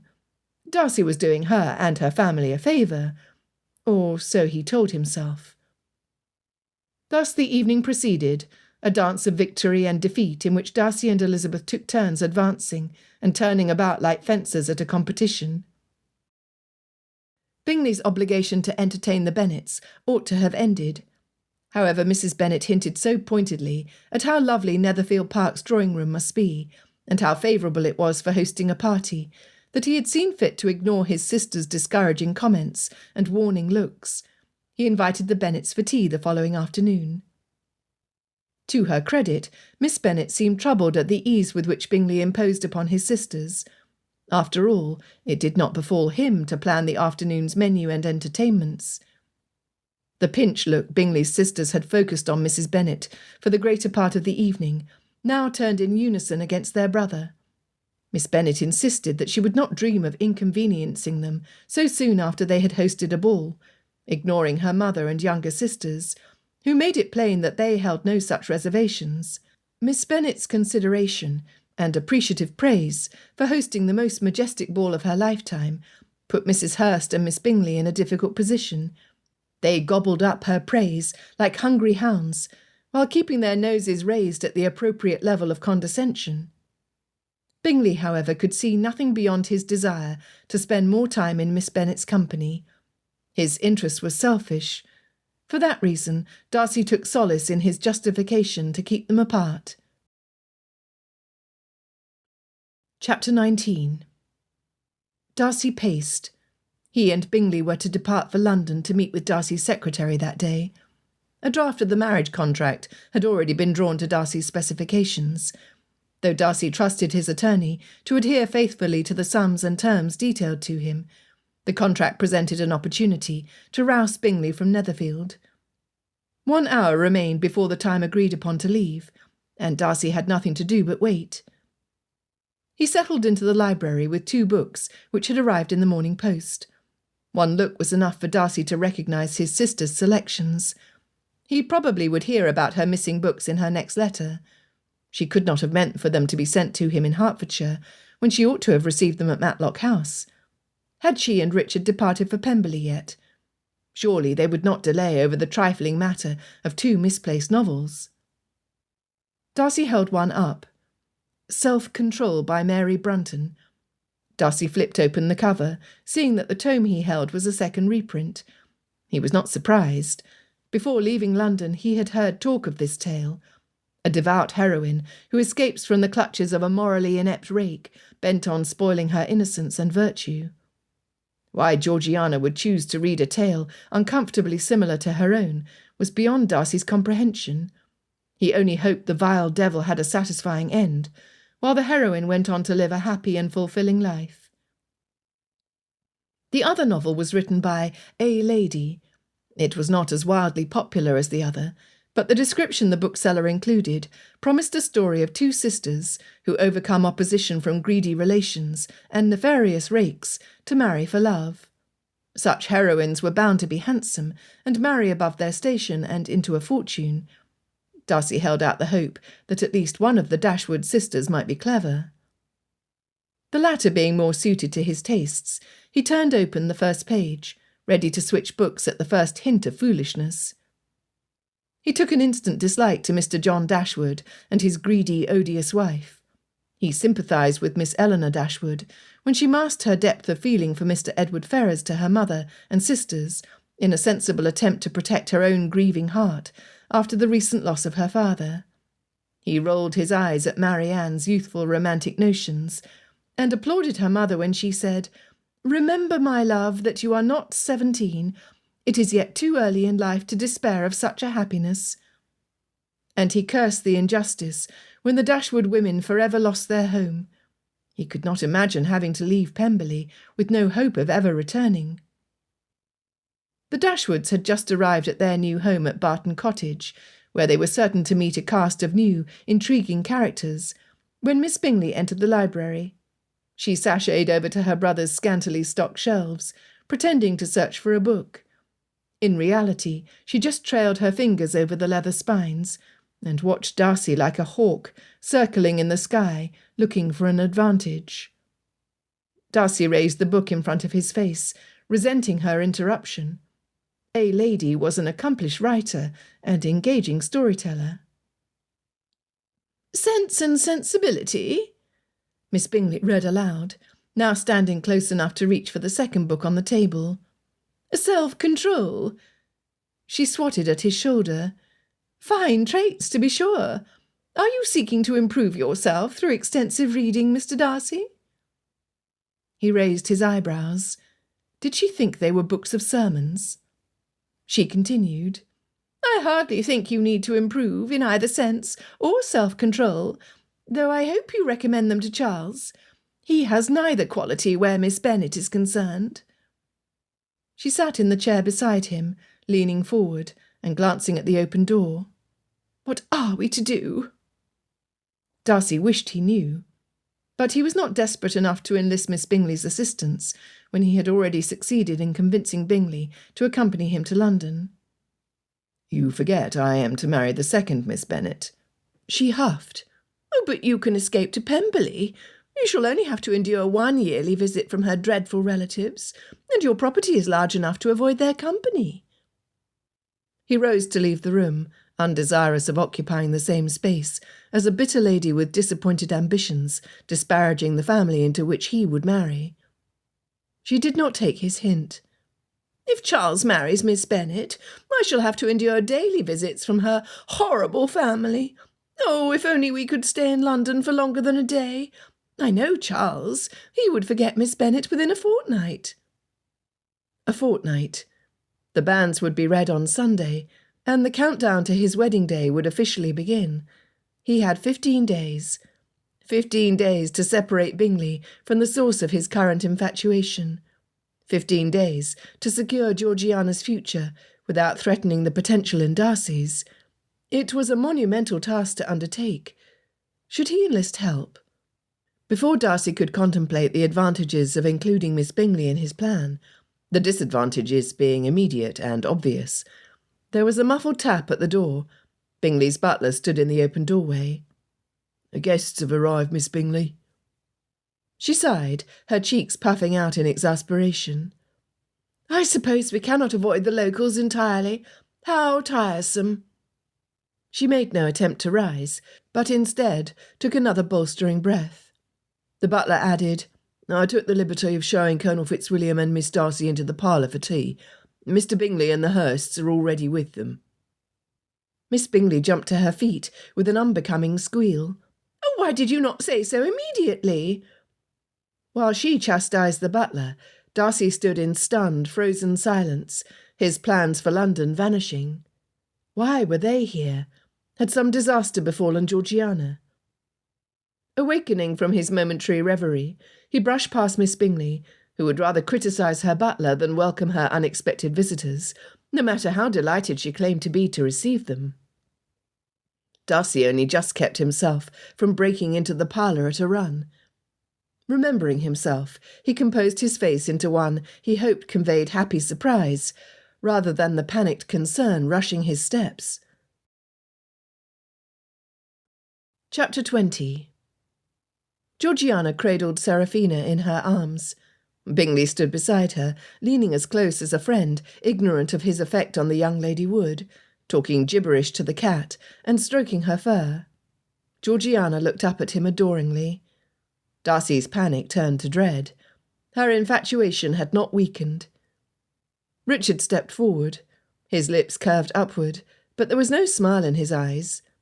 Darcy shot him a glare, which Richard acknowledged with a grave nod. He would explain later. Satisfied on that point, Darcy opened his arms and called to his sister, who had yet to notice that he had entered the room, so fixed was she on Bingley. "Georgiana, you have taken us quite by surprise." She set Seraphina down by a basket at her feet, a basket which rocked and squirmed like a living thing, and bounced into his arms. "Oh, you are not vexed, are you, William? Mr. Bingley assured us that we are most welcome." Darcy refrained from objecting to her unfavourable comparison of himself to Bingley. If he understood why they were here, instead of on their way to Pemberley, then he would know better how to proceed. Perhaps he could get some of the story now, enough to satisfy him, until Richard explained further. "I am trying to puzzle how you escaped from Aunt Helen." "Oh, but she was the one who insisted that I accompany Richard." Georgiana stepped away from Darcy, closer to Bingley, and smiled sweetly. Darcy caught Richard's expression, the bunched mouth and furrowed brows. Had caring for a 16-year-old girl, not yet out in society, been too much for his aunt? Aunt Helen had been blessed with 3 boys, all now grown adults. Her only daughter was her eldest son's wife. "Too much youth in the house," mumbled Richard, the corner of his lips flinching. Darcy still did not understand. Aunt loved children. She had made it a point to impress upon her sons, and by extension Darcy, their obligation to produce offspring. She had a chest full of embroidered christening gowns waiting to be opened. Her oldest, Frederick, had only recently wed. The youngest, Edmund, had taken over the parish church at Kimpton 2 years ago. It was Aunt Helen's greatest grievance that, despite her best efforts, both Edmund and Richard remained single. Bingley bounced on his toes, his grin too wide by half. "I can think of no better way to improve the day than for my dearest friends to meet the new friends we've made in Hertfordshire." Darcy could imagine nothing worse. Even Mrs. Hurst looked dubiously at her brother. Miss Bingley's sneer was marred by a violent sneeze. Seraphina rubbed against her skirts, wrapping her tail around Miss Bingley's leg and purring up at her for attention. Georgiana clasped her hands under her chin. "Seraphina has singled you out as her special friend." Miss Bingley sneezed again, her voice nasal when she spoke. "I am honoured, to be sure. Oh, then you will love her kittens. They are nearly 6 weeks old." She bent down to the basket and tipped it over to reveal 3 balls of fur. Georgiana frowned, her gaze darting about the room, searching. "Oh, there ought to be 4. Oh, goodness, there you are." She crossed the room to the silk curtains adorning the bay window overlooking the garden. A mottled tabby hung there, part way up the fabric. When it saw Georgiana approaching, it yowled, either to plead for help or to boast about how far it had climbed. "Are you stuck, you naughty boy?" Georgiana carefully pulled the drapery off his claws and settled him on the floor, where he immediately darted to the opposite corner. "That one is quite the explorer. Aunt had to instruct the servants to keep all the doors closed after we found him coated in coal dust, napping on Uncle's pillow. I do not know which was worse, That, or when Aunt found him climbing up the delicate overlay of her new gown to reach the top of her dressing screen. Darcy now understood why Aunt Helen had sent Georgiana and her kittens away. Too much youth indeed. A fine black kitten with white paws and collar sat in front of the basket, its chin held up at a dignified angle. It coolly considered its surroundings. Bingley motioned at the feline with a chuckle. "With these markings, this one looks like a butler. What's its name?" The kitten glowered at Bingley with large green eyes. Georgiana smiled down at the kitten. "I was rather hoping you might help me name him, and the other kittens. He is not as friendly as his brothers and sister." Bingley knelt to the floor. "Nonsense. I have yet to meet an animal I do not get on with." He reached out to pet the animal, making kissy noises, which earned him another green glare that would have discouraged a lesser man. Bingley chuckled once again, but he retracted his hand. "I shall win you over. You will see." Richard grinned and jabbed Darcy in the ribs. "We ought to name that one Darcy." Bingley laughed too heartily at Richard's joke. Georgiana, sweet girl she was, rose in her brother's defence. "Oh, no, Richard. William is not half as cantankerous as this little gentleman, though I admit that he does have a certain something in his air and way of walking." As though to prove her point, the black kitten considered each of them with a look between disdain and indifference on his haughty little face, flicked his tail at Bingley, and sauntered across the room, where he found a sunny spot on the floor to lounge in. Richard and Bingley roared in laughter. Darcy was not amused. He was tempted to leave his company and join the cat in his peaceful spot. Georgiana pointed to another kitten sitting in front of the bay window. He was white, except for a tuft of black hair sitting at a rakish angle on his head, like a top hat. He faced the window, his tail twitching from side to side, watching the birds fluttering by.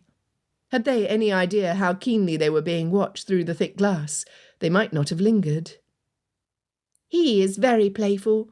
Uncle made a stick with feathers for him, and he loves to play with it.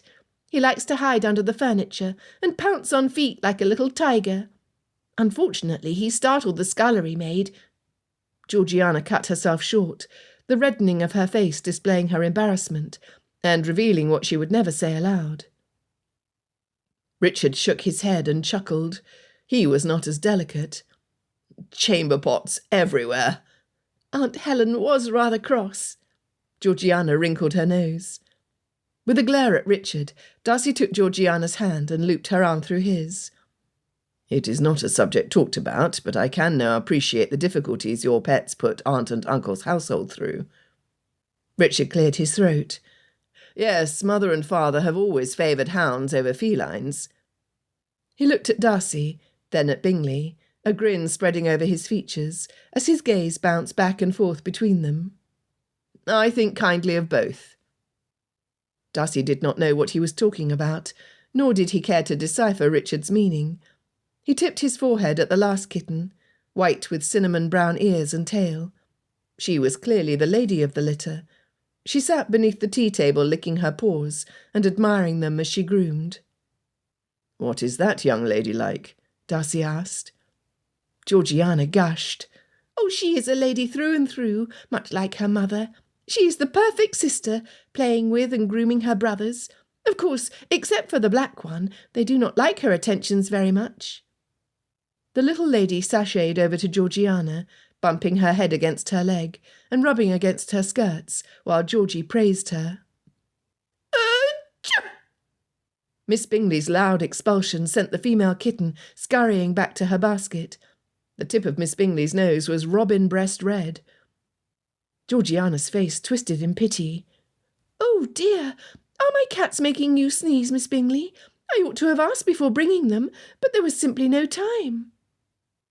Miss Bingley sniffed as delicately as one could do with a swollen, drippy nose. "Of course not. I am as hale as always. It must be dust. I shall take it up with the maids."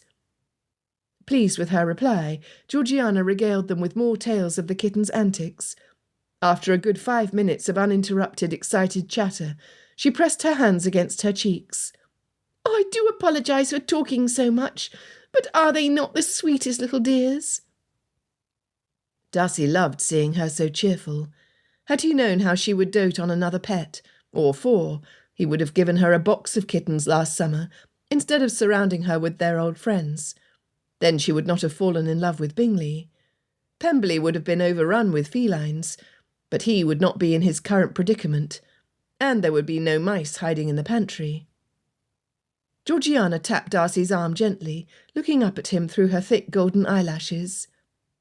"I do hope that your betrothed loves cats." Her voice was shy. Darcy did not know how to reply. He must not have grimaced, for Georgiana continued, "I am eager to meet Miss Elizabeth. She must be lovely." "You poor dear, how uncomfortable it must be to only now meet the woman who will be your sister. It would have been better had she been a friend of long standing to take on such a role, but it all happened so unexpectedly." Miss Bingley would have her say. Georgiana shook her head. "Oh, but I was not surprised at all." Darcy felt his jaw loosen, but he held it shut. What was this? "Oh, you look shocked, William," Georgiana continued. "But you need not be. You were so careful not to show any particular attention to any young lady. When you mentioned Miss Elizabeth by name on 3 different occasions in your letters to me, I knew she must hold a special place in your affections. I am so happy for you. There is nothing more romantic than to marry for true love." Darcy was too stunned to speak. Richard smirked at him with one brow arched. Miss Bingley sputtered, and then fell silent, her face as crimson as her nose. Chapter 21. Mortification burned Elizabeth's cheeks. It all started with Kitty and Lydia's hasty return from Meryton, bursting with complaints about Mr. Wickham's inexplicable absence, and announcing they had seen a stately carriage, with windows on all sides, a coat of arms on the doors, pulled by 4 matching bays, and a footman almost as tall as Mr. Darcy, perched on the back, with the finest silk-encased calves they had ever seen. "A coat of arms, you say?" Mamma forgot about the bout of nerves which had afflicted her all morning. "Did you notice in which direction it travelled?" Kitty replied, "It continued up the road toward Netherfield." "Netherfield? Oh, it must be Mr. Darcy's relatives come to meet Lizzie. His mother comes from aristocracy, and his grandfather was an earl." "I would make an enchanting countess. What a laugh! I would lord it over all my sisters," boasted Lydia. Mamma tapped her chin. "If they've come to meet us, then the least we can do is present ourselves." "Mamma," Elizabeth exclaimed, "we cannot call without an invitation." Her mother waved her objection away. "Oh, we are free to call on Mr. Bingley and Mr. Darcy whenever we wish. If their noble relatives are there, who are we to know it?" She rubbed her hands together. "A coach full of unmarried noblemen." "We do not know that, Mamma."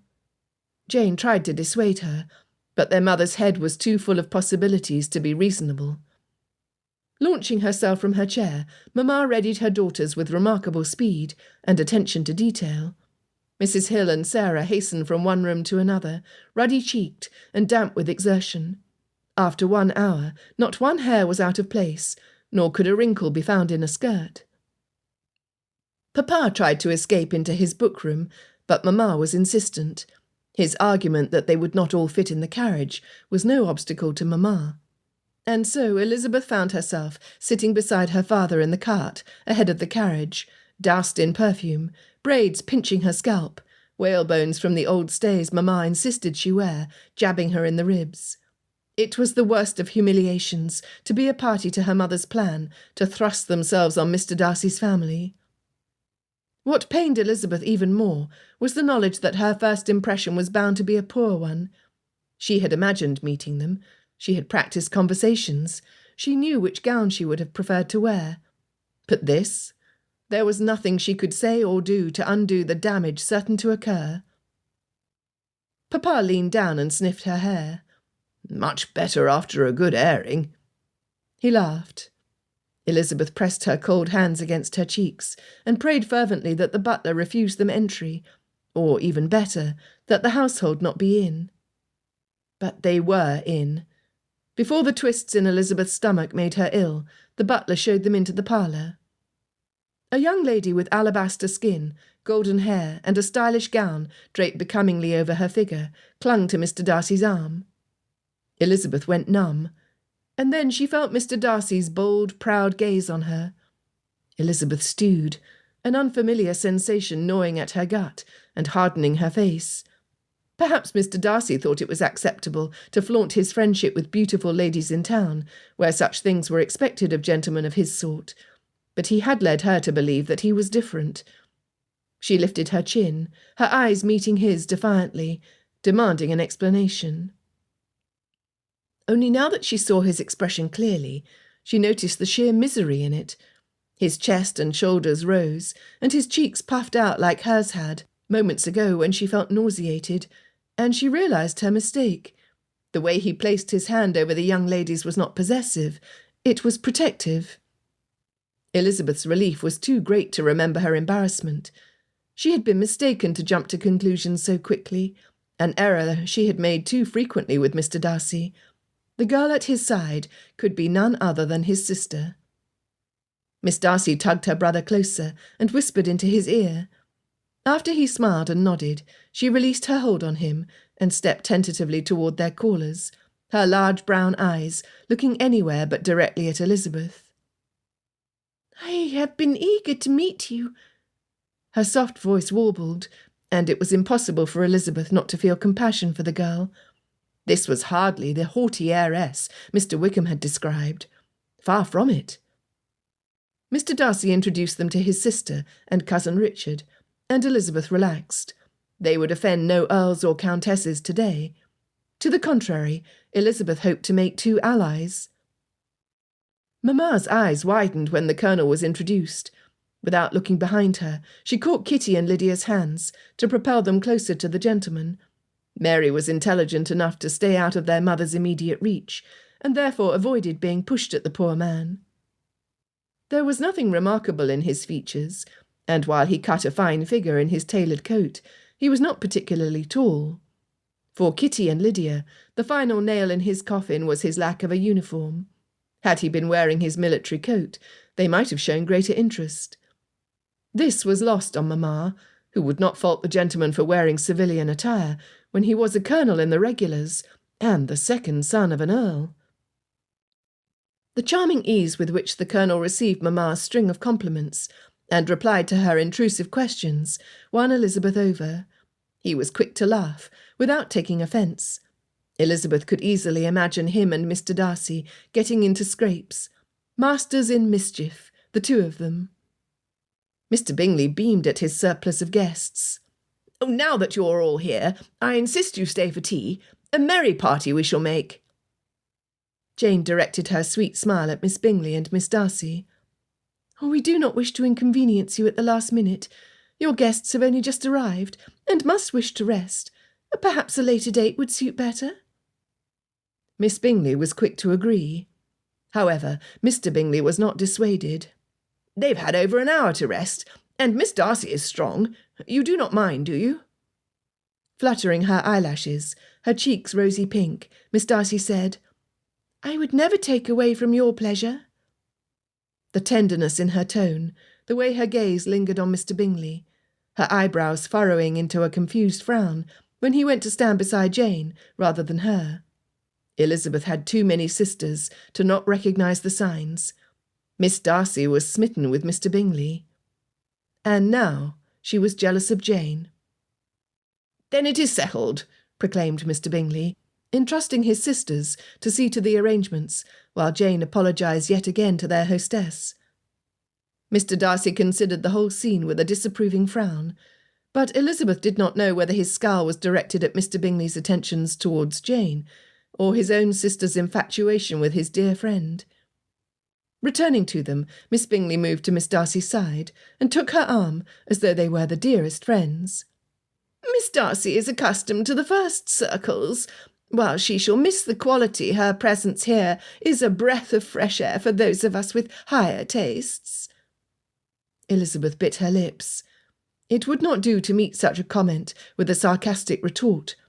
She shot her father a warning look, but he was deep in conversation with Mr. Hurst and Colonel Fitzwilliam. Mamma flitted about, still trying to get Mary, Kitty or Lydia to take an interest in the unattached gentleman. Miss Bingley seemed to sense her overstep. She tittered, adding, "I dare say the ladies here shall benefit from Miss Darcy's exemplary example of a truly accomplished lady." Elizabeth arched her eyebrows and pinched her lips tighter. Poor Miss Darcy. She did not look like the paradigm Miss Bingley had described. The girl stood looking uncomfortable, with her hands clasped in front of her, and her gaze fixed to the floor. It was plain Miss Darcy's accomplishments might be abundant, but redirecting a conversation disagreeable to her was not one of them. Her brother's clipped replies were lost on Miss Bingley, who continued pressing the matter, assuming an intimacy that the young lady clearly did not share. "Oh, you must play for us, Miss Darcy." Mrs. Hurst clapped her hands, enraptured with the idea, and encouraging Miss Bingley to continue in her torment. "I'm certain your equal has not been heard in all of Hertfordshire. You could show the ladies how it's properly done." Her eyes flickered over to Mary and back to Miss Darcy. Mr. Darcy looked about to say something everyone, his sister included, would regret. Elizabeth smiled at Miss Bingley, directing her words at the lady. "We should be delighted to hear Miss Darcy play once she has rested from her travels, should she wish to exhibit her talent. But you forget, Miss Bingley, we have had the pleasure of listening to your superior skill, as well as that of Mrs. Hurst over these past 2 months. You do not give yourself enough credit. I would be delighted and edified to hear either of you play for us again." Once again, Elizabeth sensed Mr. Darcy's penetrating look on her. When she turned to him, she saw unmistakable, glittering gratitude. Elizabeth felt light, happy. Indeed, who would not feel a respectable degree of pride at having so pleased a gentleman difficult to please? Miss Bingley forced a pinched smile, caught between pleasure at hearing herself praised before the people she most wished to impress, and aggravation at the source of the compliment. She was right to doubt Elizabeth's motive, given their brief history, but Elizabeth knew when to control her tongue. She would not risk shocking an impressionable young lady merely to make a witty retort. Mr. Bingley chose that moment to whisper to Jane. He was all smiles, and Elizabeth would have rejoiced in his warm attention to her sister, had she not seen Miss Darcy's confused dismay. Elizabeth noticed. Mr. Darcy certainly noticed. And Jane, bless her gracious, kind heart, noticed. She met Mr. Bingley's enthusiasm with a more subdued interest. Fortunately for everyone, a woman Elizabeth supposed must be Miss Darcy's governess entered the room carrying a basket. "If Miss Bingley does not object, perhaps her guests would like to see the kittens." Lydia and Kitty squealed, "Kittens!" They darted across the room and reached into the basket. A black kitten gave a loud hiss and squirmed out of Lydia's hands to drop to the floor, his back arched and his fangs displayed. With his snow-white collars and gloves, he looked like a vexed butler stirred too early from a well-deserved nap. The girls laughed and left him to lay on a warm spot on the carpet while they searched for more agreeable playmates. "Achoo!" Miss Bingley sneezed and attempted to sniff delicately. "Delightful creatures, are they not?" she observed in a nasal voice. 2 maids entered to set the round table, placing the tea service in the centre and surrounding it with platters of sandwiches, slices of meat and cheese, sweetmeats, and a tray of apple tarts and currant cake. Colonel Fitzwilliam patted his stomach. "My compliments to your cook. You set a fine table, Miss Bingley. Your brother is fortunate to have you as his hostess." The Colonel's praise was joined by Mr. Bingley's, whose approbation was received by his sister with a scowl. She attempted to arrange her guests around the table, while Mamma followed behind, disassembling her plans. Kitty pressed Miss Darcy to tell them more stories about her kittens, a subject upon which the young lady spoke with greater freedom and joy the longer her audience encouraged her to continue. Not one to allow all the attention to go to another, Lydia shared a few stories of her own, to which Miss Darcy seemed grateful. Ever eager to promote her daughter's matches, Mamma said, Oh, Lizzie especially loves cats, but Jane prefers dogs. Colonel Fitzwilliam coughed. Reaching for his tea, he pounded on his chest with his other hand and cleared his throat. After a sip, he asked, "Is that so? Why the distinction?" Miss Bingley snorted. "What a question! Miss Darcy is fortunate with Seraphina and her offspring. In my experience, most felines are snarly creatures who thank you for your attentions with bites and scratches." The Colonel raised his eyebrows. "You must have a great deal of experience with the species." Mr. Bingley chuckled. "Our aunt in Scarborough keeps at least a dozen cats as pets." Miss Bingley's teacup was not large enough to hide the disgust on her face. Jane said, "Oh, dogs are always so happy to see their master, even if he or she is only away for a few minutes. They make you feel as though you are their favourite person in the world." Colonel Fitzwilliam looked levelly at Jane. "Would that people were as loyal." Jane replied, "I have often wished the same." If Mr. Bingley had a tail, he would be wagging it. "Well, that is precisely my thought." The Colonel did not look away from Jane. "And can you explain Miss Elizabeth's preference for obstinate felines?" Jane shifted her weight in her seat. "I cannot speak for Lizzie, but I have always suspected she is drawn to the independence cats are known to display." The Colonel turned to Elizabeth. "Is that so?" Elizabeth knew better than to take this sort of conversation, or the gentleman making the inquiry, too seriously. She promptly replied, "They do not suffer from want of personality. I love dogs too, but they tend to be more consistently loyal and agreeable. There are exceptions, of course, but to win the affection of an independently minded cat, that is an honour worthy of some pride, for their approval is so rarely bestowed." "Well said," the Colonel clapped.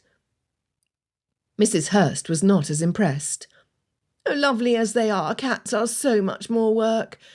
I would rather not put forth the effort when my exertions are more easily rewarded elsewhere." Mr. Darcy spoke. "That is precisely the point. Some enjoy the challenge." Elizabeth felt her smile in her bones. He understood her. "Have you picked names for the kittens?" Kitty asked. Miss Darcy shook her head. "I have not." That provoked several gasps around the table. "What do you call them? Kitty 1, Kitty 2? Lydia giggled at her own joke. Miss Darcy picked at her fingers, her voice barely above a whisper. "Oh, they have such distinct personalities. I've not been able to settle on the perfect names." She looked up, and just as quickly back down at her hands. "Besides, I shall not be able to keep all of them, and I fear growing too attached if I give them names." "Very sensible." In response to Mary's commendation, Miss Darcy looked up at her with a small smile. Miss Bingley suggested she name them after French authors. When Miss Darcy tentatively supplied several options, Molière, Comtesse de Ségur, Corneille, Sévigné, every name was met with a blank look Miss Bingley attempted to disguise by proclaiming herself enraptured with their work. Colonel Fitzwilliam could not countenance a name originating from the country with which England was at war. "A colonel or commander would make a fine, strong name for the tomcats." Papa suggested a Greek god theme. "Artemis is often associated with cats in Greek mythology. Her Roman goddess equivalent, Diana, was known for transforming into a cat." Mr. Darcy suggested music-inspired names. Nonne, Cadenza, Iphigenie, Almavia, Allegra. Miss Darcy appeared pleased at his knowledge of musical vocabulary. To take such an interest in something his sister loved, he was obviously an attentive brother. Kitty proposed names of flowers and gemstones. Mr. Hurst shouted out names between bites of cake. Bob, Mr. Whiskers, Daphne, Clarissa. His wife even forgot herself and added a few suggestions of her own. In the end, there were so many choices that Miss Darcy declared it impossible to select only 4. It was unanimously decided that the individual who successfully named any of the kittens would have the privilege of taking that kitten home once they were all weaned in 2 weeks. Oh, just in time for the wedding. Mamma's mind never strayed far from the subject. 2 weeks from Sunday. Of course you will stay to attend. The Colonel answered with a devilish gleam. We would not miss it for the world. Chapter 22. Colonel Richard Fitzwilliam had known this was a terrible idea. Lord, how he hated being right all the time. And still nobody listened to him. Darcy never did.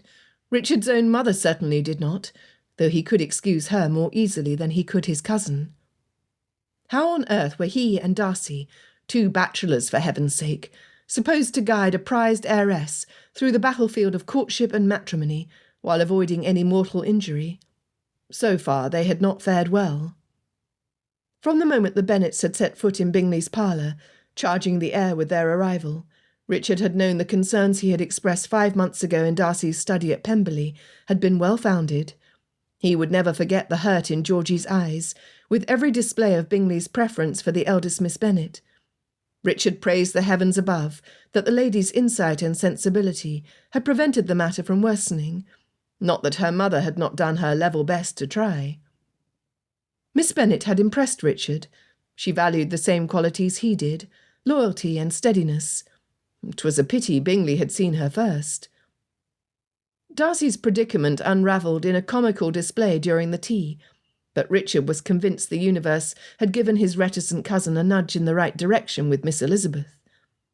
As for her family, it was plain that Mrs. Bennet had married up.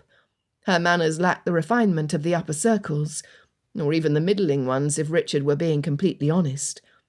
The matron had made her hope of connecting one of her daughters to him cringingly clear. She seemed to believe she might prod him to propose to one of her daughters by the end of tea. Mr. Bennet, quick as a whip, snapped several clever quips. He was clearly an intelligent man, with a wry sense of humour. Unfortunately, where his family was concerned, the gentleman was woefully negligent. He could not be more different from Darcy. However, the many flaws of the Bennet family proved to display the finer qualities of the 2 eldest Bennet daughters to greater advantage. With some sorrow, Richard watched them depart for their residence. Miss Bingley brushed off her hands. I thought they would never leave. I absolutely adore Miss Eliza. She looked disingenuously at Darcy. But her family is truly dreadful. Mrs. Hurst rubbed her temples. 5 minutes in their presence gives me a headache. Shall we call Miss Bennet back? 5 minutes in her presence will put you to sleep. Miss Bingley tittered along with her sister. Darcy, who still looked at the door through which his betrothed had departed, snapped to attention. Criticism without understanding is the height of ignorance. Whether Miss Bingley heard his rebuke or not, Richard could not say, for the lady erupted with a series of sneezes. Once she was capable of hearing, he clapped his hands together to make certain. I, for one, congratulate you, Darcy. Miss Elizabeth is as charming as she is clever.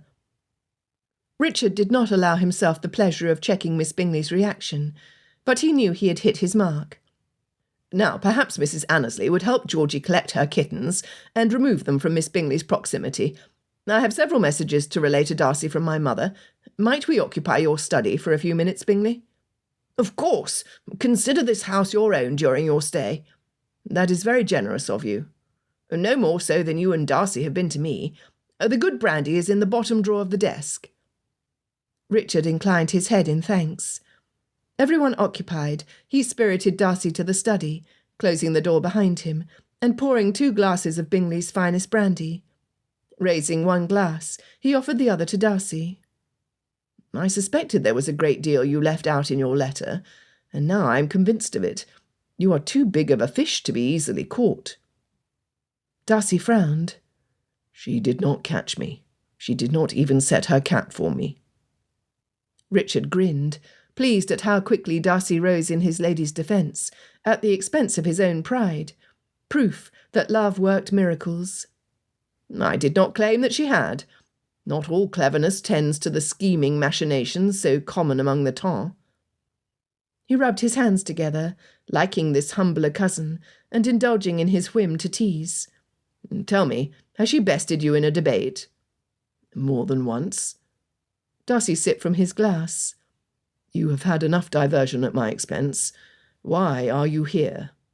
Oh, now that is a fine welcome. You wrote that you were on your way to Pemberley. My instructions were clear. You could not have misunderstood them. Did you not read my reply? I clearly said that Georgiana, with the help of my mother, wrote to Mrs. Reynolds with all their suggestions to ready Pemberley for your new bride. Georgie was too anxious to meet Miss Elizabeth to travel anywhere but here. Darcy did not look convinced. Richard added, Mother expects a full report.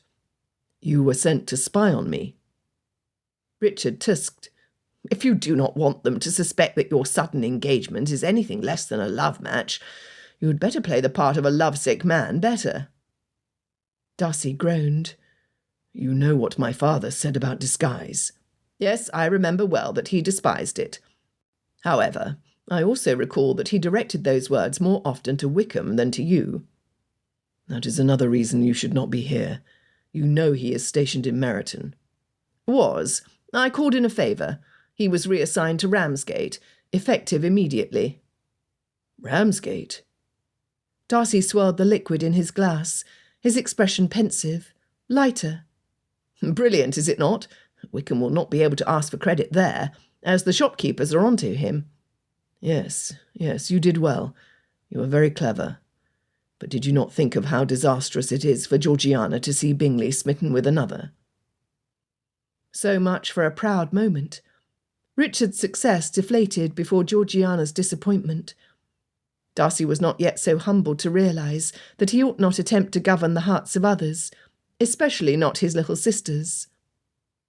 Treading cautiously, Richard replied, I am impressed with Miss Bennet's gracious comportment.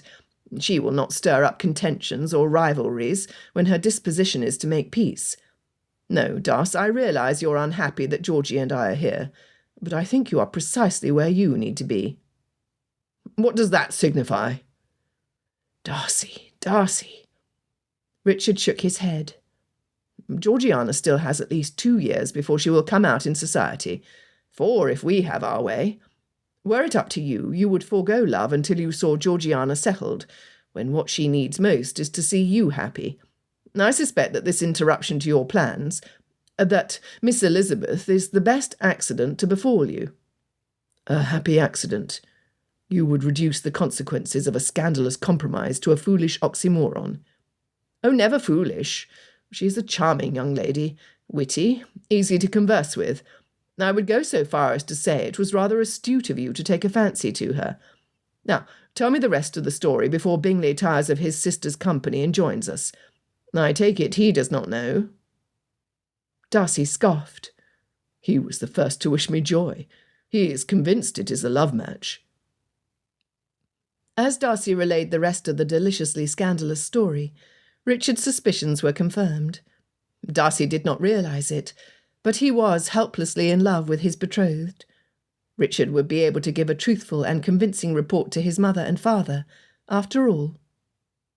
Once Darcy was done, Richard raised his glass. You like her already. Now, go. Fall in love with her properly. Court her honestly, unreservedly. What about Georgie and Bingley? You leave them to me. Richard knew Darcy preferred that another not take on what he felt was his own responsibility, but he did not object. That was progress enough. Chapter 23. Jane had waited until she thought Elizabeth slumbered, and cried herself to sleep again. Although Elizabeth had gently prodded her sister to confide her woes, Jane remained frustratingly silent. Likely she did not want to burden Elizabeth, who was supposed to be happy and in love. It was like Jane to hide her troubles, and Elizabeth was worried. She must speak with Mr. Darcy. She had hoped their path would cross after services the day before, but it had rained too hard to consider walking. There were whispers and smiles as Mr. Brown read the banns. Her friends and neighbours were delighted for her, and Elizabeth felt it even more necessary than before to appear the blushing bride-to-be. To be truthful, it was getting easier. Walking up the rise where she had last encountered Mr. Darcy, she paused and looked as far as the fog permitted. Wrapping her arms around herself, she spun in a circle. She would freeze if she stayed here. Quickly deciding on her next step, she increased her pace down the path, leading her to Netherfield Park. She pressed on, cold, doubtful, and feeling a little foolish for persisting. Who was to say her path would cross with Mr. Darcy's? He was a sensible man, and was no doubt at this moment sipping chocolate or coffee by a warm fire with his sister. It was what Elizabeth ought to be doing. But the sound of Jane's tears echoed in her ears, propelling Elizabeth forward. She must learn why Miss Darcy believed she had a claim on Mr. Bingley's affections, when she was far too young and insecure to consider marriage to one so far beneath her station. A sharp gust slapped Elizabeth's wrap against her face, and plastered her skirts against her legs.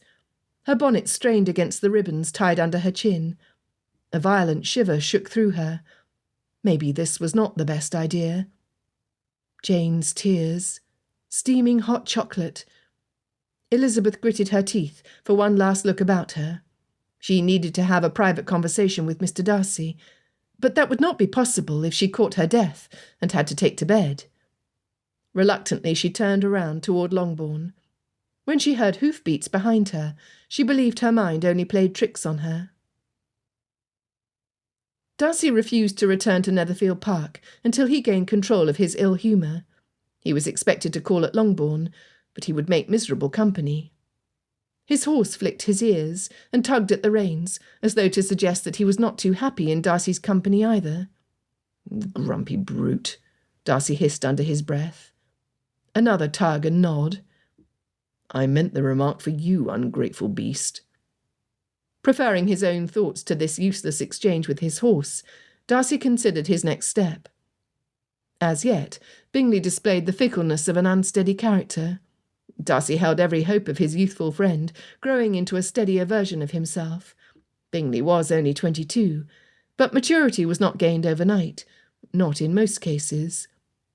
Darcy remembered himself at 22. He was hardly the master of himself. Those were carefree, pleasurable times, until loss and grief cast their dark shadow over Pemberley. His father had died unexpectedly, thrusting upon Darcy the responsibilities he had been brought up to shoulder. He had not been prepared to undertake so much while he was yet in shock. The weight of responsibility would have crushed Bingley, changed him. It had changed Darcy. Peers, people he had thought he could trust, had attempted to profit from his inexperience. Overnight, Darcy had lost his youth, to emerge a serious, suspecting, resentful master and guardian. Darcy could not wish that experience on any man. If not for his family's loyal servants, the damage would have been far greater. From the least scullery maid to his father's own secretary, they would retire in Darcy's service. He would lay down a fortune in pensions, but that kind of loyalty could not be bought, and Darcy considered it his duty and privilege to reward them. They had acted not just as servants, but as friends. What kind of friend would allow Bingley, a man he claimed was his close friend, to treat his future lightly? The man did not approach decisions with the care, necessary contemplation required to avoid unfavourable consequences for himself and his eventual bride. Bingley would be safe with Georgiana, with Darcy's guidance. While Darcy had observed nothing in Miss Bennet's character to make him doubt her sincerity, he could not be so certain about her family. Mrs. Bennet made no effort to disguise her wishes. She would make Bingley miserable. Mr. Bennet would not take any request for advice seriously. This was a disastrous pairing, when Bingley was not yet knowledgeable enough or decisive enough in his own right. Furthermore, the Bennets would limit his society in London. On the other hand, Bingley was ill-prepared to mingle with the upper circles to which Georgiana was born. Darcy shook his head. He valued Georgiana's future and Bingley's friendship too highly to be governed by doubts. His original plan had a solid foundation. They both required more time. Urging his horse into a trot, Darcy cleared the top of the hill. There stood the one person he most desired to see. Was she real?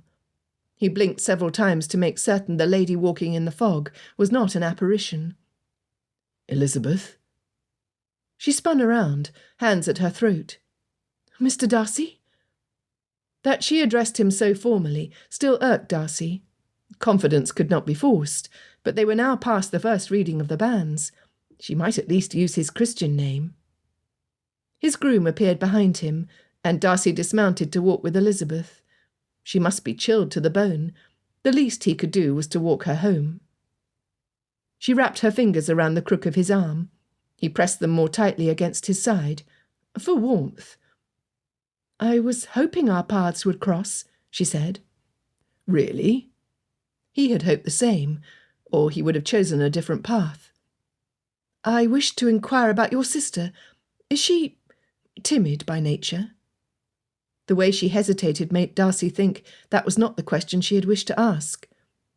"Georgiana has always been shy, though until this last summer she never had reason to doubt the affection of those closest to her." He sighed.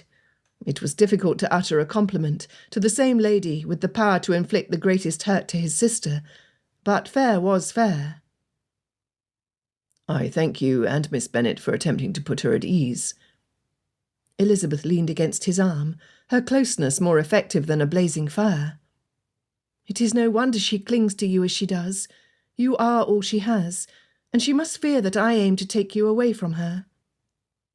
Her insight was a revelation to Darcy. Was that how Georgiana felt? It explained her possessive behaviour. She peeked up at Darcy from under the rim of her bonnet. "I saw how Miss Darcy looked at Mr. Bingley." His jaw clenched of its own volition. She chuckled. "If I had a protective older brother, I imagine he would react as you do. Instead, I am blessed with younger sisters who suffer a new girlish infatuation every week at least." Thank goodness Georgiana was nothing like the youngest Bennets. Darcy must have concealed his distaste, for she continued, "I know you would never approve of a match between your sister and Mr. Bingley. For one, the difference in station alone would be a formidable obstacle for any family in the first circles. Furthermore, I hardly think you so unjust as to wish Miss Bingley and Mrs. Hurst as sisters for her. They would eat Miss Darcy alive, using her connections to their own advantage, while making her life a misery." They were the same objections he and Richard had discussed at length. Darcy remembered he had shot down each one, yet hearing the arguments coming from Elizabeth unsettled him. How would she fare if the same objections were applied to her sister? "You believe Miss Bennet would fare better?" Darcy asked. "Oh, undoubtedly." Darcy was taken aback. "I understand her manners to be shy, much like Georgiana." "Oh, Jane is modest, but she is unwavering in her values and affection." Just as Darcy hoped Georgiana would be some day. Elizabeth continued. "She has had a lifetime of managing difficult females and keeping peace in our household. She is so gentle about it, nobody even suspects her strength." Darcy frowned. He had not considered that. But Elizabeth had yet to address the disparity in rank. "What of his family's connections to trade? Your mother's connections aside, you were born into the gentry. To marry less than a landed gentleman would be considered marrying down." Elizabeth sucked in a breath. "Oh, there is something I wish you to understand. It might help explain why Mamma is so insistent, why station is not as important to us as it is to others." Darcy looked down at her. This ought to be interesting. "When Jane was but 15, she went to stay with our aunt and uncle in London." "The Gardiners?" Her gaze jerked up to meet his, her eyebrow arched.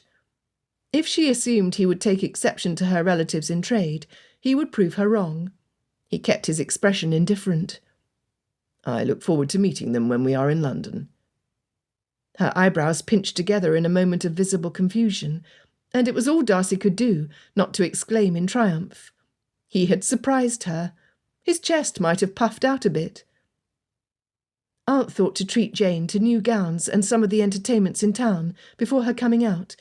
You see, our mother insisted she come out at 16, and Jane did not feel ready." A kind, thoughtful offer. "I do hope they treated you to a time in London as well." He caught the surprise in her expressive eyes, and his coat buttons strained. "There is more where that comes from, Elizabeth." I think they will be pleased to make your acquaintance." She did not answer his question. However, it satisfied him to know her family would be pleased to meet him. Most people were, but Elizabeth was not just anyone, and she obviously held her Gardiner relatives in special regard. She wrapped the ribbon from her bonnet around her finger. During that visit, a gentleman in town, a young man from a fine family, fell in love with Jane. His father had been an associate of uncle's before he made his fortune, and severed all connections with trade, so that his children might be accepted in more gentle circles. Like Bingley? Yes, just like Mr. Bingley. He called every day, his attention to Jane growing and giving her hope. She was young, and gave her heart fully. A proposal seemed imminent. Even our aunt thought so. She stopped and sighed. Darcy saw where this story ended, and wished to spare her the hurt from the memory. He did not propose. Uncle wrote to Papa, explaining the advantages of such a connection, and adding his own recommendation of the gentleman's character. Unfortunately, Mamma learned of it, and she insisted that they join Jane in London to meet the young man. Which put paid to the gentleman's affections, Darcy surmised. Elizabeth angled her bonnet so he could not see her face, but he still caught a glimpse of her red cheeks. He placed his free hand over hers, turning to face her. Then I am glad for your sister's sake that the young man revealed his weakness of character when he did. If a man is truly in love, nothing would cause his affection to waver. Her eyelashes fluttered, but her gaze eventually met his. Softly she said, "Not even the lady's objectionable family?" The instinct to wrap her in his arms made Darcy cautious. They were talking about Miss Bennet's weak suitor, not his own feelings. Resuming their slow pace down the path, Darcy said, "Especially not that. What mother would not desire to meet the young man who might become her son-in-law, rather than trusting her young daughter's inexperienced heart with the advice of others?" Darcy had gone against his instincts, trusting his aunt's recommendation of Mrs. Young as a companion for Georgiana. He could not think of it without a twist of regret in his stomach. Never again. "Do you mean that?" Darcy had the distinct impression that Elizabeth was not merely referring to her sister. Whatever he said right then was important to her. His inclination was to take his time, replying, in order to weigh his words adequately. But he sensed her impatience. Her sigh alerted him that unless he spoke quickly, she would look away, and the moment would be lost. "Marriage is a scary prospect for a young lady. She leaves the security of her family, who know her more intimately than anyone else, for a gentleman full of promises and good intentions." Darcy's breath was quick, his speech quicker. "If his love is based on superficial matters such as her beauty or her fortune, his affection cannot be expected to stand through the trials they will have to face together." "You speak very confidently on the subject." He had spoken rather passionately, and at greater length than was his custom, but he did feel certain. It was the example he had been taught. "My mother and father loved each other." It must have been wonderful to be raised in such a household. The wistfulness in Elizabeth's tone pinched his heart. "It made the loss of them harder. I wish Georgie had known them together." She never would have fallen for Wickham's smooth trickery had she known what true, inseparable love looked like. "I think I understand her infatuation with Mr. Bingley. It makes perfect sense." Darcy jerked his head to face her. "You do?" "Of course. She lost her mother, then her father, and now her only brother is engaged to marry." "I would never leave her." Darcy recoiled. "I would never expect you to. However, as you and I both know all too well, circumstances can change in the blink of an eye. Your mother and father could not have wished to leave either, but they could not prevent it." She chewed on her bottom lip. "I see that I shall have to do my best to reassure her that I do not intend to replace her in your affections." Before Elizabeth mentioned it, Darcy had not considered the possibility of Georgiana being anything but happy at the idea of gaining a sister at Pemberley. Elizabeth had, and solely for the benefit of his sister. The realization stunned him. Resting his hand on top of hers again, feeling his skin tingle and burn at the contact, he said a heartfelt, "Thank you." He had thought the favour he was doing in raising the Bennets' social standing, and the stability he offered to them, enough, but Elizabeth's kindness toward his little sister far surpassed the connections and security he would give her. He would simply have to try harder to be kinder to her family in turn. Perhaps she would value his exertion as much as he cherished hers. She smiled at him. "Good. Then may I ask you a favour?" "Anything." "Do not let Mr. Bingley break Jane's heart." Her request punched the air out of Darcy's lungs. Chapter 24. The question that had seemed reasonable before she heard herself say it aloud now sounded petty and meddlesome, and Elizabeth was neither of those. Nor was Mr. Darcy. No wonder he gaped at her. "Pray do not take my request seriously, Mr. Darcy. As commanding of a gentleman as you are, I doubt you have authority enough over Mr. Bingley's heart to make him do anything he is not pleased to do." Mr. Darcy looked struck. She smiled, trying to lighten the air, and figuratively kicking herself for her foolish request. Finally he spoke. "It is perfectly natural for you to wish your sister advantageously settled." Elizabeth lifted a finger. "And happy in love." "And happy in love." The way he tripped over his words, the pinch in his eyes, the unsteadiness of his breath, made Elizabeth wonder if he was thinking about their own impending marriage. Her uncle liked to say that the truest test of a person's character was to observe them in hot water. Mr. Darcy had proved himself honourable, understanding and loyal. She liked him more each day. She could see herself in love with him, eventually. She prayed so. "Do you believe we shall be happy?" she whispered, the noise of her heartbeat in her ears deafening. His dark gaze slammed into Elizabeth, vibrating through her limbs, and making her stance unsteady. She clutched onto his arm, too shaken to trust her own body to support her, or to look away. He moved in front of her, so close the lapels of his coat brushed against the folds of her wrap. She did not mean to, but her hands rested against his chest, not to push him away, or to create a barrier, but just to feel the rise and fall of his breath under the wool of his greatcoat. Warmth radiated off him in waves, like rays from the sun, pulling her up to her toes, to get closer to its source. His breath tickled against her cheek, her lips. He smelled of bergamot and spice, hot tea on a cold day. Elizabeth parted her lips, a thirst she had never known, overwhelming her. Splat! A fat, frigid raindrop plunked onto the end of her nose and dribbled down her chin. Spat! Splat! More thunked onto the brim of her bonnet. She held her hand out, disbelieving and resenting the interruption. When had it started to rain? A blast of cold air smacked against her, where Mr. Darcy had been standing. He held his hat in one hand and tugged through his hair with the other, looking supremely apologetic. Elizabeth was not sorry, not in the least. She was giddy with hope and the stirrings of budding love. She was falling in love with Mr. Darcy, and he was not indifferent to her.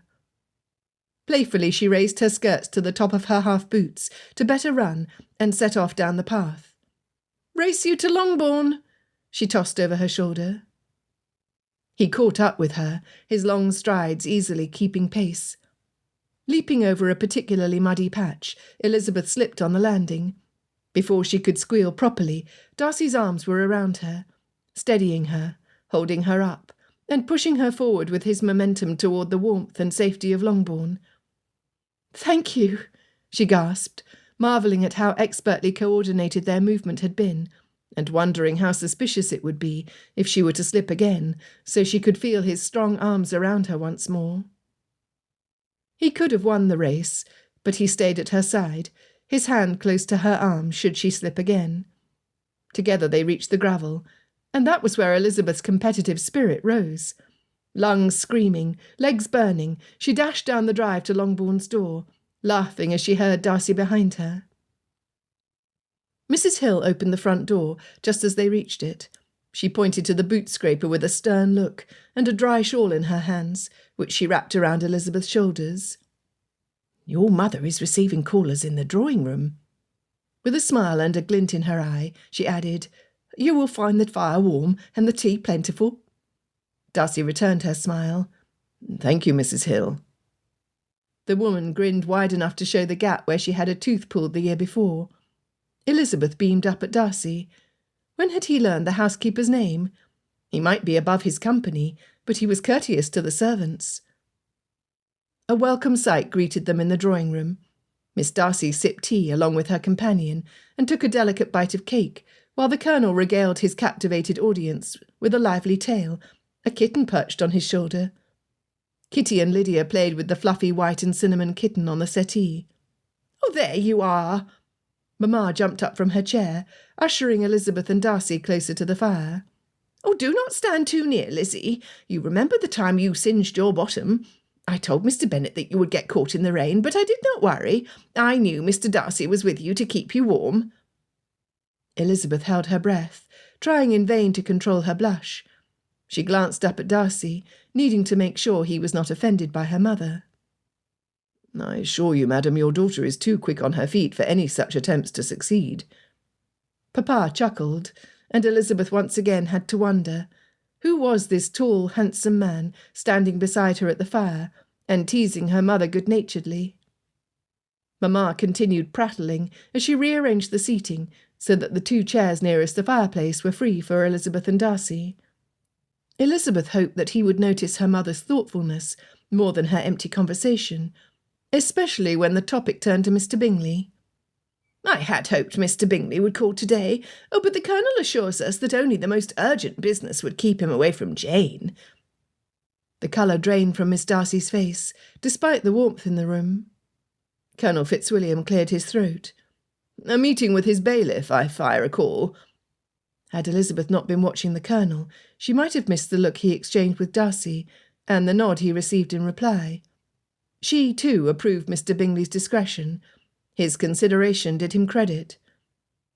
The Colonel raised his plate, plucking a crumb to feed the kitten on his shoulder. "My compliments to your cook, Mrs. Bennet. This is the finest gingerbread I have enjoyed in a long time. Is that not so, Georgiana?"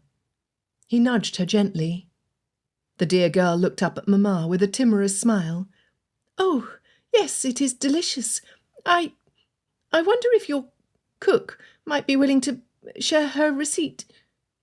Her cheeks flushed, and she clutched her hands in her lap. "That is, if she does not mind, if it is not a family secret." She picked at her fingers. Elizabeth's heart went out to her. While it was strange that Mr. Bingley did not accompany the rest of his party to call, Elizabeth suspected that Miss Darcy's brother and cousin were doing their best to encourage a distance until her heart was strong enough to stand on its own. It was what she would do for her sisters. Mamma was delighted. "Imagine that! Our cook's cake served to the finest families in London."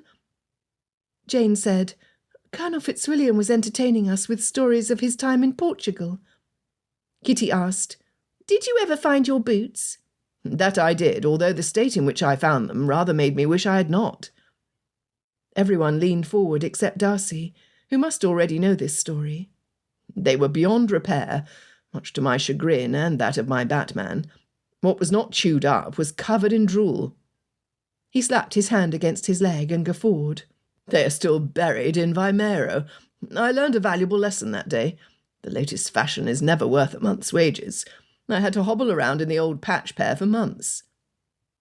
Lydia furrowed her brow. "Why did you not borrow the sum to have another pair made?" The Colonel shook his head. "I've known too many men who live on credit. They are wretched creatures, always looking for relief and the next handout."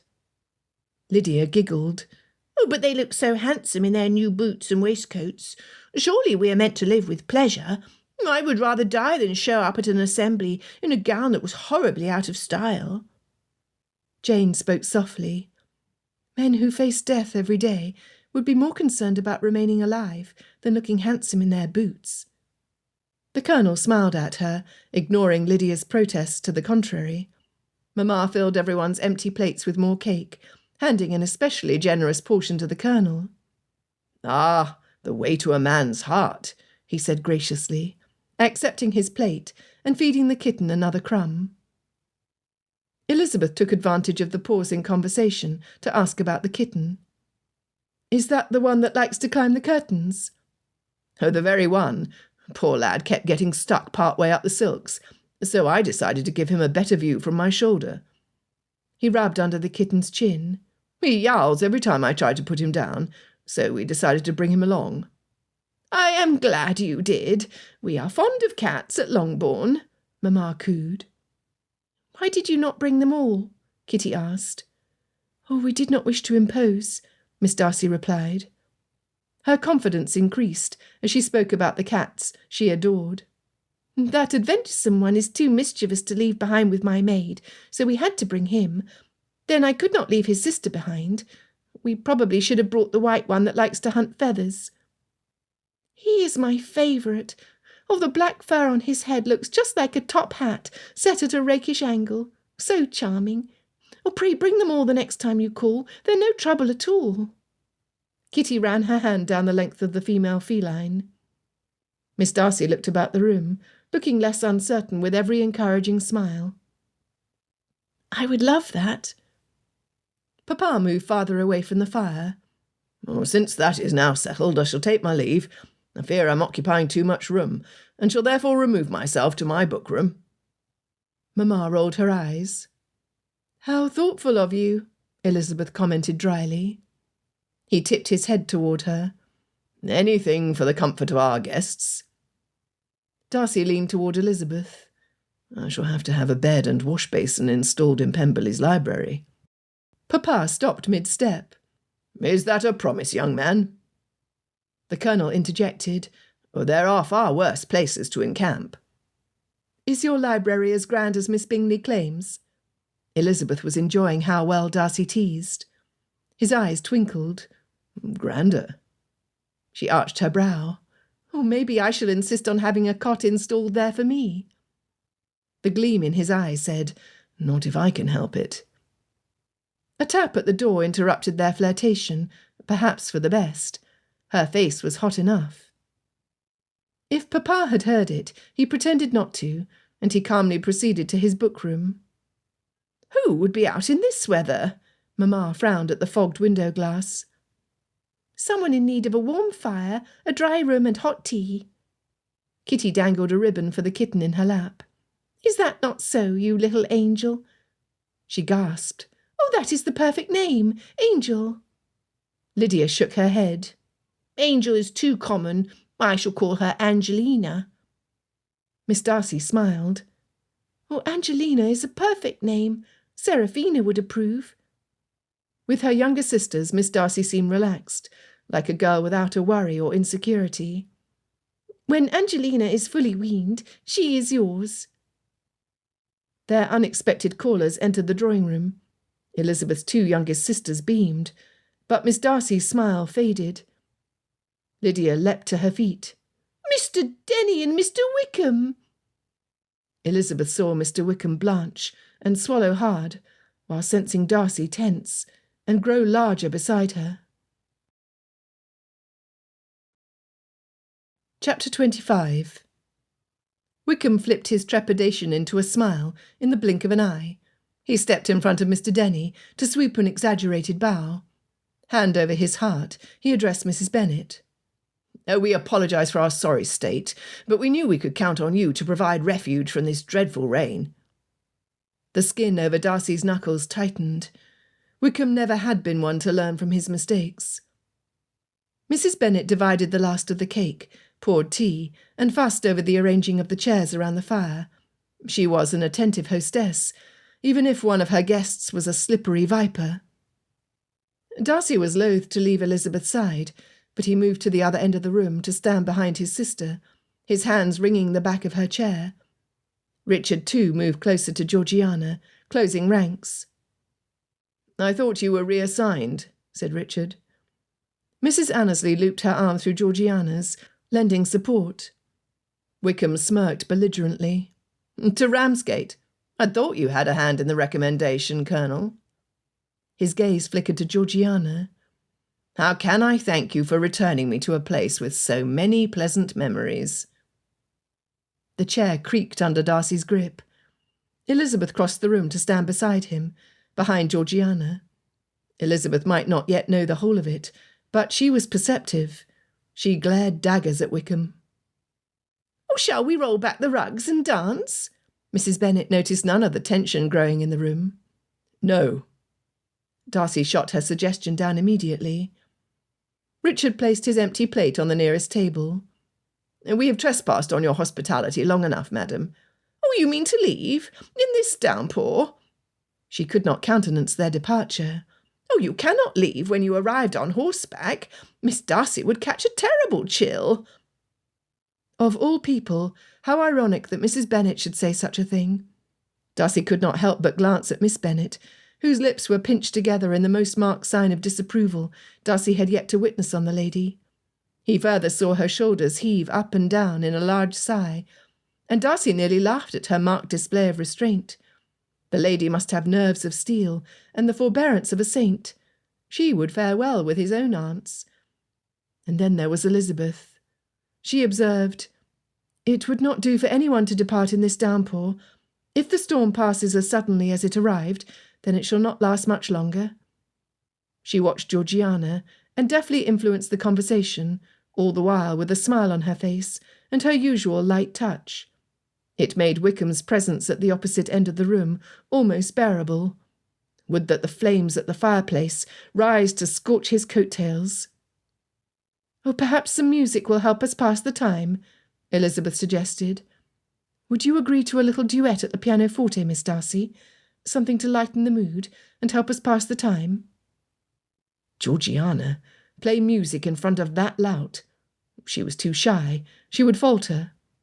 Darcy opened his mouth to oppose the idea, but Richard jabbed him in the ribs, preventing him from speaking. Rubbing his side and glaring at his cousin, Darcy missed whatever it was that propelled Georgiana to stand. He rushed to her side to escort her to the instrument. The distance was not great, but he would block her and Elizabeth from that devilish rake, flirting shamelessly with the younger Bennets. Darcy shot Richard a look and nodded over to them. Wickham had come so near to ruining Georgie, who now had two protectors to look out for her. Miss Kitty and Miss Lydia had no such advantage. Mr. Bennet had disappeared into his book-room, and Mrs. Bennet seemed to think that every man donning a uniform must be an honourable gentleman seeking a wife. Georgiana sat beside Elizabeth on the bench, just as Richard joined Wickham and Mr. Denny. The panic on Wickham's semblance was most satisfying. Richard would tease and torment him at his leisure, like a cat playing with a mouse. Even with a kitten crawling over his shoulders, he looked intimidating. Darcy's sister played beautifully, as she always did. Elizabeth lacked her perfected technique, the work of hours of practice under the tutelage of the most proficient masters, and she played with gusto and charm. Darcy could not help but admire her performance. Their audience clapped. Elizabeth leaned into Georgiana. "Oh, you play splendidly. The praise I've heard for your accomplishment on the instrument pales in comparison to the reality." Miss Mary offered to play, and Darcy tried to conceal his cringe. Mrs. Bennet would have none of it, though, insisting instead that Georgiana play for them again. Georgiana bowed her head at the enthusiastic praise. "Oh, I could not." Darcy had hoped she might agree. One act of boldness might lead to another. Unfortunately, the Bennets' encouragement only wilted her courage. He spoke over the melee of persuaders. "My sister is not accustomed to exhibiting. Perhaps she might play for you when we are not such a sizable crowd." Wickham snorted, the ugly sneer on his face seeming to say, "Have you ever seen a young lady weaker than Miss Darcy?" Elizabeth pushed her shoulders back. Her jaw jutted forward in the same manner he had noted the 2 times she refused to dance with him. Leaning over on the pretence of searching through the pages of music, she whispered to Georgiana, "You have nothing to prove to anyone, and especially not to that man. Play no more." Georgiana was shy and diffident in many ways. But she did not like to be told what to do. Her expression tightened, and she lifted her chin defiantly, the same tenacious look their father had in his most stubborn moments. Turning to face her audience, she looked pointedly at Elizabeth. "I would be delighted to play another." Elizabeth slipped off the bench and stood on Georgiana's other side, the mischievous quirk in her lips, revealing that she had manoeuvred his sister to do exactly as the situation required. Darcy shook his head in appreciative awe, his gaze lingering on the curl of Elizabeth's lips. He ought to have kissed her when he had the chance. Lord knew he still wanted to. Georgiana launched into a piece which startled him to his senses. Wrenching his attention away from Elizabeth, Darcy attempted to focus on the performance. It was difficult, with Elizabeth only an arm's length away. When he peeked at her, the smile greeting him made his clothing feel too tight. He looked away before he made a spectacle of himself. He imagined himself in the coldest, dullest place imaginable, his Aunt Catherine's drawing-room, where a beautiful piano nobody in her household played, sat neglected in a corner.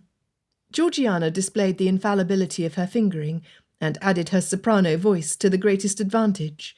She was radiant. The longer she played, the stronger her voice became. Even Mr. Bennet appeared in the doorway, his eyes closed, his head bobbing and swaying, along with the ebb and flow of the music. Everyone clapped enthusiastically, except Wickham. He looked as though he had swallowed sour wine. Georgiana swiveled to face her audience, her head high. Wickham was nobody to her, had been nobody for a while, and now it was plain that any influence he held over her had disappeared with the high notes of her aria. Darcy's chest swelled with pride. After 15 minutes in Elizabeth's company, look how Georgiana's courage rose. Elizabeth had done that. As if to crown Georgiana's triumph, a ray of sun peeked through the clouds and shone through the window across the worn carpet. "It's stopped raining," she exclaimed. Richard stepped forward.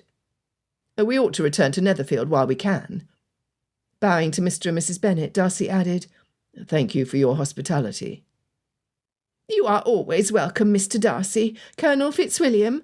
Such pleasant company is always welcome in our home. Perhaps we shall see you on the morrow?" Mrs. Bennet's eyebrows raised in twin question marks.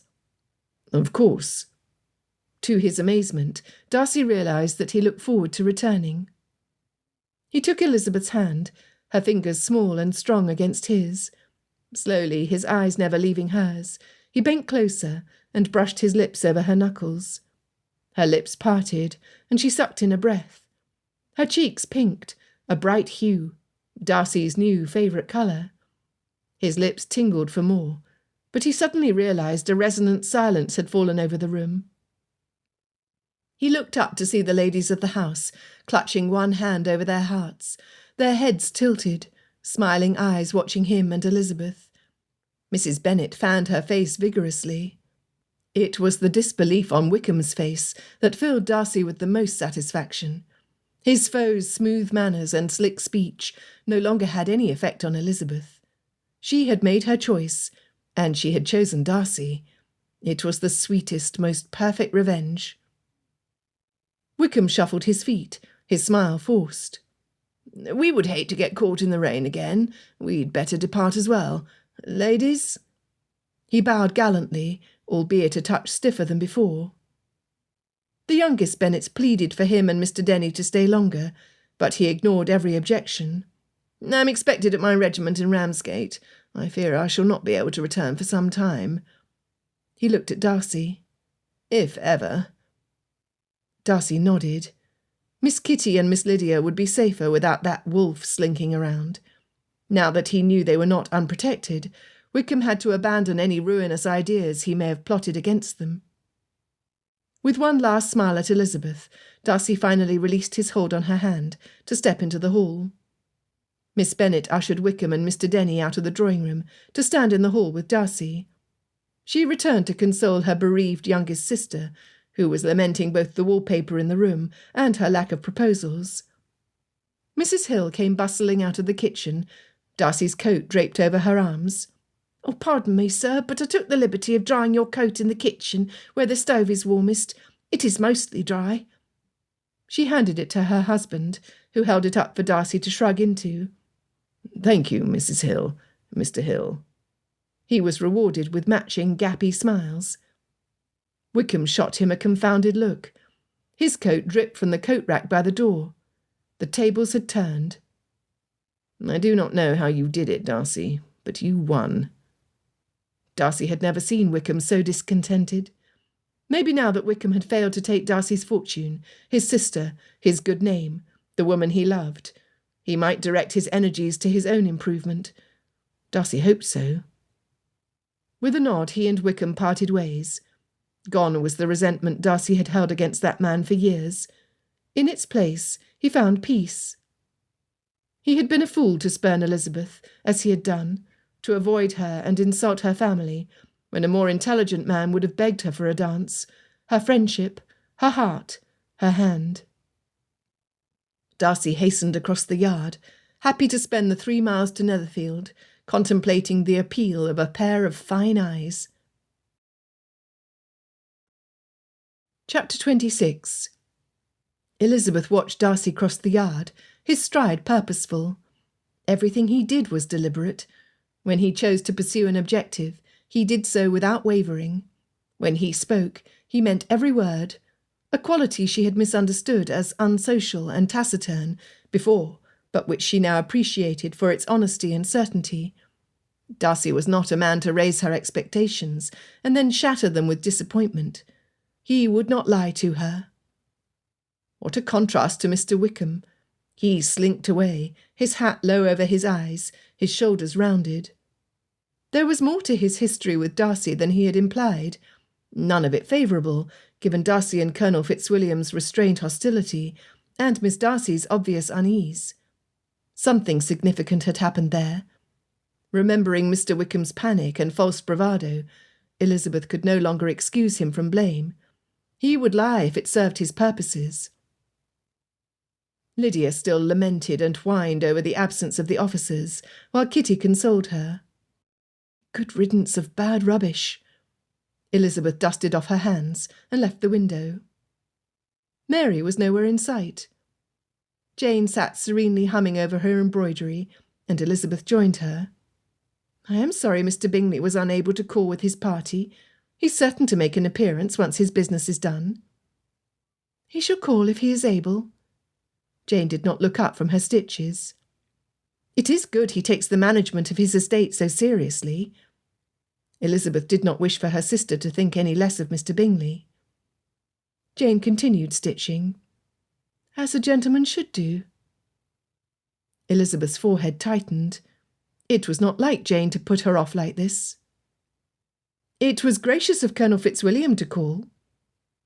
Jane's needle hovered over her white work, and she pressed her lips together. Pray do not distract me with conversation, Lizzie. I promised Mrs. Lamb I would finish this gift for her niece, and I really must finish today. Was Jane irritated at her? Stranger and stranger. As her sister was not inclined for conversation, and Elizabeth could not very well press her, with Kitty and Lydia there to observe it, Elizabeth went upstairs, grateful to abandon the gloom downstairs for the peace and quiet of her room. She trailed her fingers over her lips, remembering how they had tingled and burned, the thrill of an almost kiss. Sobs echoed down the hall, and she raised her hands heavenward. What was going on in their household? Following the cries into Mary's room, Elizabeth sat beside her and wrapped her arm around her sister's stiff shoulders. What is wrong, dearest? Mary's voice came out in a squeak. I have sinned. I am an envious wretch. She buried her face in her hands, her sobs violent. Elizabeth rubbed her back and handed her a clean handkerchief. Of everyone I know, you are the last person I would ever suspect of envy. Mary dropped her hands and sniffed. When I heard Miss Darcy play, I wished I possessed such talent. If that is not envy, what is? Prying the unused handkerchief out of Mary's grip, Elizabeth dabbed her sister's eyes. It is not wrong to wish to improve oneself. I wish to be applauded and praised as she was." Mary seemed determined to convince Elizabeth of her sin. Pressing the handkerchief into Mary's hand again, Elizabeth said saucily, "And why should she not play beautifully when she has had the advantage of music tutors and grand masters?" Mary bowed her head. "I suppose so." "It is a fact. Mary, you should be proud of what you have accomplished through your own initiative and exertions." Elizabeth's chest tightened as she spoke. How many times had she felt her inferiority whenever she was exposed to gentry outside her comfortable circle? It pained her enough, but she had learned to make light of her faults. Mary took herself and everyone else too seriously. Instead of being received kindly, she was too often mocked. Elizabeth was ashamed she had not recognized this before. Was Mary not as deserving of happiness as Jane and Elizabeth? Did not all her sisters deserve at least a chance at something better? A fire flamed inside Elizabeth, bright and hot. She had thought that she was helping her sisters by attempting to cover their weaknesses and indiscretions, but she had been engaged to Darcy for a week and had yet to use her influence to improve her family. No more. Elizabeth stayed with Mary until the tears had dried, and then she marched into her father's bookroom. If she was going to marry in 2 weeks, she would do well to take advantage of her new station. Elizabeth would use it to benefit her sisters. By the time she reached the door, her arguments were in place. Mary wished to learn. Kitty and Lydia would benefit from an occupation other than chasing after soldiers in Meryton. And the clincher. If Papa ever wanted her to invite her sisters to London or Pemberley, they must learn to behave appropriately in higher society. Half an hour later, Elizabeth emerged, having secured Papa's permission to hire a music teacher. She returned to her room with her step firmer, her head higher. So this was what it felt like to take command. It was exhilarating, empowering, delicious. No wonder Darcy looked proud all the time. Now that Elizabeth had tasted success, she wanted more. Having nothing else on which to expend her energies, Elizabeth sat at her writing table, brushing the tip of her quill over her lips, remembering the kiss that almost was, and soon would be if she had anything to do with it. Inspired, she dipped the tip in ink and listed all the ways she could fan the flames of friendship, respect, and attraction into an ardent, lasting love. Chapter 27. Richard removed the kitten from inside his coat before its sharp claws ruined his shirt. Plopping the intrepid feline on his shoulder, and receiving a nuzzle of thanks for it, Richard guided his horse to fall in beside Darcy. Georgiana and the lady kitten rode ahead, with Mrs. Annesley, providing the perfect opportunity for frank conversation. He hated to interrupt his cousin's reverie, but questions must be asked. "What do you think Wickham was up to?" Wickham? Richard rolled his eyes. "You remember the man? Reprobate, lecher, parasite, thorn in your side." "Of course I do," Darcy snapped. "Ah, there was his taciturn relative. I like you better when you're with Miss Elizabeth."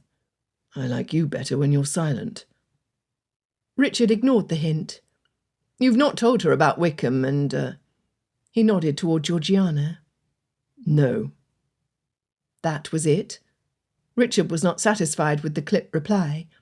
Judging by Darcy's silence, his cousin knew he ought to have confided in her too. "You marry in 10 days. Do you not trust her?" "I trust Elizabeth." "Then why have you not told her?" "I have told her most of his history with me. She knows there is more. I shall tell her when the time is right." "Darcy, the time is right. It could not be more right." "An observation easily made from one not deprived of a normal courtship. What most gentlemen need months or years to accomplish, I have been forced to do in 3 weeks, and with an excessive number of chaperones." While Richard commiserated with Darcy, it had been Georgiana's idea to call at Longbourn to find her brother. He held strong objections to Darcy's other point. "Years? How would that progress? You stare at her at dinner parties for a month before you work up the gumption to ask her to dance. And then you applaud yourself over the next few months for your attentions, while the lady remains oblivious to them. She would know if I was courting her." Richard jerked his head so quickly, his collar protested with a high-pitched mew. "I doubt that. Courting is too akin to small talk, and you were never any good at it. No, Darcy, you were wise to skip the courtship entirely and just marry the lady. 3 weeks is ample time if one is quick about it." The power of doing anything with quickness is always prized much by the possessor, and often without any attention to the imperfection of the performance. Good advice to remember on your wedding night. Darcy turned a brilliant shade of red. "Will you shut up if I agree that you are right, and have every intention of telling her?" It pleased Richard immensely to see how thoughts of Darcy's bride-to-be discomposed the groom, even more satisfying than getting his cousin to admit he was right. "Good. There is no reason for Wickham to sniff around Longbourn, unless he means to benefit from your marriage into that family. He could ruin the youngest easily enough, and then demand regular payments for his silence." "A possibility I had also considered." "Excellent. Then I shall say no more on the subject." How satisfying it had been to see Wickham dumbfounded. The look on his face when he had seen Darcy hold Miss Elizabeth's hand, his heart in his eyes, the likeness of a lovelorn buck. For months Richard had dreamed of exacting justice from Wickham, of calling in his debts, or sending him to debtor's prison, of disfiguring his pretty nose. But this was infinitely better. Who knew that the ultimate dagger to Wickham's heart was for him to see Darcy sublimely happy? Ah, it did a man good to see justice served on a silver platter filled with Wickham's own envy. Richard could have basked in his cousin's triumph the rest of the way, but he had granted Darcy enough contented silence. There was another question burning in his mind. "What about Bingley?" Darcy made a noise between a growl and a sigh. "I take that to mean you've said nothing to her about your little scheme. What do you talk about?" Darcy spoke through clenched teeth. "It was not an issue until you showed up." "Is that what you think? I had hoped you would abandon the foolish plan entirely, and watch Bingley make a muddle of his life." It pained Richard to think of Bingley with Miss Bennet, but he would not hear her maligned. "Miss Bennet would be the making of him." She was the kind of woman to make any man better himself. "My misgiving has nothing to do with her." "Then what? What would Bingley do for her? Thrust her into the company of his pernicious sisters, who would never forgive him for marrying below their outrageous expectations. He has learned a great deal over the past months, but he has no permanent home to offer, and still relies too heavily on the opinions of others. Except when it comes to choosing a wife.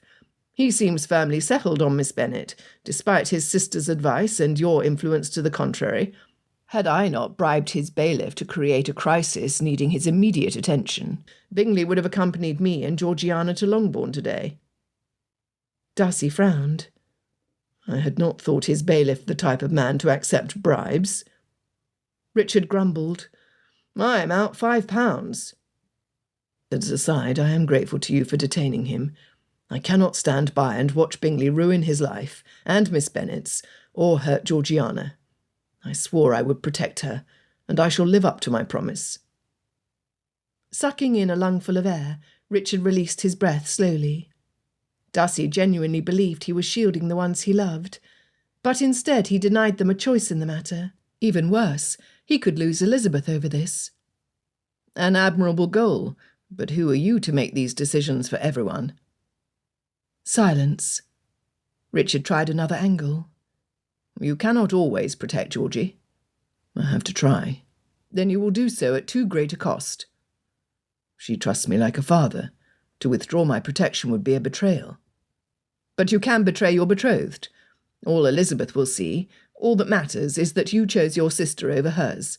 You were choosing for everyone, and the choice is not yours to make." "You would have me stand by and do nothing." "Have you discussed your concerns with Bingley? He trusts you. He would listen." "But what if he does not?" "Then he will make bad choices. That is what people do. They make poor decisions and suffer the consequences, but they learn from their mistakes and do better next time." Darcy's shoulders tensed to his ears. This is Georgiana's next time. She chose Bingley. And he chooses Miss Bennet, Richard said with a deep sigh. There was no point in arguing with Darcy when he believed himself to be right. If only he would be as stubborn for his own happiness as he was for his sister's and his friends'. They reached the stables. After helping the ladies down, Richard plucked the kitten off the brim of his hat and carried him into the parlour, where the rest of the household was gathered. "How are the Bennets today?" Miss Bingley asked with a sly smile. "I do not know why you must call so often at Longbourn, when your charming mother-in-law will make sure she and her lively daughters are frequent guests at Pemberley." She giggled behind her hand, the bird of paradise feathers in her bandeau quivering. There was a meanness in her laugh that Richard could not ignore. He turned to Darcy. "Mrs. Bennet is not in the habit of assaulting rose bushes, I hope?" "She holds a certain hostility toward hedgerows, but I have never heard her speak against any other flora." Darcy maintained a neutral expression, a true testament to his deeply ingrained manners. Georgiana buried her face behind the cinnamon-spotted kitten. Miss Bingley turned her nose up and huffed. Her brother pouted by the window. "I wish I could have gone with you instead of being stuck here. It is impossible to get anything done in this weather." Wickham aside, the company was far superior at Longbourn than here, but Richard had teased Miss Bingley enough. He could not, in good form, insult his hostess by agreeing with her brother. Tickling his furry friend under the chin, Richard set the kitten down on the floor. "Go explore, little Crusoe," Richard said under his breath. Too curious to waste time lamenting the loss of its elevated seat, the little explorer set his sights on the large Palladian windows Miss Bingley had decorated in garish extravagance. Blue and lilac taffeta curtains, trimmed liberally with gold-coloured trimmings, tassels and fringes. The perfect playground for a climber to test his claws and reach glorious new heights. Seraphina sauntered into the room, followed by the rest of her litter. Georgiana scooped her up in her arms. "May they stay for a few minutes, Miss Bingley?" "Of course, my dear.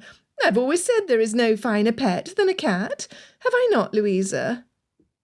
Mrs. Hurst dutifully agreed. "How much sooner one tires of a dog than a feline," Miss Bingley continued.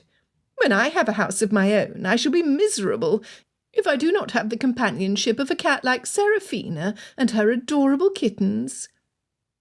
Georgiana's face lit up with pleasure. "It would please me more than anything to gift you one of them. You may have your pick of the litter." "Except for Angelina," Richard thought, hoping Georgiana remembered that she was already promised to Miss Lydia. "Oh, you are too generous. I could not possibly presume to accept, when I know how precious they are to you." "Oh, but you are one of my dearest friends," Georgiana insisted. Richard grimaced. He had feared this outcome. Puffing up like a peacock at the compliment, Miss Bingley fluttered her fingers over her heart. "I am flattered. Oh, but pray address me as Caro, as all my intimate friends do." Of course, Georgiana insisted that Miss Bingley use her Christian name. All the avowed friendship in the room threatened to sour Richard's mood. A flicker of movement behind Miss Bingley caught his eye. The next moment, before he or anyone else could intervene, two paws batted at her bandeau in a fight worthy of the boxer's ring. The prize, two long, colourful feathers. The contender, one white kitten with a hat-shaped splotch on his head. Miss Bingley waved her hands and screeched. Had she held still, she might have fared better. Bingley pulled the mighty hunter off his sister's head, the kitten taking one feather with him, and leaving the other dangling broken from Miss Bingley's mangled headpiece. Wrapping his arms around the cat, Bingley hid behind the creature, disguising his laughter behind poorly disguised coughs and an occasional half-hearted reprimand. "That was awfully rude of you. Your mother looks distressed." Seraphina did not, in fact, look distressed. Richard could not claim the ability to read an animal's mind, but he would bet that she was rather proud of her son's improving hunting skills. A cry from the decorated window pulled Richard away from the diverting scene, and spotted Crusoe stuck on top of a gilt-carved rosette. The little bugger had climbed higher than Richard could reach. Darcy, quick to react, pulled a chair closer to the window sash, but it was Richard who climbed atop it to rescue his pal. Stretching to the tips of his toes, he coaxed the kitten onto his arm. With all the practice it had balancing on Richard's shoulders of late, this was no trouble for the daring puss. Heart calming to a normal rhythm, Richard stepped onto the floor, the precious cargo safe in his arms. "Grandmamma's vase!" cried Mrs. Hurst. Darcy leaped back across the room in 4 long strides, just in time to catch the vase the feline butler had pushed off the ledge. Lifting the black kitten by its scruff, Darcy removed the perpetrator from the table before it could attempt to break any more heirlooms. "That was close," Bingley observed. A collective sigh of relief pervaded the room. Who knew how disruptive the tiny creatures could be? Richard stroked Crusoe's fur, watching as Bingley attempted to soothe his sisters, as well as the kitten who was fascinated with feathers. Darcy, too, cradled the cantankerous black and white cat against his coat, letting the kitten settle on his lap when he took a seat. What a laughable picture they made. 3 gentlemen indulging the whims of 3 pocket-sized troublemakers. Chapter 28. Darcy had more reason than ever to seek Elizabeth's company, but he found himself in the frustrating position of being often in her presence, but never in a circumstance allowing private conversation. It was true that her friends and family, with the expected exception of Miss Mary, were happy to turn the other eye and allow a pair of young lovers to steal a few moments together. Not so his own sister. Not only did Georgiana stick like a burr to his side, but she had also adopted the custom of riding early with him, thus preventing his morning encounters with Elizabeth. All obstacles aside, Darcy did manage to relate the story of Wickham's nearly successful seduction of Georgiana during a soirée at Lucas Lodge. Thankfully, Elizabeth was insightful and had drawn the correct conclusion that the betrayal Georgiana had suffered had been at Wickham's hand. She would tell her father what was necessary, and Wickham would never again be permitted to cross Longbourn's threshold. But Georgiana's attachment to Bingley, and Darcy's reasons for approving of the eventual match, required absolute privacy and more time to fully explain.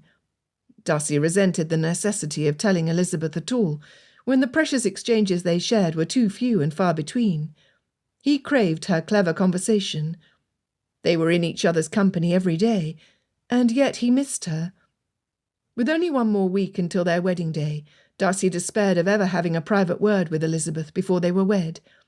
If only Georgiana was stronger, if only she did not rely so much on him, if only he were a better brother.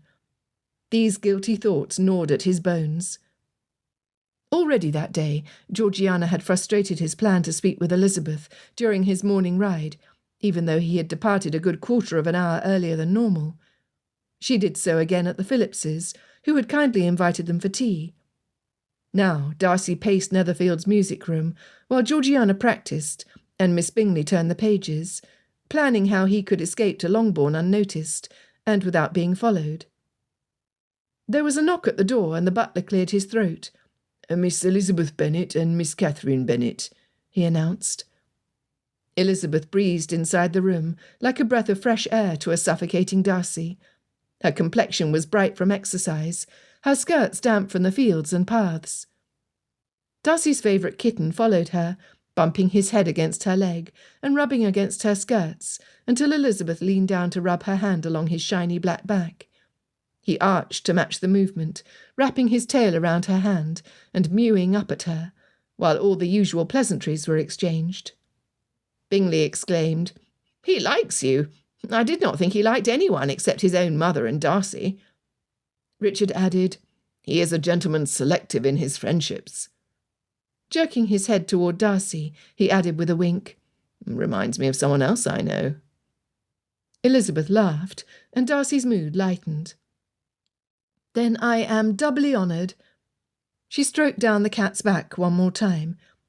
If Darcy could reverse time, he would not have been in such a hurry to escape from Bingley's study. What he would give for just 5 minutes alone with Elizabeth. "Darcy would make an excellent name for a cat," Richard mumbled, rubbing his chin. Teasingly, Elizabeth called, "Darcy, to the kitten. He yawned and blinked his eyes slowly at Richard, as though to convey the ridiculousness of his suggestion. A finer feline Darcy had never met. Elizabeth chuckled. "He does not agree with you, Colonel." Miss Kitty joined the other ladies by the instrument, after snatching up another kitten, who had been flicking his tail and staring at the fringe dangling from Miss Bingley's sleeves. She planted a kiss on top of his head. "Is this the Rudy?" Miss Bingley pounced on the mistake. "Rudy? What is a Rudy?" Miss Kitty giggled, too accustomed to her sister's teasing to be bothered by Miss Bingley's mean-spirited question. "Rude, rowdy. I could not decide which one, so they must have decided to tumble off my tongue together." Bingley observed, "Oh, the same happens to me all the time. There are simply too many words to describe one thing." "Oh, precisely. How am I to choose only one when there are so many choices?" "My thoughts exactly." Bingley looked about the room for support, and then back to Miss Kitty, when he got none. He reached out and scratched the top of the kitten's head. "Rudy. That would make a fine name for this cat." Miss Kitty beamed. "Rudy. Sounds like the name of a mischievous little boy with muddy boots, torn trousers and jam smeared on his cheek." "And a frog in his pocket," added Bingley. "Or it could be short for Rudolph, a fine dignified name." They laughed until Miss Bingley spoke. "It is a pity Mr. Collins left Longbourn so soon after his arrival." The mention of Mr. Collins had the same effect on their party as a wet blanket over a fire. Bingley, who had been so talkative moments before, went noticeably silent. With a shrug, Miss Bingley added cheerily, "I had thought he hoped to marry one of your sisters." Miss Kitty blushed. "Yes, well, he had his eye on Lizzie, but—" "Oh, then you might be the fortunate one," Miss Bingley said, clapping her hands together in spurious glee. "Me?" Miss Kitty choked. "Oh, dear me, no, no, no. I could never agree to marry such a ridiculous man." "Oh, but your mother made it very clear that he meant to take one of you as his bride. I do not suspect he will be away for long." What did Miss Bingley mean by this questioning? Elizabeth replied, "Oh, just because a gentleman proposes does not signify that the lady is obliged to accept his offer. The decisions we are allowed to make are few and precious, and I hope my sisters would choose happiness and love over security and expectations." Darcy frowned. Elizabeth's argument was sound, but was that how she felt about their match? She had not wanted to accept the arrangement, but Darcy had thought they understood each other better now. Bingley broke his uncharacteristic silence. "Oh, let us enjoy our present company without lamenting Mr. Collins. I'm sure he had his reasons for departing when he did. Let us speak of something else." His words and accompanying facial expression, directed to his sister, brooked no argument. Miss Kitty asked Georgiana, "Will you spend the rest of winter in London or at Pemberley?" Georgiana's eyes shifted between Miss Kitty and Darcy. "I do not know. I have always spent the winter at Pemberley with my brother." Elizabeth jumped in. "Oh, then you must come with us." She turned to Darcy. "Oh, that is, if we are to return to Pemberley. Your family might wish us to stay longer in town." An image of Elizabeth sliding down the snow-covered hills, peals of laughter trailing in her wake, flitted through Darcy's mind. Skating on the lake, and warming their fingers with cups of hot cider, throwing snowballs, reading by the fire. Elizabeth had not yet been to Pemberley, but Darcy already saw her there, as clearly as though the images in his mind were memories, as though she had always been a part of his life. That she might feel trapped in their arrangement gutted Darcy. Richard clapped him on the back. "You must bring your bride to the hot springs at Matlock. Mother will insist on packing a picnic and making a day of it." Miss Kitty swayed on her feet. "How romantic! Imagine sipping chocolate and eating cake in the pools while the snow fluttered down around you." The thought of Elizabeth surrounded by steam, snowflakes drifting onto her hair and glistening off the tips of her eyelashes, stirred Darcy's blood, and conjured all sorts of images which were entirely inappropriate to contemplate. He had to talk to her. He had to tell her his plan for Bingley. She would not be happy, but he would plead his case and be honest with her. It is settled. If Pemberley is where everyone wishes to go, then we shall travel there directly after the wedding. Now, if you will excuse me for a few minutes, I promised to lend Mr. Bennet a book from the library." Darcy saw Richard smirk. If Elizabeth did not take his hint, his cousin would make certain she did. He left the room and turned down the hall, wishing he had thought of a better excuse, when the stark shelves offered few books to lend to a well-read gentleman like Mr. Bennet. Picking up Sense and Sensibility, Darcy found his place, and attempted to resume reading, but the words on the page failed to capture his attention when his thoughts were full of Elizabeth. Would she ever have chosen him? The white-collared kitten trotted into the library and hopped onto the window-seat, pretending to ignore Darcy, while never letting him out of his sight. Darcy sat, trying to take no notice of the cat, and purposely sitting with his back to the door, so he would not obsess over how long it would be before Elizabeth walked through it. How should he begin? Darcy fretted. The kitten hopped down from the window-seat to sit at Darcy's feet. Stretching in place, he looked up expectantly. Setting aside his book, Darcy scooped him up, resting the fluff ball against his chest. "You have excellent taste in friends, if I do say so. What think you of the name Darcy?" The kitten bumped his head against Darcy's chin and purred. "It is a grand name, but something tells me you already know that." Another head bump. Darcy chuckled. "So long as you do not befriend Miss Bingley, no end of rumours would be started should someone say, 'Darcy, climb down from Miss Bingley's lap, you will ruin her gown.'" The kitten yawned, showing his pointy teeth. Darcy remembered the stories his father had read to him of brave knights and their leader, King Arthur. Darcy had dreamed of going on daring adventures with his band of closest friends, freeing their domain of monsters and uniting the kingdom. One of the knights had also served as King Arthur's butler. Not only was he a warrior, but he was one of King Arthur's most trusted men. "Lucas." Darcy spoke in a low tone appropriate for a library. "Do you like that? Sir Lucas Darcy, unless you prefer a different title. His lordship, the Right Honourable Lucas, is a mouthful." The kitten yawned. With a chuckle, Darcy said, "Of course. Why be named after the brave butler when you could be named after the king? Does Arthur suit you better?" The kitten purred contentedly, and Darcy told him the stories he remembered from his youth as he waited for Elizabeth. Elizabeth waited until Kitty engaged Miss Darcy in conversation to slip away. How strange that Jane had claimed other obligations and could not accompany her to Netherfield Park.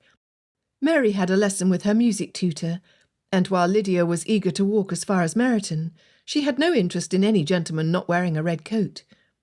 Fortunately, Kitty had offered to walk with Elizabeth, and now she was grateful for the distraction Kitty provided. Elizabeth had understood Darcy's look, and had waited on pins and needles until she could escape. She paused at the open library door, stopping when she heard Darcy's soothing voice, talking softly. He sat facing away from her, toward the gardens, but she saw his reflection in the glass. He cuddled the black kitten with the white paws and collar, talking to it gently while it paid rapt attention. It was a tender moment. Elizabeth's reaction to it was so intense it stole her breath. She imagined Darcy holding their first child. He would make a wonderful father. He would be an excellent husband. Elizabeth could hardly believe her good fortune, she who had been intent on refusing his offer. What a mistake that would have been. Stepping inside the library, Elizabeth tiptoed to the chair. The cat saw her and instantly lost interest in the story he was being told. After an impressive yawn, he hopped down to the floor. "Sir Arthur has a nice sound to it." Darcy rose, his smile quickly fading. "Well, thank you for coming." He stepped forward, careful to avoid Arthur's tail flicking back and forth on the carpet. "There is something I must—" Like a flash, Arthur darted between Darcy's feet, bumping against him with a vociferous meow and pushing him off balance. Elizabeth reached for him, doing her best to avoid trampling the kitten. They weaved and wobbled, until with a firm tug, Darcy pulled her into his arms. Equilibrium, which neither of them had managed on their own, was secured once they were supporting each other. He held her, his breath as ragged as her own. His fingers touched her jaw, his thumb trailed over her lips. Elizabeth. Fitzwilliam, she whispered huskily. The next moment his lips brushed against hers, feather-light. Grasping his coat lapels, she pulled herself up, higher, closer. A delicious hum spread over her, tingling from the top of her head to the tips of her toes. "Miss Elizabeth!" a voice in the hall called. Fitzwilliam groaned, and Elizabeth audibly sighed. Miss Darcy had been like a thistle stuck to Fitzwilliam's coat since her arrival. Elizabeth did her best to be patient with the girl, but with only a week until the wedding, Elizabeth wanted every moment she could steal with Fitzwilliam. More stolen kisses. With profound regret, she whispered, "I should go to her." He twisted his lips and nodded, his discontent plainly writ on his face. She pulled against his arms half-heartedly, and it was only with a groan that he finally released his hold. Would it really be so bad if we were caught in an embrace? Elizabeth wondered. They were engaged. The wedding would be in a week. "Miss Elizabeth!" Miss Darcy called. Elizabeth sighed again. She must be patient. Turning to leave, she glanced over her shoulder. The yearning she saw in Fitzwilliam's eyes nearly drew her back to him. She knew he would not object, and would risk his little sister seeing them embrace. At his feet sat a self-satisfied kitten, who licked his paw and watched her with one eye. Content with his ministrations, he set his paw on the ground, and very notably winked at Elizabeth. She gasped. "We are keeping him, are we not?" Voice still gruff, Fitzwilliam replied, "I would not dream of Arthur living with anyone else." If the kitten continued to throw Fitzwilliam and Elizabeth into each other's arms, he would be a most welcome addition to their family. Chapter 29. Mamma and Lydia were away when Elizabeth and Kitty returned to Longbourn. Jane looked remarkably composed, contented even. Elizabeth knew her sister's graciousness kept her from seeking out Mr. Bingley's company while Miss Darcy continued as his guest. But surely Jane would appreciate some reassurance. Sitting closer to her, Elizabeth spoke loudly enough for Jane to hear her over Mary's playing, but not so loud to interrupt her playing or encourage Kitty to join them. "Mr. Bingley asked about you?" She would have said much more, but the family carriage clambered to a stop in the drive. Through the window, Elizabeth saw the door fling open and Lydia spill out of the conveyance before the footman could even lower the step. Elizabeth sighed. There would be no talk of Mr. Bingley until their mother was out of hearing. Poor Jane had enough to manage, suppressing her own ardour until Miss Darcy departed for Pemberley, to worry about the added burden of their mother's expectations. Mother handed Kitty a fist-sized package of twisted brown paper. "I stopped by Mr. Jones' shop for more nerve tonic, and he gave me these lozenges for your cough." She caught Kitty before her daughter could wrinkle her nose and stick out her tongue, adding, "He says they are made of honey and taste quite nice." Jane set aside her embroidery. "Are you feeling unwell, Mamma?" "Oh, to the contrary, my dear. I am in excellent health and spirits. With the final reading of the banns for Lizzie and Mr. Darcy this Sunday, and their wedding the following day, and you and Mr. Bingley shortly thereafter—" "Mamma, he has not—" Jane attempted to correct her. Their mother continued, congratulating her daughter's good fortune and praising her own effectiveness as a parent. With a contented sigh, she lowered herself into the chair nearest the fire. "I anticipate many more good days." Mary, ever practical, asked, "Then why did you get more nerve tonic?" Mamma shrugged. "Oh, no day is perfect. An ounce of prevention is worth a pound of cure." Elizabeth wished her father had been present to hear his wife quote Benjamin Franklin so perfectly. Lydia pouted. "Meryton is dull without Wiki." Mamma fanned her face. He is a handsome man, so dashing in his regimentals. But with your sisters marrying men of fortune, you will be in a position to marry a gentleman of greater fortune and consequence, dear. What do I care, so long as he has a handsome face and a cutting figure? What a perfect pair we make! You will care very much when your sisters can afford new gowns, and you are stuck wearing second-year gowns and cast-offs. Clearly, Lydia had not considered that likelihood.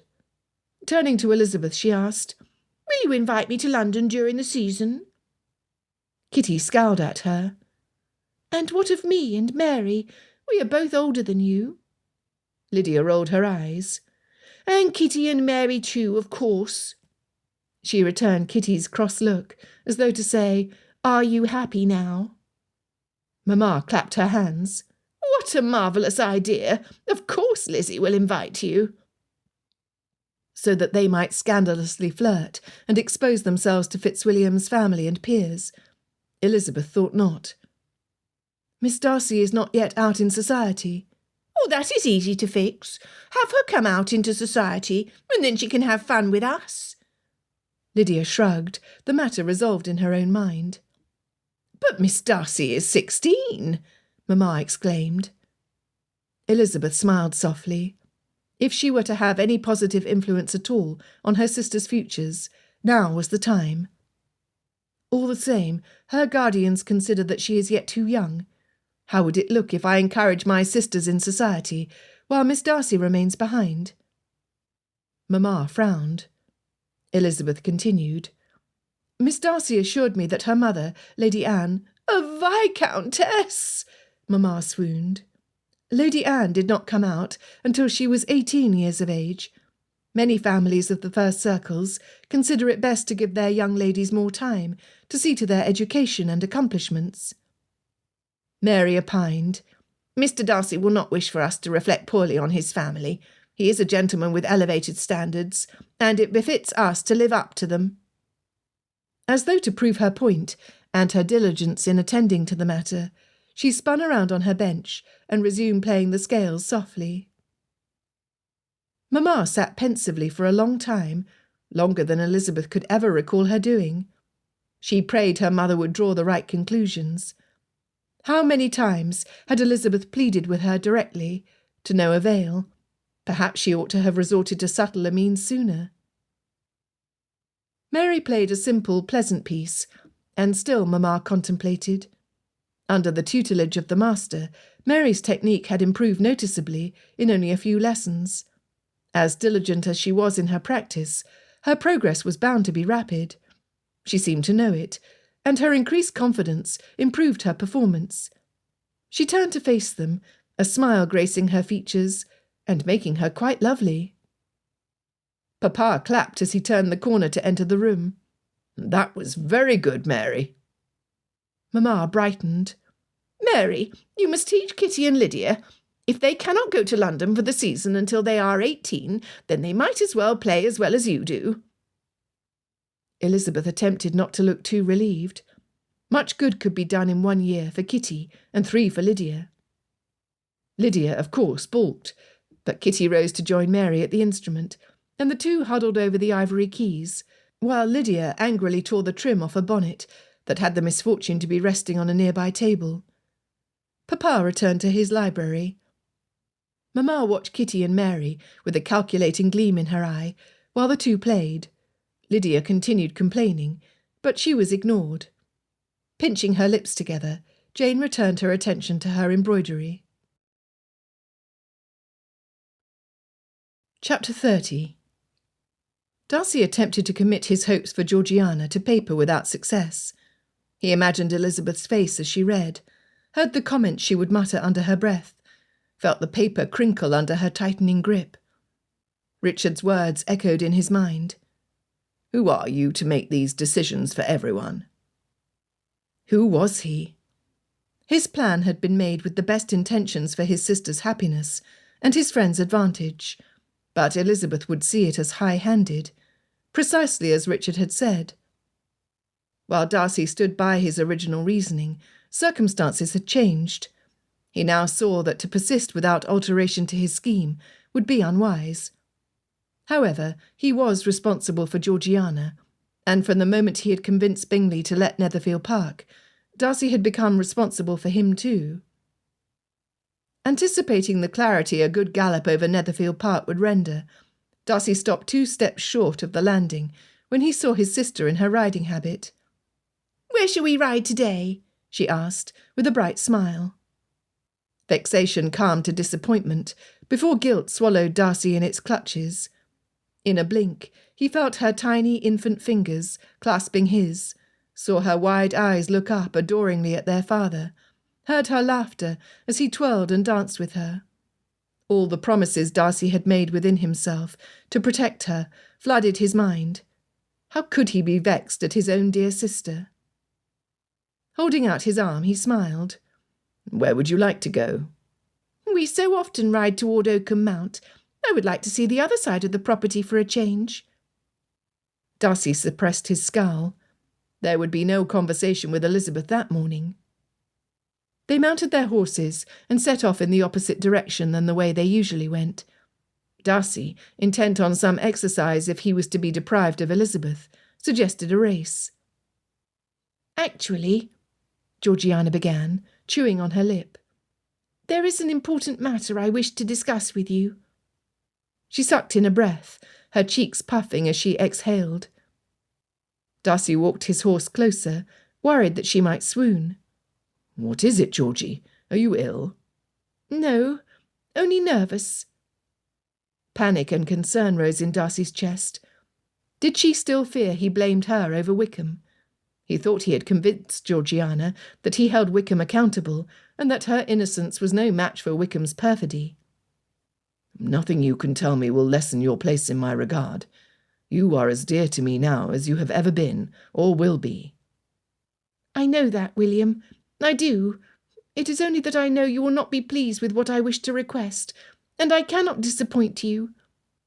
She shook her head. "No, I cannot. Pray forget I said anything at all." Now, Darcy had to know what she thought would displease him so much. "Georgie, speak, please." She straightened her shoulders. "If you insist." He nodded, urging her on, his heart knocking against his ribs and his stomach tying in knots. "You have been so considerate to include me in appropriate outings and gatherings while I am not yet out in society. It has come to my attention that you have refused more than one invitation because I could not attend." "Elizabeth agreed. Neither of us wished to exclude you." Her gaze shot up to his, and she looked away just as rapidly. "Oh, I suppose I must thank her." Her reluctance confounded Darcy. Elizabeth had been everything kind and considerate to Georgiana. Instead of befriending her, as Darcy had hoped, Georgiana had become closer to Miss Bingley recently. Blinking repeatedly, Georgiana continued nervously. "Would it not be easier for everyone if I were allowed to come out in society?" Darcy hardly knew what he had thought Georgiana would request, but that was not it. "Are you certain that is what you wish? I had assumed you wanted more time." A minimum of 2 more years. That had been the time they had agreed on. No less than 2 years to mature into a confident young lady, bold enough to repel unworthy suitors, and in time attract a responsible gentleman who would treat her with devotion. A sickening thought sent a wave of nausea through him. Was this Georgiana's way of trying to secure Bingley, by announcing to all and sundry that she was ready for marriage? Whatever the motive, this conversation did not sit well with Darcy. "Miss Lydia is out already, and she is younger than me." "By 3 months." Mentioning Lydia Bennet hardly improved Georgiana's argument. "And I am sure her neighbours agree that she is not ready to be out." "Are not the invitations we receive proof enough that they do consider me mature enough to make my coming out?" Darcy could not believe his ears. The invitations were meant to celebrate his and Elizabeth's upcoming marriage, not for Georgiana. His disappointment that she would use such fickle arguments to prove her point rendered him speechless. She added, "Miss Bingley agrees that I would do well to come out quietly in the country, When we return to London, I might receive callers and accompany both her and Aunt Helen on their calls. As if Aunt Helen would ever choose to exchange more than a polite greeting with Miss Bingley. Well, you cannot imagine how mortifying it is to hear how Lydia and Kitty Bennet go everywhere with their sisters, while I must stay in my rooms with Mrs. Annesley. Do you not see how much I have matured? I played the pianoforte before an audience, and I gave Wickham the cut direct. Darcy's recollection of that rainy day was vastly different from his sister's. Had it not been for Elizabeth, Georgiana would have cowered on the settee, while Wickham sneered at them. Thanks to Miss Bingley's direction, I have become more confident. If I were called upon to entertain an audience, I should gladly do so. Darcy could take no more of this nonsense. You do realise that coming out implies more than playing an instrument when called upon. It signals that you are ready to marry, that you are prepared to run a household of your own, and care for the needs of the children certain to come from that union. It means you are prepared to live no longer for yourself, but for others. Why not enjoy the freedom you have now? Georgiana's jaw set at an unbecoming angle. I thought you wanted me to be happy. I do. But if you cannot be happy in your own company, then I cannot fathom how you think you will be happy when others are allowed to impose on you. Is that what I am to you? An imposition? Her chin quivered, and a tear slid down her cheek. How had the conversation deteriorated so quickly? Baffled and clueless, Darcy did his best to console her. I did not say that. I would never, not even in my heart, consider you an imposition. Then you will allow me to come out? Of course not. You are too young. He handed her his handkerchief. Come now, Georgie, dry your tears. Let us race back to the stables. I do not wish to race, she sputtered between sobs. She cried more, but Darcy would not budge. What she asked was unreasonable, and went against the decision she had agreed upon months ago with him and Richard. What was more, her arguments and mawkish behaviour troubled him. Darcy had never understood how other men were so easily manipulated by tears. It pained him to see his own sister use that tactic against him. In his experience and observation, the use of such feminine arts rarely proceeded from an honest, unselfish motive. He did his best to cheer her. The patch of azure sky promising a fine day, the flock of pheasants streaking the green and brown fields with their colourful plumage, the way the dew clung to the grass and sparkled in the morning sun. He pointed out all the things Elizabeth would have delighted to see. Georgiana had composed herself before they reached the stables. By the time they entered the breakfast parlour, she was able to greet Bingley and the Hursts convincingly. "Where is Miss Bingley?" she asked. "Still keeping fashionable hours," Richard replied, piling sausages onto his plate with one hand and patting the empty chair beside him for Georgiana. Bingley shrugged. "I do not suppose I could convince you to accompany me to the lower field, Darcy. The bailiff says the lack of drainage will be a problem if left unattended before winter." They buttered toast and sipped coffee while they made plans for the day, their conversation dwindling as they ate. An ear-splitting scream jolted them from their seats. Bingley, Richard and Darcy ran upstairs, following the continuing sound. Once they reached the residence wing, it was apparent the screams came from Miss Bingley's room. "Get it out! Get it away from me! Oh, the nasty, vile thing!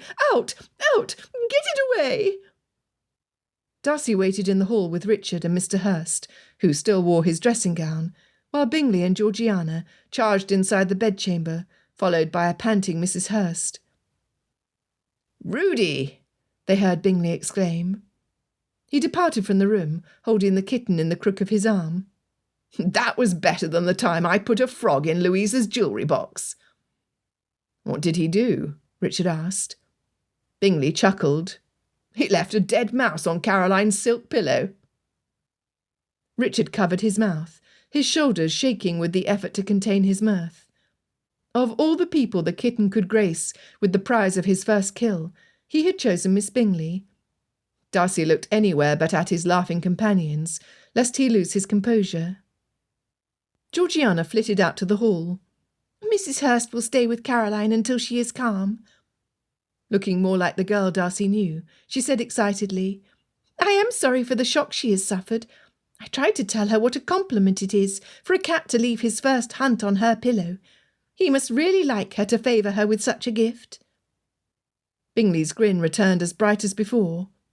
Say, I already named Rudy. Does that mean I get to keep him? If you really want him, Georgiana said. He and I get along famously. Far be it from me to separate Rudy from his particular friend, he said, with a wink at Miss Bingley's doorway. The next few minutes passed pleasantly as they returned downstairs and attended to their plates. Georgiana was her usual self, much to Darcy's relief.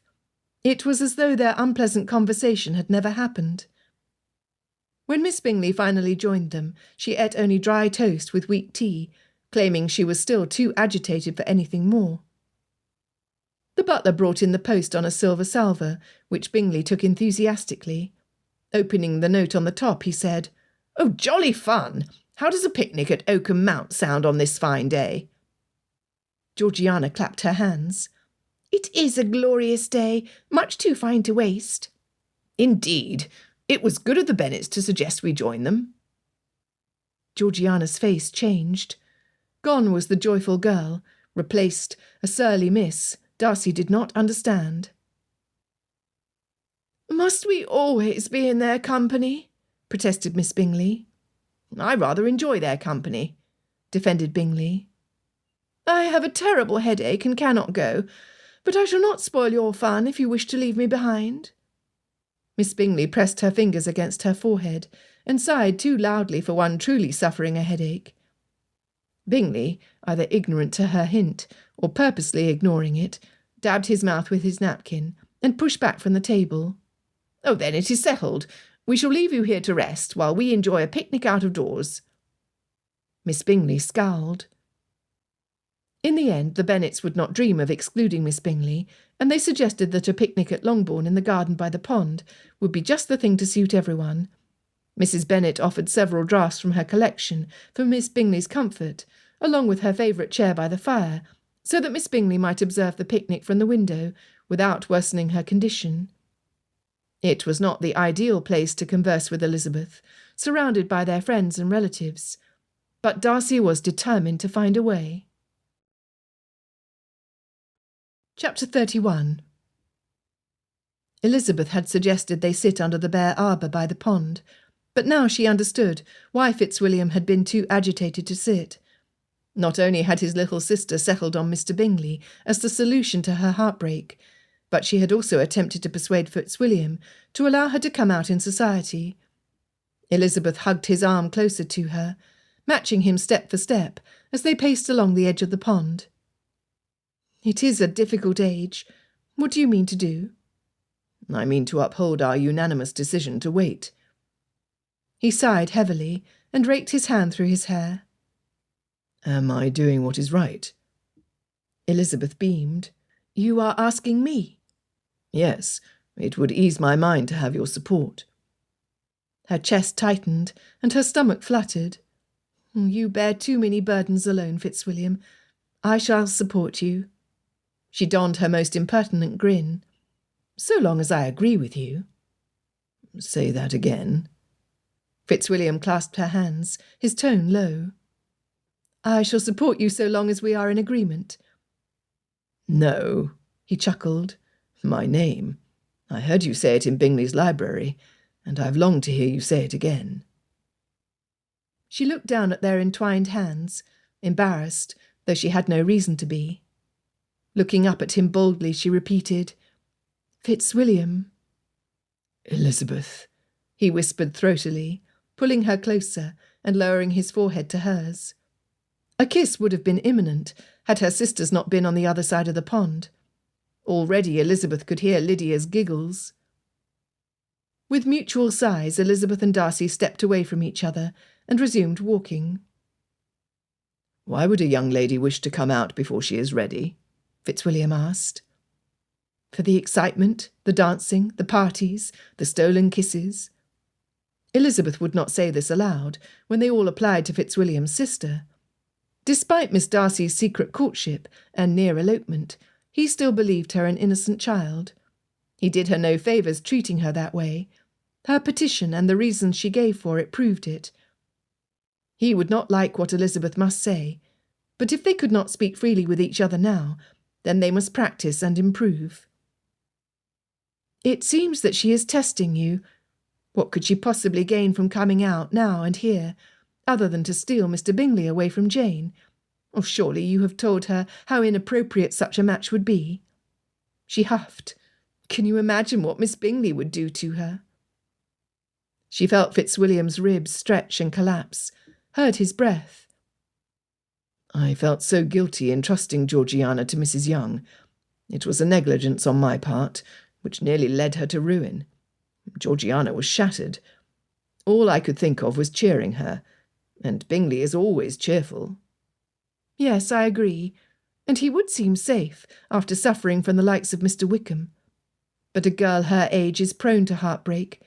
It would have been preferable for her to learn from the experience and grow stronger on her own, rather than to rely on another gentleman for her contentment.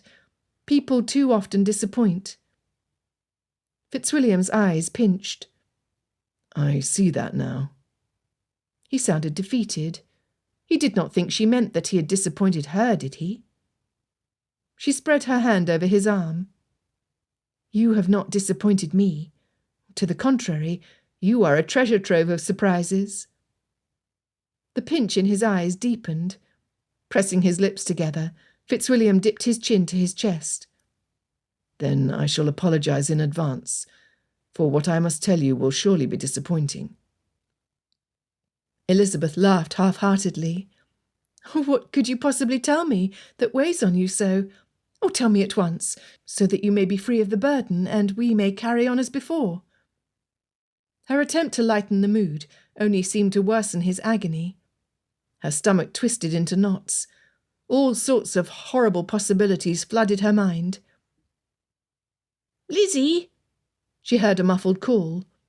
Fitzwilliam dropped Elizabeth's hand and stepped away as she heard another cry. "Lizzie!" Lydia ran around the pond toward them. There was no black smoke rising from Longbourn, nor was a royal carriage parked in their drive. Elizabeth was unable to account for her sister's interruption, and unwilling to leave before Fitzwilliam had told her what troubled him. "Just a few minutes, Liddy."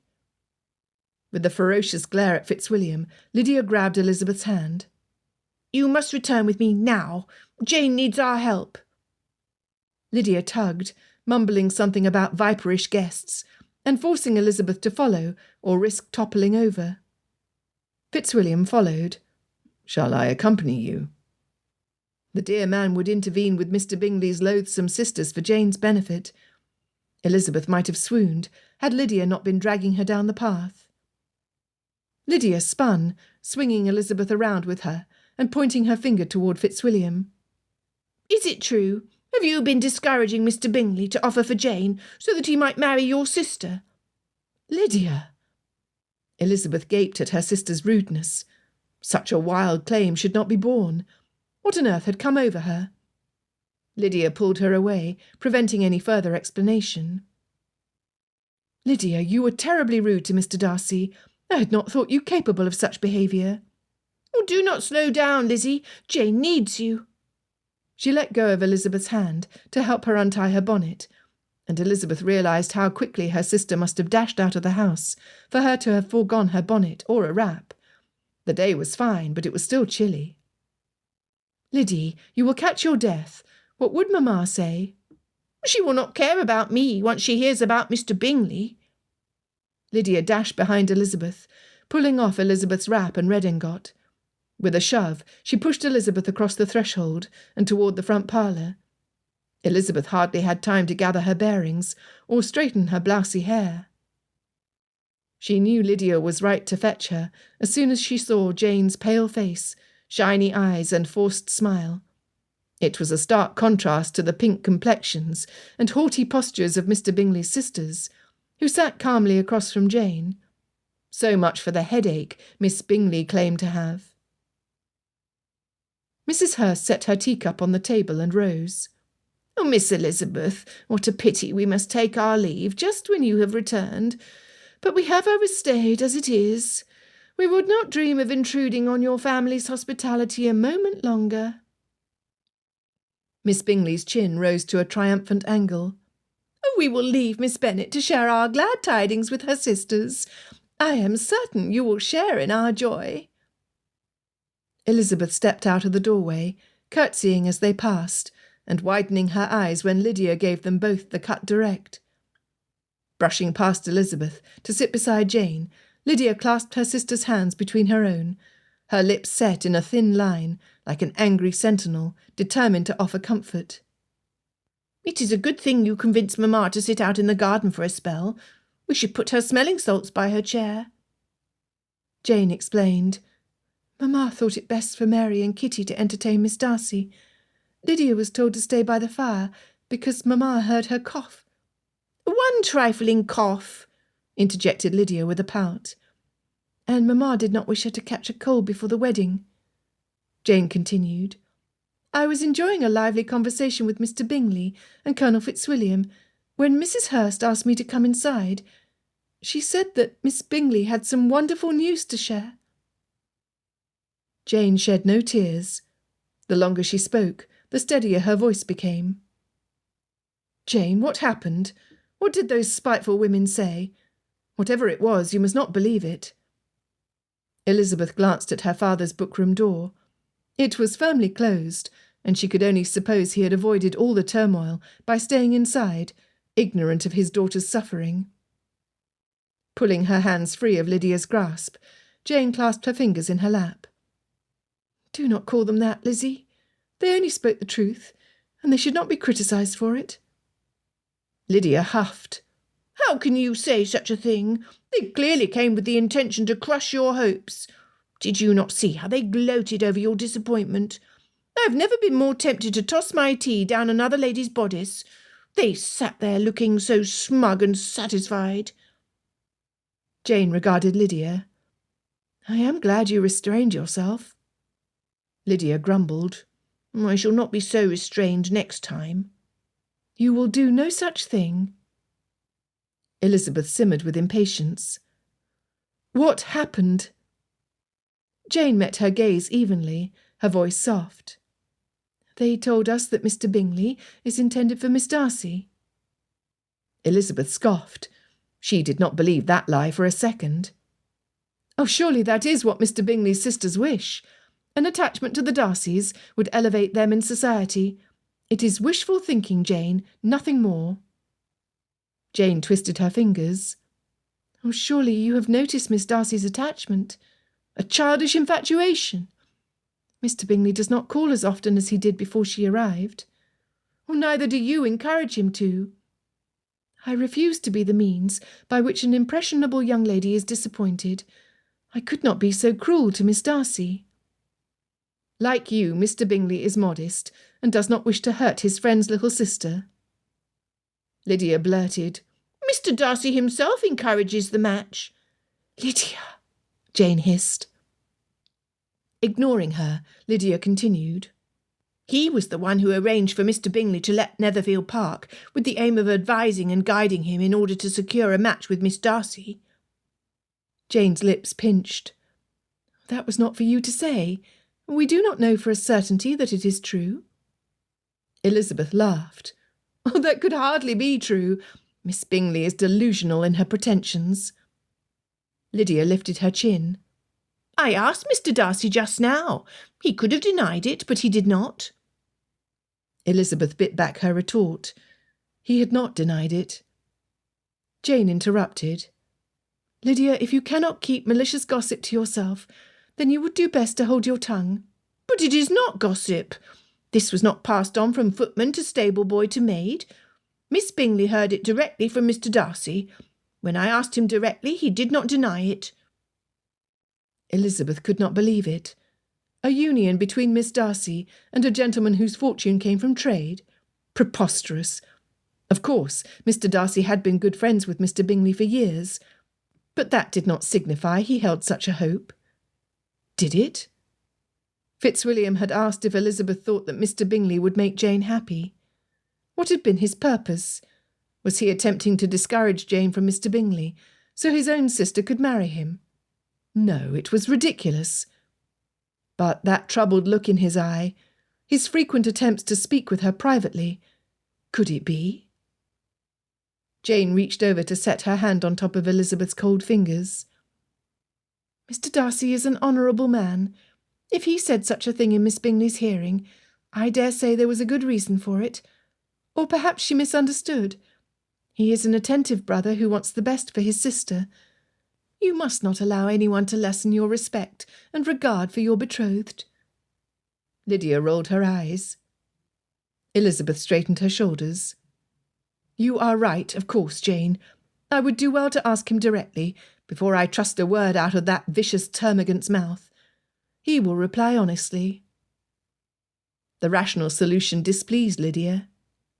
Oh, but Lizzie, what will you do if Miss Bingley spoke the truth? What if she did not misunderstand? The thought alone hurt, and Elizabeth shoved it aside. She had already fallen in love with Fitzwilliam, and such a betrayal would devastate her. She forced a smile to bolster herself and soothe her sisters. One cannot live their life imagining all the dreadful things that might happen. More often than not, nothing becomes of it, and all that worry was for naught. I shall afford Fitzwilliam the courtesy of belief. I am certain there is a reasonable explanation. What if there's not? Lydia pressed. Hush, Lydia, Jane demanded. You are bitter because Mr. Wickham is gone, and you are bored. Have you nothing better to do with yourself than make everyone as miserable as you claim to be? You ought to be ashamed of yourself. The force of Jane's speech stunned Lydia into silence. With a confused huff, she slunk away in search of a more favourable audience. I am relieved Mr. Wickham is gone, or she would have ruined us all, Jane commented after her. Taking Elizabeth's hand, she asked, It looks like Miss Bingley's early departure put an end to the picnic. When will you ask Mr. Darcy for an explanation? Elizabeth forced her smile wide, though the temptation to feed the flicker of anger was great. I shall confront him in church. I cannot kill him there. Jane's eyes widened. Lizzie! I teased Jane. Elizabeth looked through the window to the garden. Mr. Bingley had seen his sisters home, probably Miss Darcy too. Elizabeth did not see her. What she did see through the glass sparked flames in her blood. Never had she seen a guiltier appearing man than Fitzwilliam, looking at her from the other side of the window. Chapter 32. Hands clenched, back stiff, shoulders tense to her ears, Elizabeth walked toward Darcy. She looked fierce without her customary smile. Richard elbowed him. You are in for it now. Darcy was powerless to move. All he could do was brace himself for the tempest to strike. Is it true? She demanded. I believe I shall leave you two to chat. Richard bowed and retreated. Assuming nothing, Darcy asked, Is what true? Elizabeth gritted her teeth, speaking through them. Do you plan for Mr. Bingley to marry your sister? Nothing could help him now, so Darcy held his head as high as he could and told the truth. Yes, I did. She snapped, completely overlooking his use of the past tense. It is ridiculous. Do you really expect Mr. Bingley to wait years until Miss Darcy is ready to marry? She flailed her arms heavenward. How do you even know she will remain in love with him that long? Darcy knew the folly of rational speech to an impassioned woman, but Elizabeth was wrong about Georgiana. She is of a steady character. Really? Was she not in love with Mr. Wickham only this last summer? She had him there. He clamped his teeth down on his tongue, thinking maybe it would be best to say as little as possible. What of Mr. Bingley? Surely he does not agree with your plan, or he would not have paid any particular regard to Jane. No, he would not have. I never openly encouraged the match. Elizabeth gasped. But you wanted it. You would presume to dictate his future without a word of permission. Is that what you do with your sister too? She would have sensed your approval and understood it as encouragement. Can you not see that by indulging her every whim, you are preventing her from experiencing consequences? In so doing, you deny her the opportunity to learn and grow, to strengthen her character. No, she relies on her protective brother to swoop in and sweep the mess under the rug, swatting my sister out of the way so that yours may trample all over Jane's heart while she has her fun. It is a selfish love, and it will not last. Darcy's blood lit afire. Do you doubt Georgiana's loyalty? To Mr. Bingley, yes. I thought you of all people believed in long-lasting love. I do, but that is not what she has toward Mr. Bingley. She is full young. She does not even know herself enough to love someone else. She is a Darcy. Darcy emphasized every syllable. They stood toe-to-toe now. You are determined to discourage Bingley away from Jane. He loves her, I am convinced of it, and she is ready to marry now. Calmly, rationally, Darcy asked, Are you convinced she loves him? Elizabeth raised her chin. Yes. Do not presume to know my sister better than I do when you are blind to the indifference of your own. You think Jane indifferent? He crossed his arms over his chest. Yes. Her chin trembled as she spoke, and her eyes sparkled. I can forgive a great many things, but I could never love a man responsible for the ruination of my dearest sister's happiness. How can I marry a man who held my family in such disregard, who proclaims himself an expert of my sister's heart? And 3 weeks have made you an expert of my sister. Come, Elizabeth, this is madness. She blinked over and over, her voice shaking. If you choose to insist on protecting your sister at Jane's expense, then I must insist we call off our engagement. Darcy reached for her, but she was too swift, and he was too numb to stop her. Elizabeth was proud of herself for making it upstairs and to her room before the tears came. But once the first spilled down her cheek, they kept coming in heaves and swells. Throwing herself on her bed, she buried her face in her pillow and wept. She would have cried longer, but she had to comfort Jane. Dear, disappointed, heartbroken Jane. Oh, if only she had never met Fitzwilliam Darcy. Tears burned her eyes anew, but Elizabeth choked them back. She washed her face and dabbed it dry, dreading the conversation she would have to have with her sister, and wrapping her burgeoning anger around her like a shield. Feeling stronger, she grabbed the door handle, took a deep breath, and yanked it open to step squarely on Jane's toes. Ouch! Jane protested, grabbing her foot. Oh, bother! I am sorry, Jane. Elizabeth wrapped her arm around her sister and helped her hobble over to the bed. Oh, 'tis no matter. It was to Elizabeth. Aside from an injured heart, Jane now had an injured foot. It is my fault. I should have been more cautious. All will be well, you will see. Jane nudged Elizabeth in the side. A fine, steadfast love cannot be swayed by a misunderstanding. Oh, no. She and Fitzwilliam would never agree about their sisters. As far as Elizabeth was concerned, she was through with him. She swallowed the lump in her throat and blinked hard. That high-handed, arrogant, selfish man. How dare he pretend to be chivalrous and charming, when all the time he was willing to sacrifice Jane's prospects for his sister? I do not want to speak of him, Jane. He is not the man I thought he was. He knew Jane had been hurt before. He knew Elizabeth would not stand to see Jane hurt again. He knew that, and he still took Mr. Bingley from her.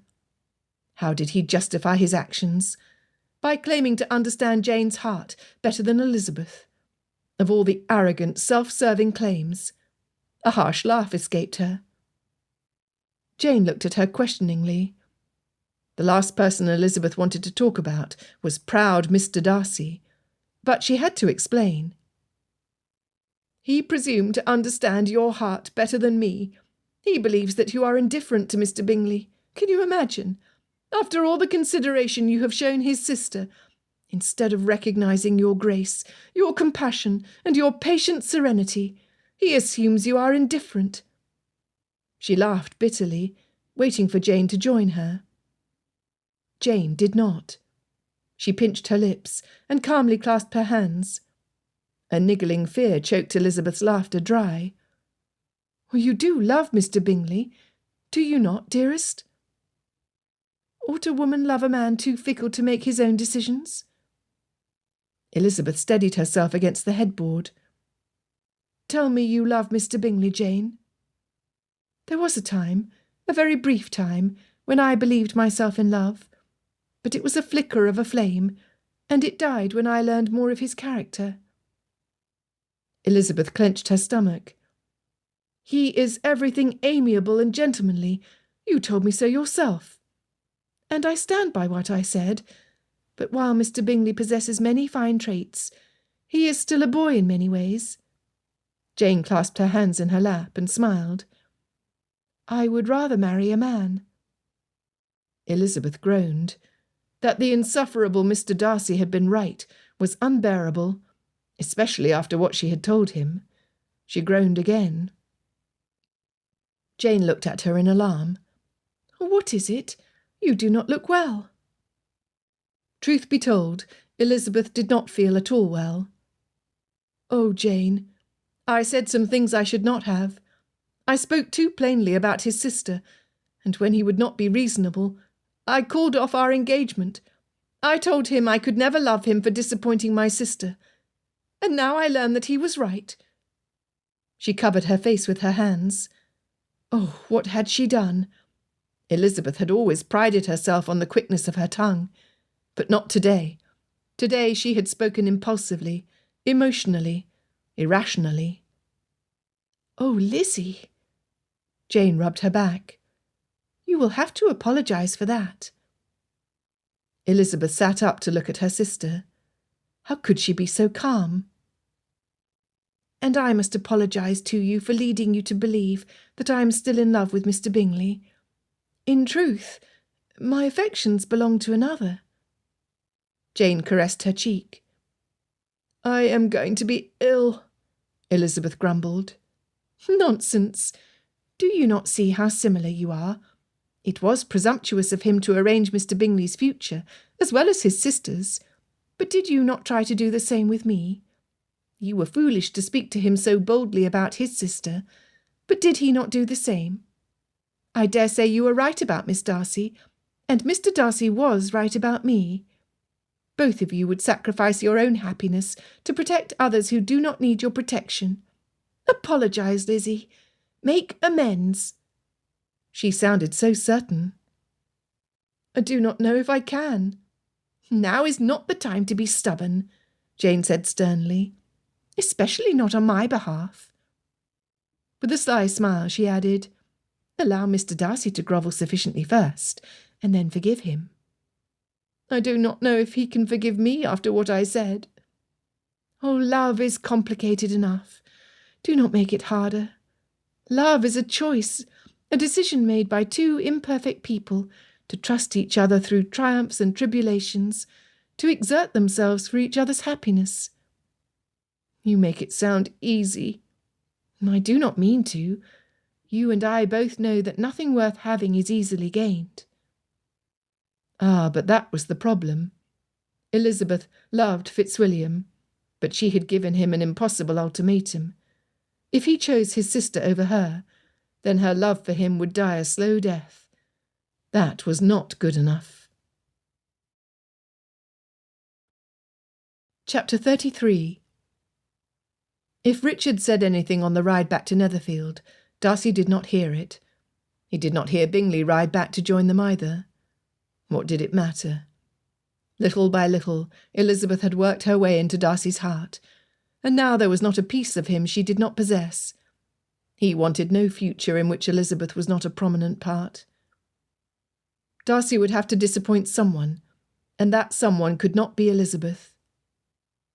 Not knowing how to begin, or how to proceed once he started, Darcy chose to speak to the point, and in as few words as possible. "Bingley, Georgiana fancies you." The effect on Bingley was immediate. His mouth gaped open, then he chuckled awkwardly.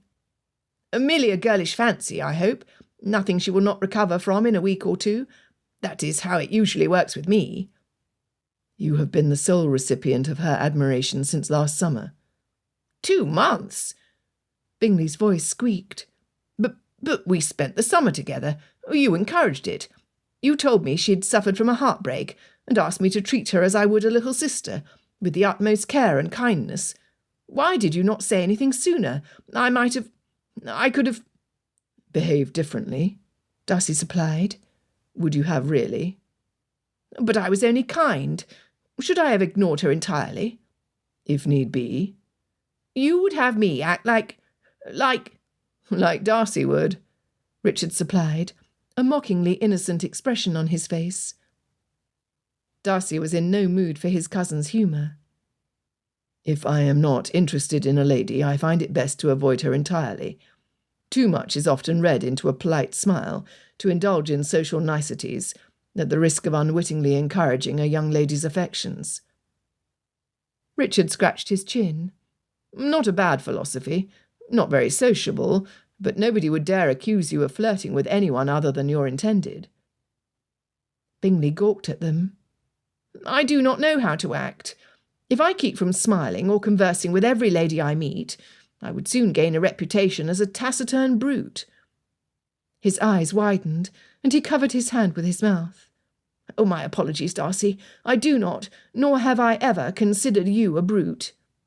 "I have at times," quipped Richard. "However, you both make good points. There must be a polite, socially acceptable balance between a flirt and, as Bingley so well coined it, a taciturn brute." Darcy was in no mood for a philosophical discussion. He focused on Bingley. "Are you certain of your regard for Miss Bennet? Would you make her an offer?" "Yes," he began enthusiastically. "I think so. Well, I'm almost certain." Richard shook his head. "Miss Bennet is a diamond of the first water." "Oh, she is an angel," Bingley sighed. "Will you still think her an angel when the years grey her golden hair, dim her rosy complexion, and wrinkle her alabaster skin? Considerate man."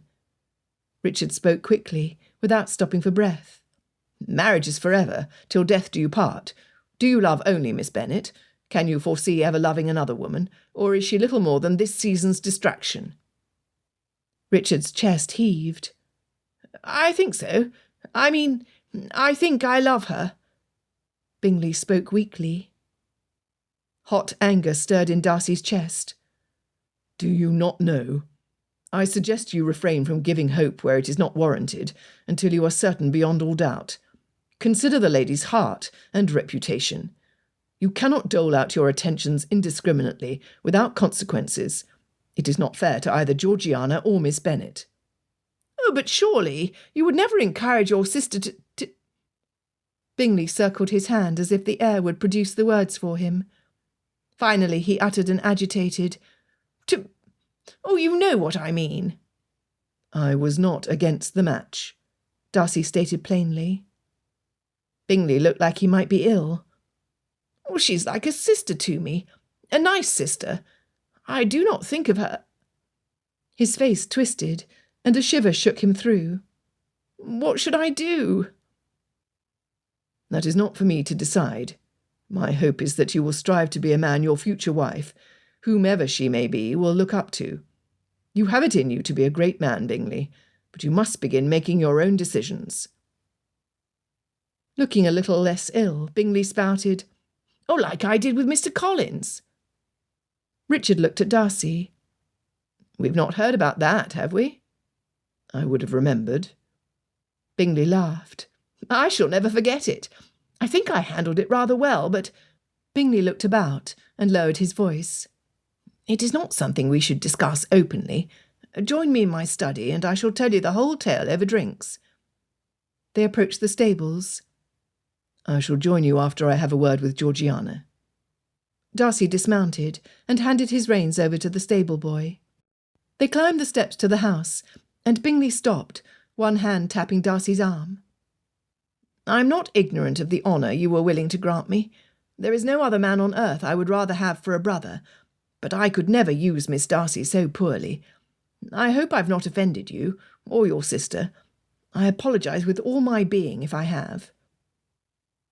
As heartwarming as his apology was, Darcy was more impressed with what it stated about Bingley.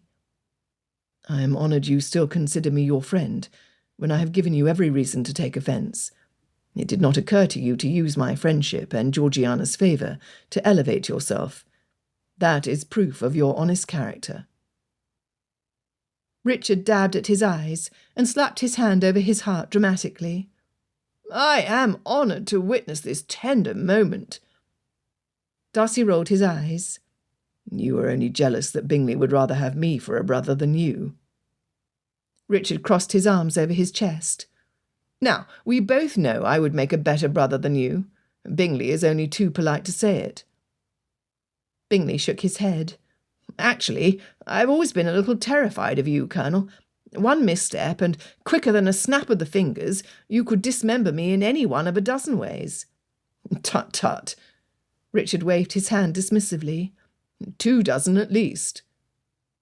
Bingley's curiosity overcame his fear. "Really? 2 dozen?" Richard clapped his hand on Bingley's back. "Come, let us inform the ladies of the house that we are in, and then we shall hear all about Mr. Collins. Darcy will need a good laugh after he has conversed with Georgiana. I do hope your tale has a strong element of comedy." "Oh, for a certainty. Except, of course, for Mr. Collins, and another individual who shall remain nameless until we are safe in my study." "There is nothing safe about your study," Darcy retorted. While his two friends chattered, Darcy tried to determine the gentlest way to approach the subject of Bingley with Georgiana. If only his conversation with her would go as well as his talk with Bingley. The ladies were in the music room. Georgiana practised a new piece, while Miss Bingley sat beside her on the bench. Seraphina, Angelina, and Arthur napped in the sunny window seat at the far end of the room, while Mr. Hurst napped on the settee opposite, and Mrs. Hurst attended to some needlework. Richard burst into the room first, scooping up Crusoe, when the kitten attempted to clamber up his leg. "Not that way, young man. We do not climb the master's leg like a savage, but we politely ask for a hand up to his shoulder. Like so, you see." The kitten clambered from Richard's hand to the top of his shoulder, happily meowing. Miss Bingley was unamused. "Will you teach it to fence with its own claws next?" She barked a dry laugh at her own joke. Georgiana smiled. "Only if Richard promises to make Crusoe a fine pair of boots." "Like Puss in Boots," Miss Bingley tittered, finally understanding the reference she had inadvertently made. "Oh, but he will need a castle and a change of clothes if he is to charm the princess." "Only if he means to prove that disguise is the way to the heart of a worthy lady. I always thought the real moral of the tale promoted the virtues of industry and dexterity." Richard rubbed his finger against Crusoe's cheek. Miss Bingley tusked. "Unless the estate is entailed to the next male relative, in which case the princess will have to marry the heir presumptive, whether she likes it or not." The room fell silent. Richard pounced on the opportunity to goad Miss Bingley. "Like Longbourn? I did not know you thought so highly of the Bennet sisters. Which one do you consider the princess?" Miss Bingley huffed. "Miss Jane Bennet's beauty is highly praised amongst the locals. In wider circles, I dare say she is only average." Bingley looked struck. "I thought she was your friend." "Oh, I have an excessive regard for Jane Bennet. She really is a very sweet girl, and I wish with all my heart that she were well settled. Oh, but with such a father and mother, and such low connections, I am afraid there is no chance of her marrying better than Mr. Collins. She shall make a lovely mistress of Longbourn. Goodness knows the house could use some improvements. It is barely livable as it is. I would be ashamed to invite my friends into that garish parlour." She leaned into Georgiana and laughed behind her hand. Georgiana tried to smile, but to her credit, she did not join Miss Bingley's spiteful laughter. Richard's face flushed red. "If you speak so meanly about a friend, I wonder what you think of the rest of her family." "Me? Mean? I only speak the truth as I see it. From the moment we arrived at Netherfield Park, I have heard of little else but the eldest Mrs. Bennet's beauty. I own that Miss Bennet deserves the reputation, but I confess that I cannot say the same about Miss Eliza." "Really? Do tell," prodded Richard. Miss Bingley was happy to oblige. "Her face is too thin, her complexion has no brilliancy, and her features are not at all handsome. Her nose wants character, there is nothing marked in its lines. Her teeth are tolerable, but not out of the common way. And as for her eyes, which have sometimes been called so fine, I could never see anything extraordinary in them. They have a sharp, shrewish look." "The only shrew I see is right in front of me." Darcy was hot with indignation. "You dare malign my betrothed, the woman I love more dearly than anyone, to my face. What is that if not mean?" "Jealous, spiteful, peevish," Richard commented. And this was the lady Darcy had allowed to befriend his sister. Mrs. Hurst added her protests to her sister's, but Darcy's low tone cut through their cries. "You pretend to be my sister's friend for the advantages she gives you, and how do you return the favour? With empty, self-serving flattery. You have no eye for real beauty, if you cannot see it in every inch of Elizabeth's person. Though I could describe what I love about every feature you criticise, my tongue cannot do justice to her inner beauty." Miss Bingley's face was as red as a ripe tomato. She pointed at her brother. "Oh, Georgiana is 10 times more accomplished than Jane Bennet. I would rather die an old maid in a house infested with cats than allow my stupid brother to ruin his prospects with an unrefined young woman." "That can be arranged," Bingley cried. Seraphina leapt into Georgiana's lap, and Georgie buried her face in the cat's fur. Angry people are rarely wise. Miss Bingley, in her ire, had unwittingly said aloud the words certain to break the heart of her so-called dearest friend. Darcy moved closer to his sister. "You would go against your plan and let your closest friend ruin himself by marrying into that dreadful, scandalous family?" Miss Bingley demanded of him. Speaking slowly to ensure he was understood, Darcy said, "Miss Bennet is as gracious as my mother was. It is my dearest wish that Georgiana become close friends with her and Elizabeth." Folding his arms over his chest, he considered Miss Bingley sternly. "What I want to know is how you knew of a conversation you were not privy to." Mr. Hurst woke up then. "What is this? What has she done now?" he asked his wife. It was Richard who answered. "Caroline foolishly admitted to eavesdropping on a private conversation and selfishly using the information to her advantage." Hurst nodded his head. "Sounds about right. Would anyone else like a glass of brandy?" "Answer Darcy, Caroline." Bingley's look was as stern as his tone. Miss Bingley glared at him, but her brother did not back down. "Tell him, or I swear on my life I shall send you to live with our aunt in Scarborough." She huffed. "By chance, I overheard Mr. Darcy tell Colonel Fitzwilliam that you would make a safe match for his sister, that he would not discourage it." "Where did you overhear this conversation?" Bingley pressed. Miss Bingley jutted out her chin and clasped her hands together. In a small voice she replied, "Outside his study." "What were you doing outside Mr. Darcy's study?" She fidgeted on the bench. "Caroline, unless you tell me otherwise, I must conclude that you were listening to a conversation you knew you had no right to hear." She did not deny it. Bingley rubbed his hand over his face. "All this going on under my nose, and I was oblivious. I've been the worst fool. That you would take this ill-gained intelligence and use it against an innocent young lady you called your friend. It is despicable." Georgiana peeked out from behind Seraphina. When she saw Darcy hold his arm open, she jumped up to bury herself and Seraphina in his side. Darcy held her tighter. To have her disappointment exposed so openly was cruel. He knew the role he played had hurt her, and Darcy had no desire to add to her distress. Kissing the top of her head, he said, "Come, Georgie, let us away so we may speak."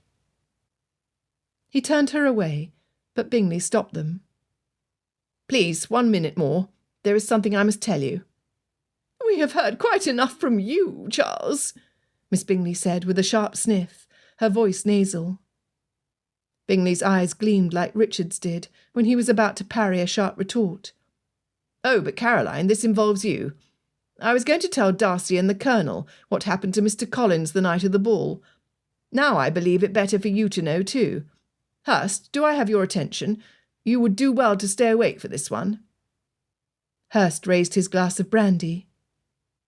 Mrs. Nichols was deeply distressed that 2 rooms in the residential wing had been left unlocked during the ball. You already know one of them was the study. What you do not know is that someone— he looked directly at his younger sister— had told Mr. Collins to go to there in order to free herself from his unwanted company. Miss Bingley clenched her jaw and sniffed again. Bingley continued. "What you did not know is that Mr. Collins got lost in the hall. Instead of going inside my study, he stumbled into your bedchamber. He was accidentally locked inside it for well over an hour." He paused. Richard burst. "You mean you have had the perfect scandal to hold over your sister's head, and you've not used it? Not until now." Bingley turned to his ashen sister. "If you behave in a manner I do not consider appropriate, you will find yourself saddled to a lowly clergyman and mistress to the very estate you ridicule." "You would not dare!" Miss Bingley jumped to her feet, positioning the bench between herself and her brother. "Do not tempt me, Caroline. I am not in a forgiving mood. I can supply witnesses in a blink of an eye. Now you will forever have to depend on the discretion of the friends you have abused to ensure your freedom to marry someone other than Mr. Collins." With a huff, Miss Bingley crossed the room. She was too vexed to see the kitten twitching his tail and staring at the fringe on the bodice of her gown. With a mighty leap from the couch, the cat landed on her bosom. "Rudy!" Bingley ran to the kitten's aid. "Get him off me!" Miss Bingley screeched and flailed, slapping at herself, her gown, and anyone else nearby. "Stop it, Caroline! You will hurt Rudy!"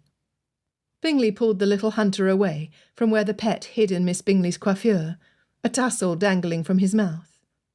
"You horrid beast! I hate you! I hate cats! They are vile, wicked creatures!" Miss Bingley screamed. She stomped away, the effect of her huff ruined, with a sneeze that echoed through the hall.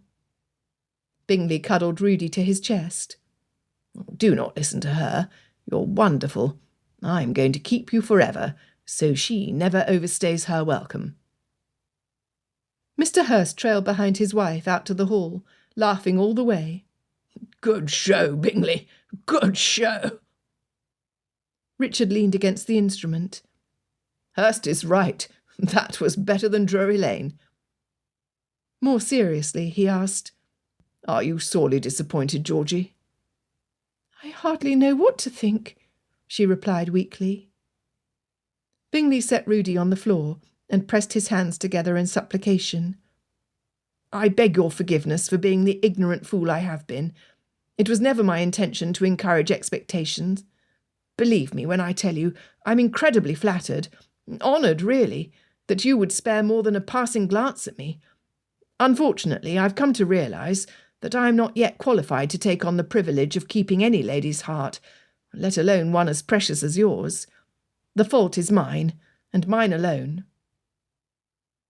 Bingley's letdown was the kindest Darcy had ever heard. A knock at the door prevented Georgiana from replying, but her forgiveness was apparent. The butler peeked inside.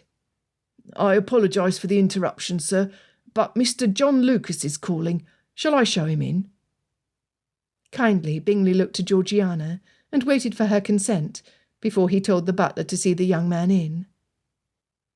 "I hope we can still be friends," Georgiana began, her eyes widening and her tongue tying when John Lucas entered the room.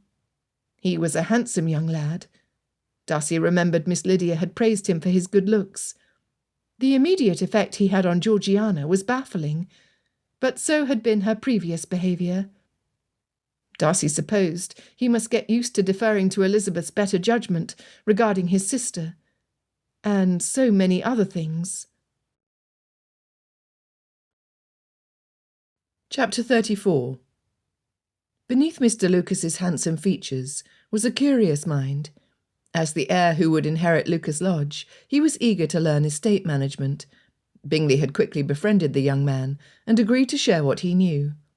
Darcy was pleased, hoping the lessons he had taught Bingley would not be so quickly forgotten this way. Bingley invited him and Richard to accompany them to the problematic fields in need of better drainage, but Darcy refused. Bingley could make that decision himself, and there were still things he must say to Georgiana. She had shown no inclination to leave the room since the arrival of Mr. Lucas. Her gaze followed the young men out to the hall and out of view, where it remained fixed until Darcy stood in front of her, feeling invisible. I, too, owe you an apology. I had no right to interfere in affairs of the heart. You are young. While the freedoms allowed an unattached female are few, you ought to be allowed to enjoy them fully. She looked down at her hands. You sound like Miss Elizabeth, with her talk of independence and choices. What choice do I really have but to be left behind? You have not yet married, and already I miss you. Whom shall I have when she takes you away? A tear dripped onto the carpet. Darcy closed the distance and wrapped his arms around her narrow shoulders, her head pressed against his heart. I would never abandon you, Georgie. Our family is only growing. When I am occupied with estate business, you will have Elizabeth to keep you company. She will make you a wonderful sister. She has already shared her plans, and they all include you. We shall travel more. When the war is over, for it cannot last forever, we shall go to the continent. Elizabeth has never had a private tutor, and she looks forward to learning new things with you. You can invite your friends from the seminary to Pemberley. Georgiana sniffed. You will allow it? I've not entertained much before. A deficiency for which I take responsibility. Darcy pulled back to hand her his handkerchief. Mother loved to entertain. She would be proud to know that her daughter desires to follow in her footsteps. A brilliant smile lit Georgiana's face. I wish I could be just like her. You already are in so many ways. She was kind and gentle, but there was a firmness to her character that even father knew not to cross. Georgiana picked at her fingers and chewed her lip. Was she never nervous that other people would not approve of her? You cannot help what others think of you. All you can do is determine what sort of lady you would admire, and aim to become her. Your real friends will continue to seek out your company, and you will intimidate the others away when they see you are unwilling to change yourself to suit them. Elizabeth is not intimidated by you. Darcy shook his head. No, she is not. But there are times she terrifies me. No, really? Her shock made Darcy chuckle. He understood his father better now. Elizabeth is a self-assured lady with firm opinions. She does not hesitate to tell me when I'm wrong, and I have learned that I am wrong more often than I thought. She had given him an ultimatum, and Darcy had no doubt she meant it. She would rather face ruin than be attached to a man she could not respect. Blast it all, he had bungled everything into a horrible mess. A loud rhythmic clap startled him. He had been so intent on Georgiana and his own thoughts, he had forgotten that Richard was still in the room. Richard continued to clap. Well done, both of you. He rested one hand on Darcy's shoulder. It is about time you realise that you cannot save everyone, nor is it your business to do so. He rested his other hand on Georgiana's shoulder. You allowed Miss Bingley to tickle your ears with fanciful wishes and self-serving compliments. You do not want to be like her, do you? Georgiana grimaced. She said some cruel things. She bowed her head. I've not been very kind to Elizabeth or Jane. Darcy reassured her. You could not have chosen anyone more disposed to forgive than those two ladies. She did not look so certain. In time for the wedding? If there was going to be a wedding.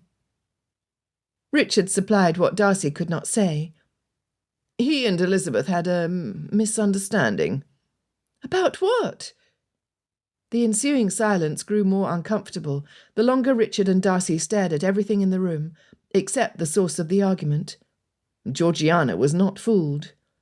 Was it about me? In a way. Elizabeth is convinced her sister loves Bingley. And you meant him for me? Georgiana buried her face in Darcy's crumpled handkerchief. Oh, what a disaster! But, she peeked from behind the cloth, if Jane truly loved him, would she not have fought harder for him? Darcy sighed. That was what I argued. I called her indifferent. You did not, Georgiana cried. Oh, yes, he did, Richard commented. Dunderhead here claims to have more insight into Miss Bennet's character than her own sister does. Elizabeth, with 3 younger sisters, is well versed in the ways of 16-year-old ladies. She contended that your inclination toward Bingley was likely not of the till death do us part variety. Georgiana grasped onto Darcy's arm with both of her hands. Oh, you must apologise at once, or I will have ruined everything. I beg you not to allow it. Please, go to her and apologise. I shall try. Grovel is the word, contributed Richard. I shall do my best, but... Had Darcy's arms not been immobilised by his little sister, he would have shoved his hands into his hair and pulled. She was severely disappointed, to the point of calling off the wedding. Georgiana's reaction stupefied Darcy. He had expected a gasp. Instead, she grinned at him and squeezed his arm. She finally let go to cross her arms and tilt her chin. I am told that Elizabeth is disposed to forgive. Impertinent lass. Darcy shook his head, a smile breaking through his gloom. Richard roared. They did not hear the ruckus out in the hall until the door burst open and Bingley's butler stepped inside. The poor man was so flustered that Darcy thought to offer him a chair. The cause of the butler's shaken appearance brushed past him. Darcy, I shall have a word with you, snapped her ladyship, Aunt Catherine. Uncle Hugh entered next. Not now, Catherine. Anne came in next, rolling her eyes, her voice dripping with exasperation. I wanted to return to Kent, but Mamma insisted we come here. Aunt Catherine stabbed the Aubusson carpet with her cane. You do not know what is best, Anne. Your engagement to Darcy has been a long-standing arrangement since you were infants. I shall not allow a country chit to make a fool out of my nephew and ruin your future. Uncle Hugh looked heavenward.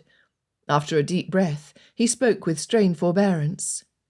Darcy is a grown man, fully capable of making his own decisions without your interference. It is about time you got that through your thick skull. With that, his patience had reached its limit. It took Richard and Aunt Helen's intervention to separate the quarrelling brother and sister. Darcy was frozen in place. It struck him like a lightning bolt. He had very nearly done to Bingley what Aunt Catherine had been doing to him since birth. Had he really expected Bingley to wait years, and then marry the lady of Darcy's choosing? How arrogant and high-handed! Granted, he had taught Bingley a great deal, and had made no official claim on him for Georgiana, but Darcy had hoped it would happen, and did everything he could to make it happen. Richard had challenged him, so had Elizabeth. Although Darcy had heard their words, had thought he understood them, it was not until this instant, seeing a glimpse of himself reflected in his most unreasonable aunt, that Darcy finally recognised how right they had been. He had been ridiculous, arrogant and nonsensical. That Elizabeth saw this in him, and still favoured him at all, was a miracle that infused Darcy with hope. If Elizabeth might love him, even just a little, with these terrible faults, he could not let her go without a fight. Taking his Aunt Catherine by the shoulders, and stopping her mid-rebuttal, Darcy did his best to adapt Bingley's pretty speech to his present circumstances. Aunt Catherine slapped his hands away.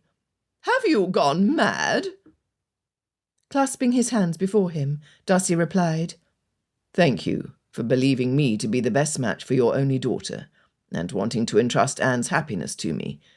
However, she has made it plain to me that she does not wish to marry at all, and I am in love with a lady whom I do not deserve, but shall marry on Monday if she will still have me." "Humph! I would sooner convince the overreaching miss to release you from her clutches. 2,000 will do it." Richard shook his head and clucked his tongue. "You should have gone with the mad argument, Darcy. There will be no shaking her now." "Elizabeth cannot be bought. Nothing you can tempt her with will persuade her to change her values to suit you," Darcy said proudly. Aunt Catherine blustered and quibbled, but Darcy had to return to Longbourn. Rising from the fainting couch, Anne kissed him on the cheek. "Allow me to wish you and your Elizabeth happy. You will not be received at Rosings before a 12-month, but I pray that does not prevent you from inviting me to visit you at Pemberley." Her gaze flickered over to her irate mother. "She will refuse to accompany me, I'm sure." "I shall disown you if you go without my blessing," Aunt threatened. Anne shrugged. All her mother had brought to her marriage was a title and a dowry. The fortune and estate would pass to Anne from her father, whether Aunt Catherine approved or not. "I shall spend a merry time at Pemberley with Darcy and his new bride. It is your choice to persist in this stubborn manner, mother." "And watch you wilfully cast away your birthright. Foolish child. Until you are capable of making advantageous decisions on your own, I see no alternative but to choose for you." "I am hardly a child, mother. I am 27 and firmly shelved." "Another imprudent choice." As mother and daughter flung poor choices back and forth at each other, it occurred to Darcy that he should give Elizabeth what she most wanted, a choice. Caution told him the risk was too great to proceed with his idea. Despite that, he realised that caution may have served him well in his lifetime, but if he were to make amends with Elizabeth, he must accept the possibility that she could refuse him. However, if it worked, he would need Anne's permission. "Anne, might I have a word with you and Richard?" Both looked at him agape, but they agreed. After a quarter-hour discussing his plan, they parted ways from Bingley's study, Richard with Darcy, and Anne with a warning. "This had better work, Darcy. Not only will mother make you miserable, but I shall make you pay if you fail." Richard unlodged the ball of nerves lodged in Darcy's stomach, with a firm clap on the back. "I cannot believe you're doing this. It is madness. It is perfect madness." Darcy could hardly believe it either. Perhaps he had gone mad. Chapter 35. Darcy would have preferred not to have an audience accompanying him to Longbourn, but he could not shake Richard from his side. They cut through the fields and came across Bingley and John Lucas. Bingley joined them and parted from the latter, who wished them well and agreed to return to Netherfield on the morrow. After the trio scraped their boots to Hill's satisfaction, they were shown into Longbourn's drawing-room, where the entire Bennet family sat at apparent leisure. Darcy knew better. The panting breaths, flushed cheeks, bits of ribbon escaping from under cushions, and the empty teacup he saw Mrs. Bennet shove behind her back, made it evident that no callers were expected that afternoon, least of all him. Elizabeth sat watching him like a cat, feigning indifference. He should have brought Arthur. She could not stay cross with him. Miss Bennet greeted them warmly, prompting her mother to ring for tea. "Mr. Bingley, I pray Miss Bingley has recovered from her headache." Bingley shuffled in place. Yes, thank you for inquiring." "Of course. We could do no less for our neighbours and friends." Miss Bennet emphasised the last word, capturing Bingley's full attention when she continued. "It is my sincerest hope that we may continue as friends, Mr. Bingley. Nothing less and nothing more." Darcy held his jaw up. Had she just let down Bingley? Bingley's relief was instantaneous. Miss Bennet had spared him from disappointing any expectations. In doing so, she encouraged him to act as agreeably as he always did. Darcy checked Mrs. Bennet, but the lady contentedly fanned her face, mumbling, "An earl's son." So that was how the wind blew. Now that Darcy saw it, he wondered how he had not noticed before. Richard tried not to blush or smile too widely, but he had rarely been successful at hiding his emotions. Seats were taken. Darcy sat as near to Elizabeth as he dared. Tea was served, and polite conversation reigned. Bingley would stay at Netherfield Park for the next 2 years at least, after which he would decide whether or not to purchase the estate. I already like my neighbours, and with my sisters returning to London, I dare say it will be more peaceful. At this news, Elizabeth perked up. Her eyes brimmed with questions, but she asked only one. Do all of your guests plan to return to London? While Darcy preferred not to expose his plan before everyone, he could not request a private audience with her. He needed the assembled group to play its role in his scheme for it to succeed. That depends on you. My family arrived today from London for the wedding. Mrs. Bennet squirmed in her chair. The Earl and Countess? Richard winked. As well as the Right Honourable Lady Catherine de Bourgh. Darcy addressed Elizabeth directly. I believed my motives to be unselfish, but you were right about my sister. And you were right about mine, she confessed. Her admission fueled Darcy's courage.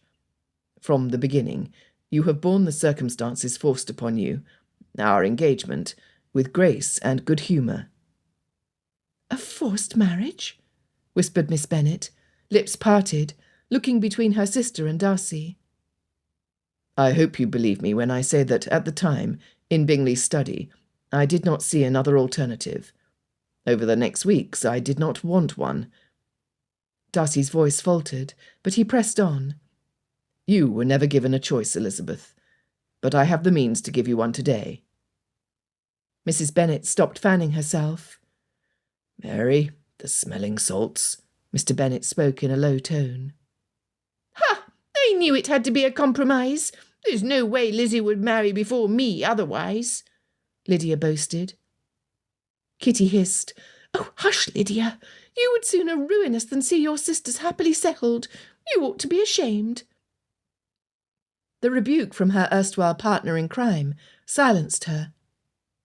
Darcy waited impatiently until the room fell silent. Here is my offer, if you wish. He swallowed hard.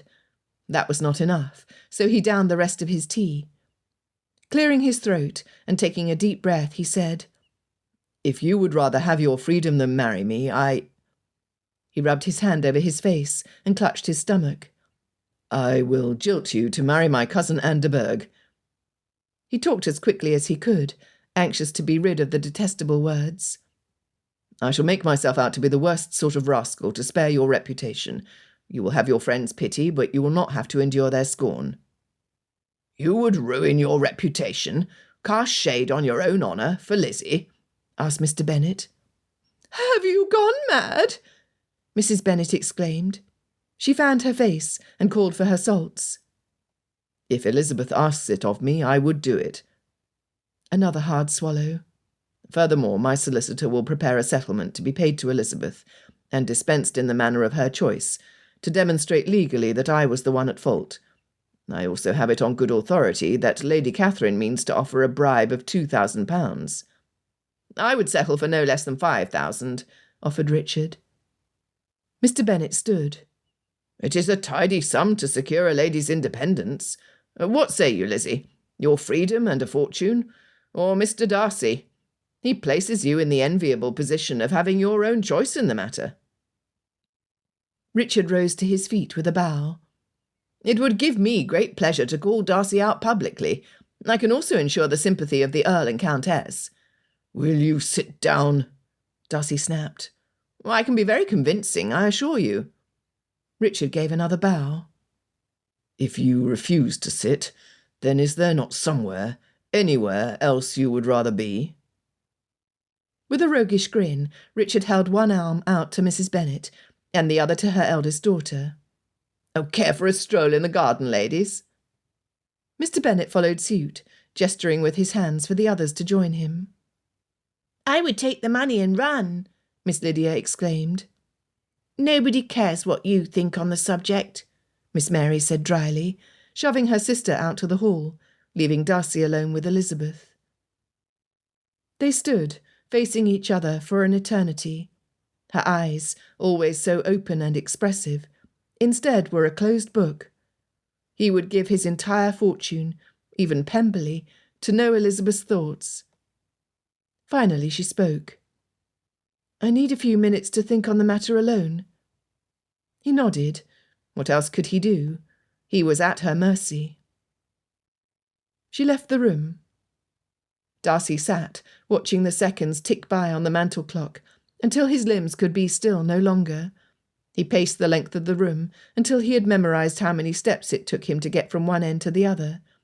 Then he paced the width until he knew the dimensions of the room and the position of every piece of furniture, no small number, given Mrs. Bennet's exaggerated tastes.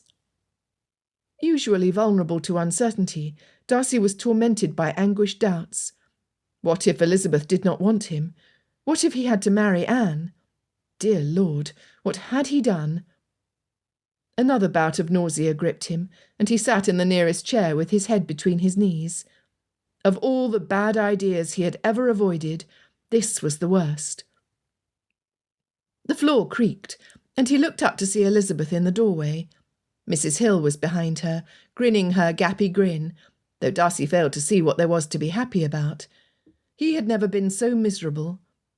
He stood, holding on to the back of the chair for support. Calmly, without expression, Elizabeth entered the room. In a heartbeat, the door slammed behind her, and Darcy heard Mrs. Hill lock them inside the parlour. In the next moment, Elizabeth's hands were spread against the lapels of his coat, sliding up to his collars, twirling his hair around her fingers. Her breath tickled his lips as she rose to her toes. "I want you, Fitzwilliam. Not your money, not your protection. You mad, lovable fool." He was too stunned to believe his good fortune. "Pray do not trifle with me. I love you too much." "I love you, Fitzwilliam. I choose you." His lips crushed down on hers. There was nothing tentative about the way she responded. For a few blissful moments, they lost themselves in the comfort and promise of each other. The sound of clapping brought them to their senses. A crowd of mostly grinning faces gathered in the now open doorway. "It is a good thing you marry on Monday," Richard said. Miss Kitty slapped at Miss Mary's hands, which were blocking her view. "We should not look," Miss Mary said, although her actions attempted to protect her sister's eyes rather than her own. Miss Bennet swayed in front of Richard, her hands over her heart. "I knew you were a love match all along." A love match. Darcy preferred that over a compromise and forced marriage. In that moment he made a choice of his own. Nay, a vow befitting a Darcy. He would court Elizabeth every day of the rest of their lives. Epilogue. Springtime, 3 years later, Longbourn. Fitzwilliam and Richard did their best to smooth Bingley's hair into submission, but their friend was too excited to stand in one place for long enough. "Will you hold still?" Darcy demanded. Bingley spun around, rubbing his hands together, his face too small for the grin he wore. "I apologise. I must look a fright, but I simply cannot wait. Is it time yet?" "Very nearly. Now let me just fix this." Richard licked his thumb and went to work. "No more tugging. Cross your arms over your chest if you must, but we cannot allow your bride to think you rode here through a windstorm." Bingley did as he was bid, and Elizabeth exchanged a smile with Jane and Georgiana. The parish fell silent, the doors opened, and Papa walked the bride down the aisle. Kitty looked resplendent, in a cream gown with rose-petal pink trim. Georgiana wrapped her arm around Elizabeth's and whispered into her ear, "Is she not stunning?" Kitty was radiant. Judging by the look Bingley gave her, he certainly thought so too. He had become everything Fitzwilliam had taught him to be as the master of Netherfield. As a gentleman, he was the perfect blend of amiability and responsibility to suit Kitty. A glimmer of gold caught the corner of her vision, and Elizabeth looked over to see the sun shining on John Lucas's hair. She squeezed Georgiana's arm and nudged her chin in his direction. Georgiana stifled a giggle. No wonder Lydia is behaving so well. Elizabeth smiled. Lydia's determination to be the first to marry had been frustrated with each one of her sister's weddings. She would instead be the last Bennet to marry. Lydia liked to say that if she could not have the wealthiest or best connected or most amiable husband of her sisters, she was determined to marry the handsomest. Of course, that was Lydia's opinion. After 3 years of marriage, Fitzwilliam still sent Elizabeth's heart racing and her stomach a-flutter. I suspected she would, had she known he would be here, Georgiana continued. A gasp escaped Elizabeth, eliciting a stern look from Mamma, who would not have Kitty's wedding interrupted for the world. Very quietly Elizabeth said, This must be your doing. He was supposed to be at a house party in Shropshire. Georgiana shrugged, her smirk proving ownership of the change in John Lucas's plans. Gone was the uncertain, apprehensive girl from 3 years before, replaced by this scheming minx, who would be the toast of the town this season. I was not convincing enough, or Edmund and Charlotte would have come. Oh, you can hardly blame Charlotte. She cannot travel in her condition. Mamma had presumed for months over Lady Lucas when Jane married Colonel Fitzwilliam, but when Charlotte had travelled to Pemberley for a visit, it had not taken long for her and the last of Lord Matlock's unmarried sons to come to an agreement. They were very happily settled at Kympton Parish, and Elizabeth was delighted to have another friend nearby. Notably absent was Mr. Collins, who had not appeared at Longbourn since Mary had married her piano tutor. With Kitty soon to be wed, he would have to settle for Lydia, or find a wife by other means. Mamma no longer worried about being cast out into the hedgerows, when she could rotate from one daughter's household to the next. As for Miss Bingley, after 2 seasons with no proposal, she had worn out her welcome in the Hurst household. She now resided in Scarborough with her aunt, surrounded by cats. The vows were exchanged. Before her mother could whisk Elizabeth away to the wedding feast, she sneaked away. Fitzwilliam met her outside the church, breathtakingly handsome in his dark blue coat and snow-white cravat. I thought you might like some company, he said with a crooked grin. Her hand disappeared inside his, and they swung their arms synchronously during the short walk to Longbourn, where a disgruntled guard paced in front of the door of Elizabeth's old bedchamber. He is cross with us, Fitzwilliam said. Arthur yowled. Mrs. Hill creaked up behind them and set a small plate with pieces of chicken on the floor.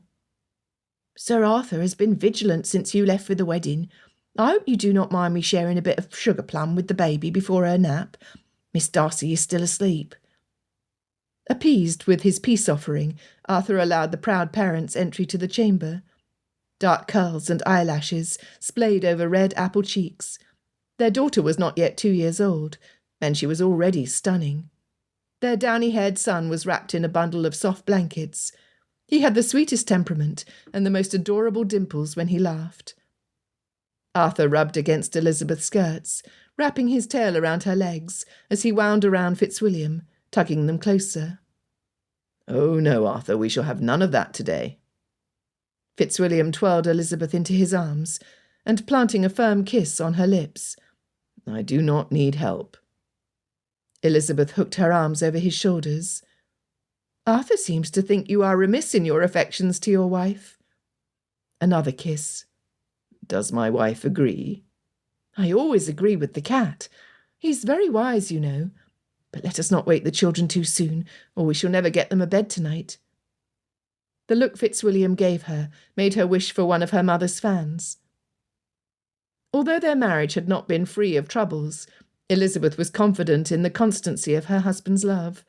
He was as considerate now as he had been during their courtship. The more Elizabeth learned about Fitzwilliam, the deeper her love for him grew. One day, her children, her nieces and nephews, would ask how she and Fitzwilliam fell in love. She would tell them. She would relate the story of Uncle Bingley, and how a cleverly uncontrived compromise turned into the greatest love match. It was a beautiful story, which still continued on. If Elizabeth could go back in time, she would choose it all over again. This has been a cleverly uncontrived compromise, a Pride and Prejudice variation, written by Jennifer Joy, narrated by Stevie Zimmerman. Copyright 2022 by Jennifer Joy Ramirez. Production copyright by Jennifer Joy Ramirez. Thank you for staying. One of the questions I get asked most often is, where do you get your ideas from? Well, this one came directly from Pride and Prejudice. You see, I have a habit of rereading the original text every time I begin a new project.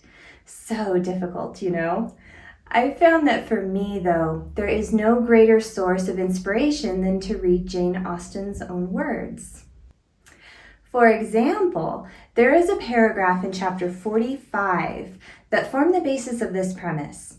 Now, there is much debate among Jane Austen fans whether Mr. Darcy himself intended to make a match between his little sister and Mr. Bingley. Obviously, Miss Bingley was all for it, and I've always waved it off as her delusional wish until I came across this excerpt in an annotated version. I'll link the source below in the description so that you can check it out yourself. It's the scene where everyone is at Pemberley, and in an attempt to make a jab at Elizabeth, Miss Bingley mentions the militia and Mr. Wickham in front of Georgiana and makes everyone very uncomfortable. A really cringeworthy scene. I'll read it with the annotations included for clarity. Not a syllable had ever reached Miss Bingley of Miss Darcy's meditated elopement. To no creature had it been revealed, where secrecy was possible, except to Elizabeth. And from all Bingley's connections, Darcy was particularly anxious to conceal it, from that very wish which Elizabeth had long ago attributed to Darcy of the Bingleys becoming hereafter Miss Darcy's own connections. Darcy had certainly formed such a plan, and without meaning that it should affect his endeavor to separate Bingley from Miss Jane Bennet, it is probable that it might add something to Darcy's lively concern for the welfare of his friend Bingley. There it was, a premise handed to me on a silver salver. I couldn't ignore it anymore. But then the challenge became how to make Darcy likable when he was acting so high-handedly. So I got to work, and you got another unbook. I hope you loved this, Darcy. Now, this wouldn't be a proper exclusive unless I shared a bit of my research with you. And since I come from a long line of mechanics and engineers, I have to tell you about the train Colonel Fitzwilliam and Darcy were talking about in Chapter 1. Darcy claimed that Trevithick's engine was too heavy, but what does history prove? Richard Trevithick is credited with inventing the first high-pressure steam engine and the first passenger-carrying steam road locomotive. It was called the Puffing Devil, or Puffer for short, because it blasted steam through a large exhaust pipe, like you can see in this replica.